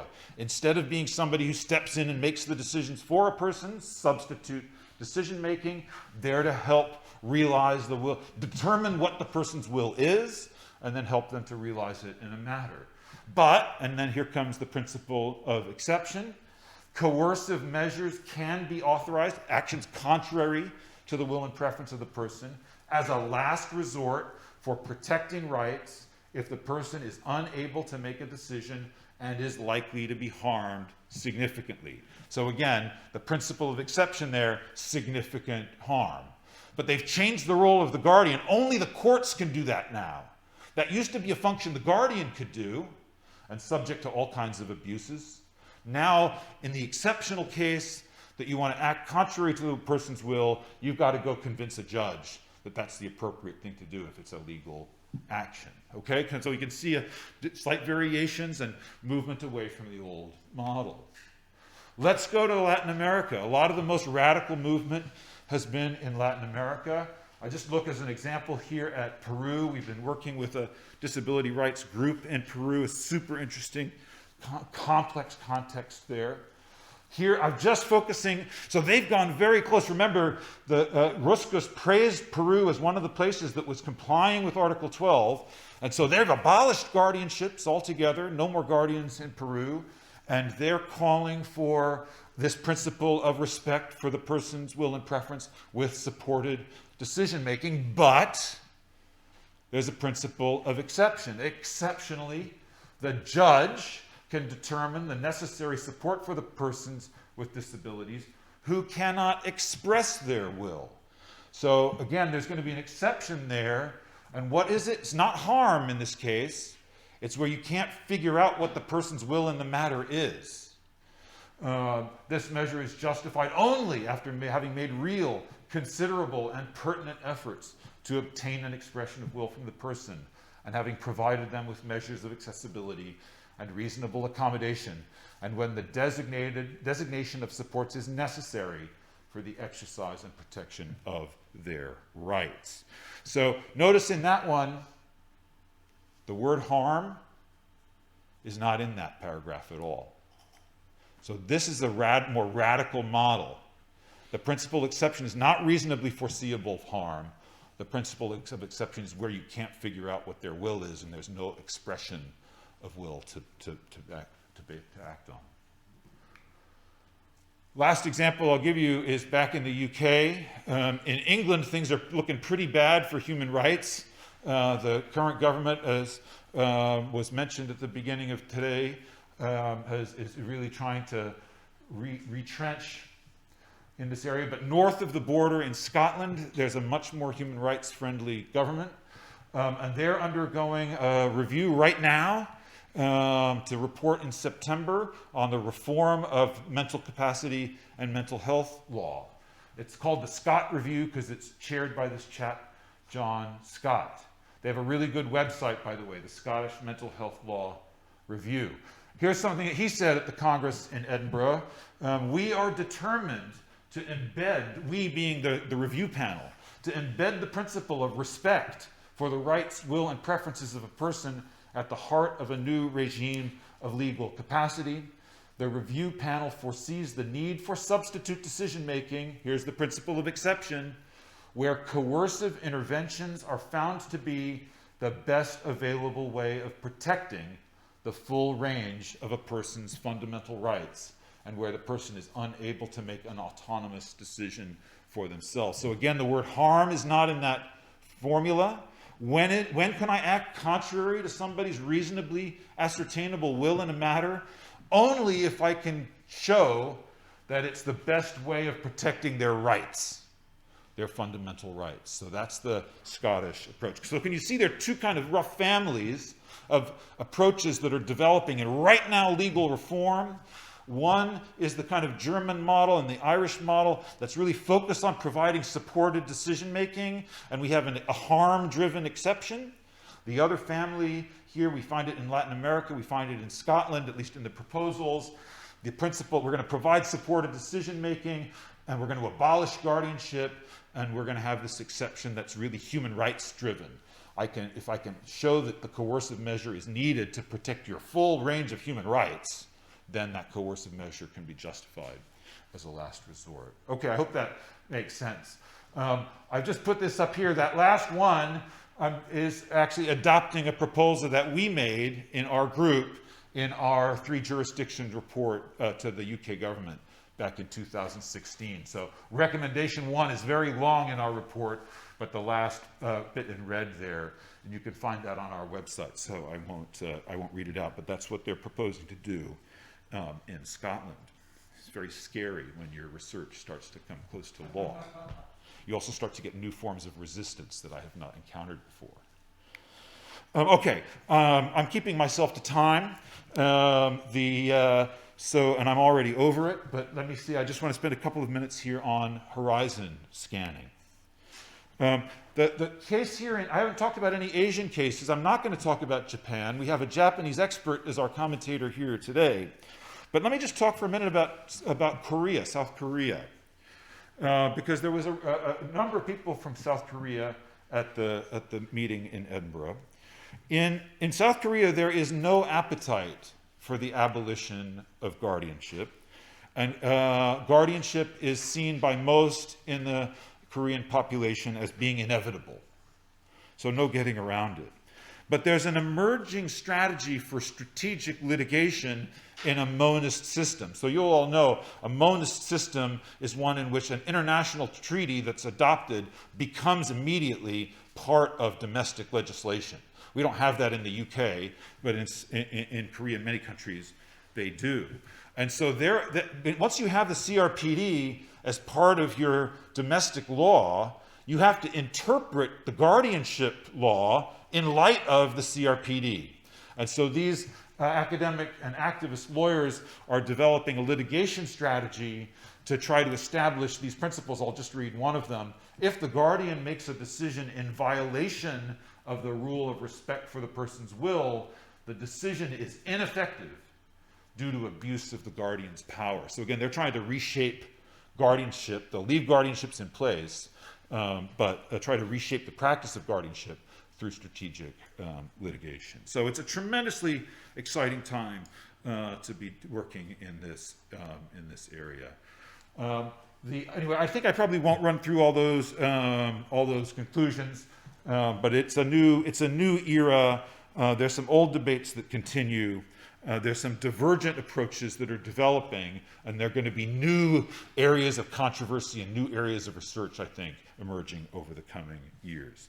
Let me just close with this.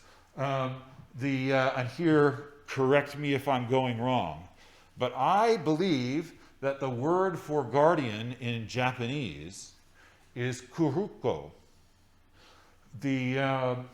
And the original meaning, I'm told, of that word is a certain kind of stagehand in traditional Japanese theater. And you can see an artwork here that shows that. They're all dressed in black. Unlike Western theater, where the stagehands come on between the scenes, they appear on the stage with the actors, and they facilitate the action of the principal.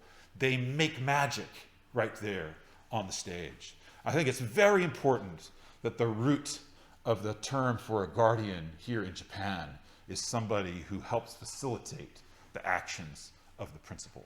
Thank you.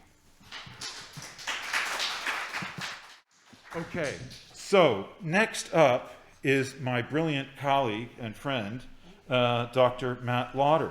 So Matt Lauder is a leading international authority on tattoo as an art form. He's senior lecturer in art history in the School of Philosophy and Art History at the University of Essex and an affiliate of the Human Rights Center. He holds a Ph.D. in the history of art from the University of Reading, and he's the author of Tattoo and Art History, forthcoming, I think, this year from IB Tauris. And he's going to be speaking today on the topic of bodily autonomy and body modification after R.V. Brown. Welcome, Matt. Thank you very much. Oh, there we go. All right. Hi, how are we going? So yeah, my name's Matt. I am really happy to be here back in Japan. I was last here in a few years ago sorry, I'm just setting myself a timer. At the invitation of my brilliant colleague, Professor Yoshimi Yamamoto here, who was doing some incredible work supporting the court case, which some of you may be familiar with, which sought to criminalize tattooing in Japan on the basis that it was understood, legally speaking at least, potentially as a medical procedure. The sort of textualist reading of the law was that, amongst other things, breaking of the skin with a needle counted as a medical procedure, and therefore you had to be a qualified medical doctor in order to be a tattooer, or a body piercer, actually. And Yoshimi's work, along with the legal team and others, actually managed to overturn that case and acquit the tattoo artist. But when we started planning this return to Japan, and I was asked to contribute to this symposium, I thought I would talk about a similar case in the UK. And it's really interesting, I think, hopefully, that following on from what Wayne was just talking about this complexity with degrees of harm and exceptions from the rules, what begins, as you'll see, as quite a baroque case, it seems quite a niche piece of cultural activity, ends up, I think, illustrating something quite fundamental and, in my view, something quite problematic about the way that particular parts of the law in Britain function as regards to bodily autonomy. I'm also, I should say, really indebted to the work of my PhD. I've been working on this topic for a very long time, but I also have a PhD student called Alexandra Grolimond, who's finishing next year, who's really working in quite detail on this particular question of of harm thresholds in the cases I'm going to be talking about to you today. So this is a guy called Brendan McCarthy. I don't know him personally, but he is friend of a friend. And he was arrested. He was a body modifier. He went by the slightly unhelpful, legally speaking, name Dr. Evil. And he worked as a body modifier. So body modification practices including things quite straightforwardly like tattooing and body piercing and scarification, but also kind of harder pseudo-surgical procedures. So he was performing things like tongue splits and 3D art implants, inserting of things under the skin. And that was something that had happened and been happening in the UK and around the world actually, fairly, not entirely openly, but fairly kind of unbothered by the law, certainly for about 30 years. And he was running a pretty sort of successful business. However, there was a real sort of set of legal grey areas, as I'll come to, about whether or not what he was doing was legal. So, Brendan basically was one of his competitors complained about him anonymously. And the local health authority showed up at his studio and examined what he was doing and were shocked. And they realised, as I'll come to talk about in some detail, that by a particular reading of British law, what he was doing was illegal.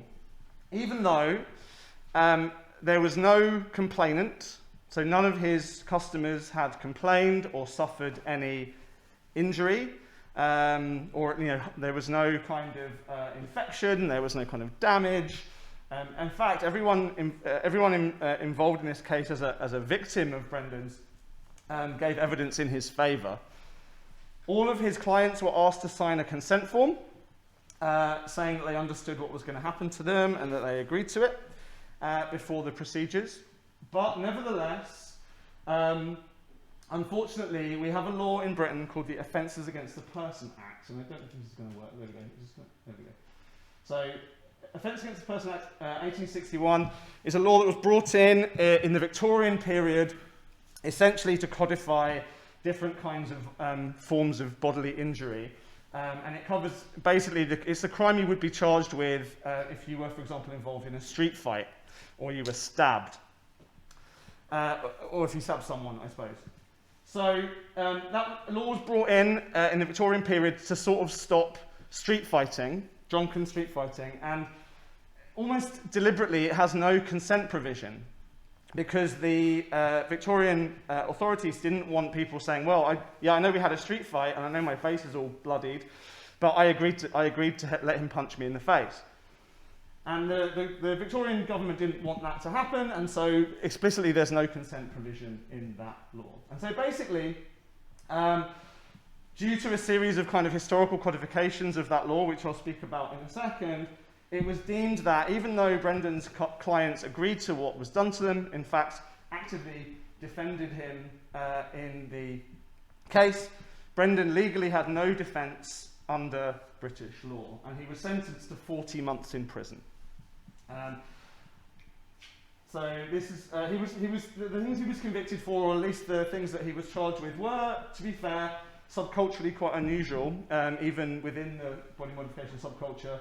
He did a tongue splitting, as I said, actually not that unusual, but he also did a full ear removal and a pair of nipple removals. So he was jailed, as I said, for 40 months in prison, and he had a baby on the way. He'd just been married. As I said, there was kind of no explicit victim here, but simply on this legal principle that you cannot consent to harm of your body under very specific circumstances, the law felt he had no defence. So where does this come from? So as I said, we have this 1861 law, but really the roots of this idea in British case law is in a case called R versus Brown from 1994. And R versus Brown arises from a very particular moment in British history. In 1987, a group of gay men who were engaged in sadomasochistic sex orgies were arrested. Remember, this is basically this was a kind of targeted campaign against a group of gay men who the police initially suspected of being satanic ritual murderers. Some videotapes were discovered. These men used to record their orgies, and there was a kind of underground tape trading scene. And essentially, by the time that the police had discovered that this wasn't a satanic ritual murder cult, but just a group of gay men having a lovely time, it was the police basically were too invested in the case and thought, well, this must be illegal anyway. So they charged the men with a variety of crimes, including offences under the Offences Against the Person Act. And again, although all the men involved basically said that they consented, there was no permanent injury, all the men had safe words, etc. Again, after a quite lengthy court case, it was ruled that consent was no defence under to this crime. So these are some of the things that the police saw on the films. This is a result of a case called Operation Spanner, is the name of the Metropolitan Police investigation.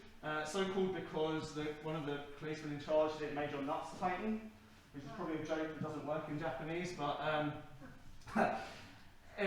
these are the kind of things that were on the tape. So basically kind of piercing, whipping, insertion of needle, of thorns, etc.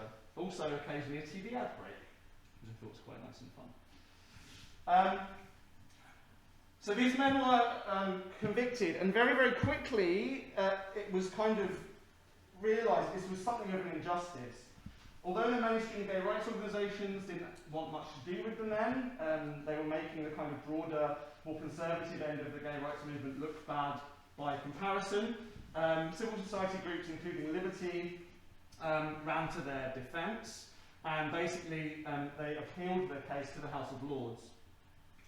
So the House of Lords is where we get this case, R versus Brown, and at the House of Lords they were also unsuccessful. After that failure at the House of Lords, the Law Commission basically undertook a big review and basically decided that the law needed to be changed quite urgently. And of particular interest to them was one of the men involved in the convictions, this guy, Mr. Sebastian, who was the first kind of body piercer in the UK, a real pioneer of body piercing worldwide, actually. And he had been convicted for piercing his boyfriend's penis. And basically, this Law Commission review said, well, how can it be illegal to pierce someone's penis, but legal to pierce someone's ear? And also, by the way, are there actually loads of things that we do when we can consent to harm? We can play in sports. We can do what's called dangerous exhibitions. We're allowed to tightrope walk, right? We at the time cane our children. That was legal in the UK at the time. There are actually lots of ways in which we allow ourselves to submit willingly to harm. What is it that differentiates what these men were doing from these other things which we deem okay?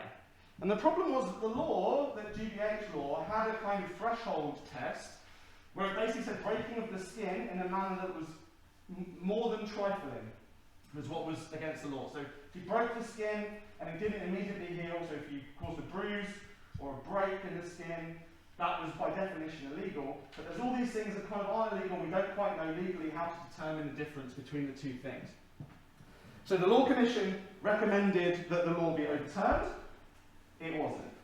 It remained on the books, and in fact the first time it was tried to be used in a case called R versus Wilson in 1997, in a case where a straight couple who were engaged in a consensual SM relationship were taken to court. The judge in that case said, we don't want to get involved with what married couples get up to in the bedroom.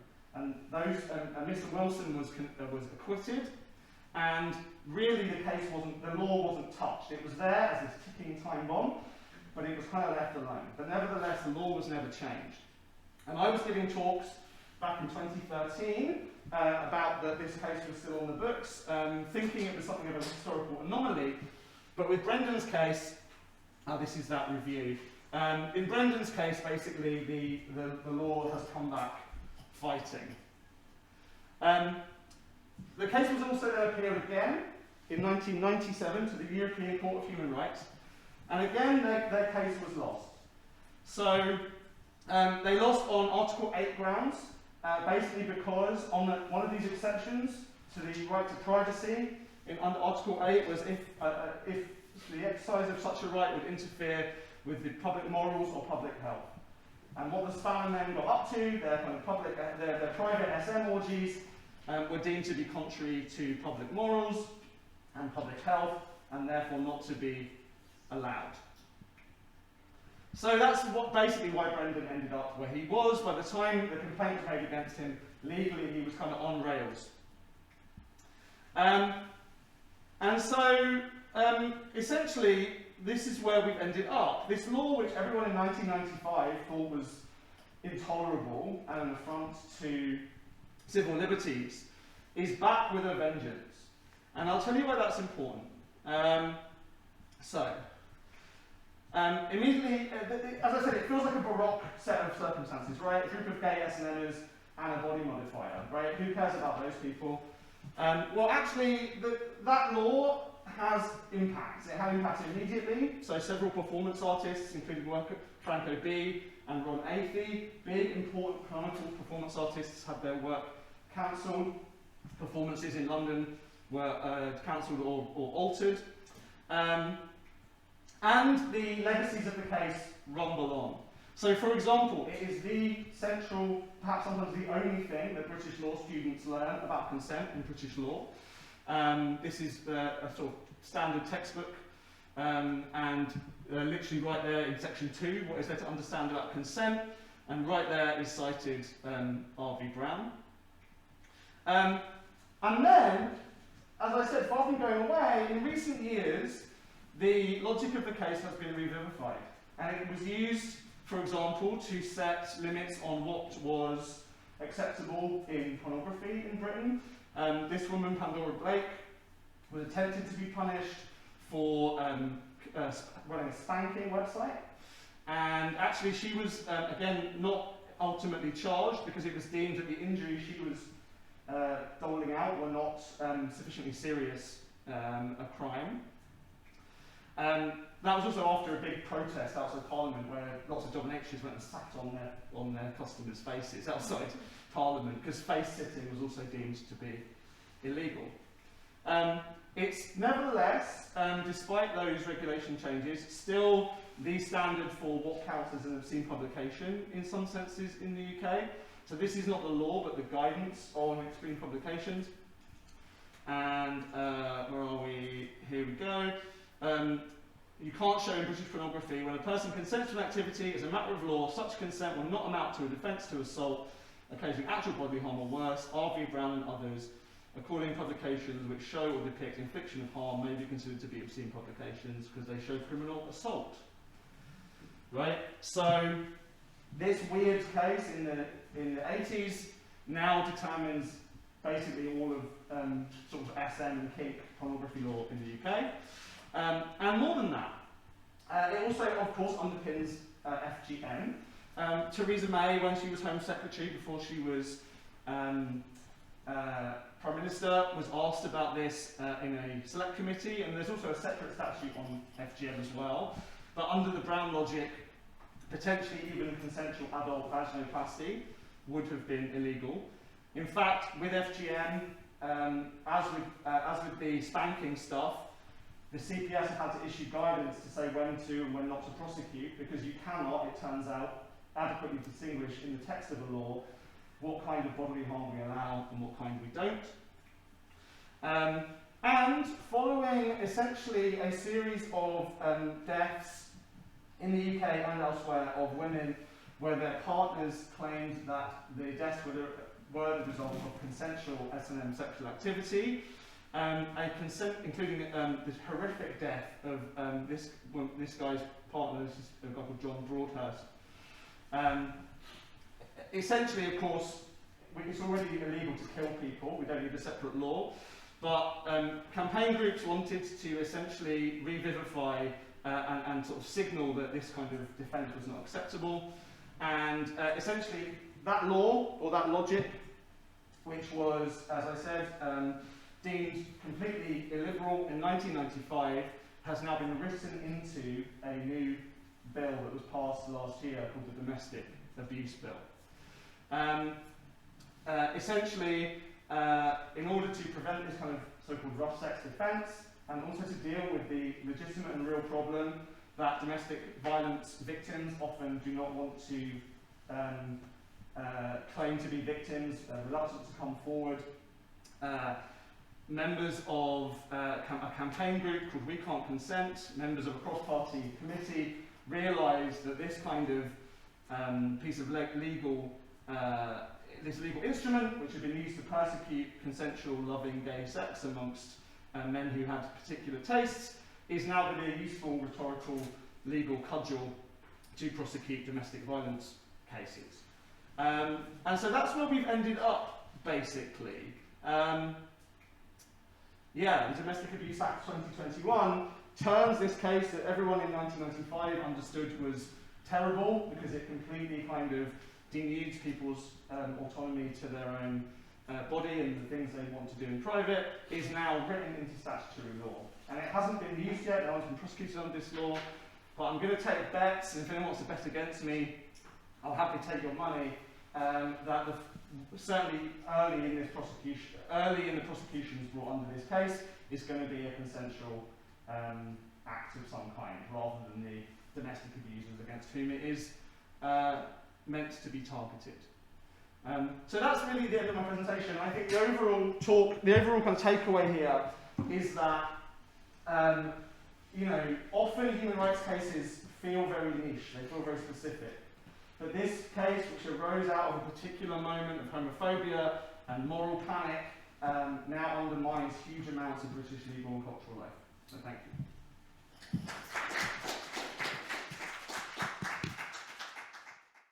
Task here, because I need to pick out some questions online and respond briefly to that. So I'm going to, rather than immediately responding to Toshi, I'm going to pose a question here from Zoom for Matt.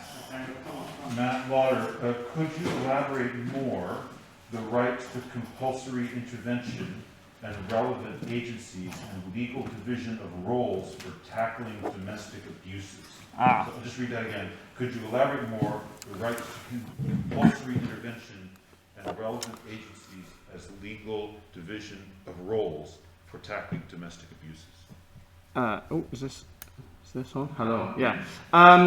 So really, there's no new agencies. Really, what this does is just give the police the powers to proceed with the prosecution of a domestic abuser, even if the victim doesn't want to participate in the legal proceedings. So basically, I think this was largely a kind of piece of rhetorical campaigning, right? It's not going to obviously solve the domestic violence problem. It's not, I don't think, doesn't demonstrate much good faith on behalf of the police, who haven't been doing very much to use their existing powers to police domestic violence. But it was a good little piece of kind of political theatre to say, after the deaths of some women in the UK and in Australia, where their partners claimed rough sex defences as a defence against the crime of killing their partners, which, as I said in my talk, wouldn't have been, the R.V. Brown logic is irrelevant to that anyway, because it doesn't cover killing, that's a different law. But it was an easy way to take something that was already technically legal and to codify it in a way that signalled some kind of pseudo-feminist, quasi-feminist victory in the legislature. This was that piece of legislation, Domestic Violence Bill, was one of the acts that was dropped when Boris Johnson prorogued Parliament, but it was brought back under campaigning, cross-party campaigning from the All-Party Women's Group. So, as I said, I don't think it really changes very much on the ground. I think, of course, dealing with domestic violence is a really admirable and important thing, and the police should be doing more of it. But this is a very blunt instrument, and really all it does is mean that your consent is essentially irrelevant. If the courts decide that the injury to which you have been susceptible is sufficiently serious, the fact that you consented to it or not is literally irrelevant. And I think there's an interesting problem which I didn't go into, and as I said, my PhD student Alexandria is doing more work on, about when the rhetoric and the law and the courts in these cases talk about degree of harm, that this is, that's a lot of the rhetoric, for example, around Brendan's case was this kind of thing is too dangerous. But actually, the law, as it stands, as I said, doesn't make any distinction about how dangerous the act was. It just talks about the facts of breaking of the skin and inflicting an injury that is more than trifling. So really, this is a kind of rhetorical cudgel that comes out of a really particular and strange piece of legal history, which is now, it's turned out to be a very useful piece of legal technology, and I think it's very dangerous, despite the kind of admirable goals some people want to put it, I guess. Great, thank you. It is a great honor and joy to me to listen to all the presentations from the morning. As the Director of the Center for International Exchange and the Steering Committee member of the Human Security Program, the University of Tokyo, I would like to thank all the presenters, discussants, administrators, and students who have prepared this splendid colloquium. And special thanks to our guests from the University of Essex, with which we have just begun academic and student exchanges as partners after 2 years interaction. I have studied issues related to development in Latin American countries, particularly socioeconomic development of Mexican indigenous peoples. So I'm not qualified to give final comments on the question of human rights. But it is safe to say that discourse, movements, and policies for extending or deepening human rights have made Latin America a freer and a more democratic continent, probably more so than the case of Japan. Speaking of the indigenous group I have been studying, not only anthropologists, government officials, NGOs, but also some indigenous leaders by themselves are claiming the right to choose and enjoy different ways of life without being marginalized nor subordinated. I'm impressed with the progress observed in multiple dimensions of human development. Indeed, today's colloquium is a good occasion to know, compare, and share how human rights have been protected and promoted in different parts of the world, including peacekeeping efforts, settlement rights of immigrants, legal recognition of persons with disabilities.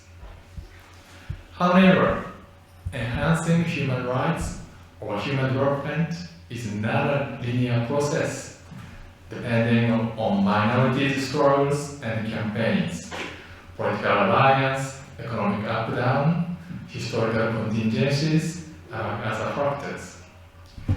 We have seen difficulties, contradictions, stalemates, or backlash in almost all the cases presented and discussed today, including intolerance of bodily autonomy, environmental degradation and homogenization, and the crime of aggression.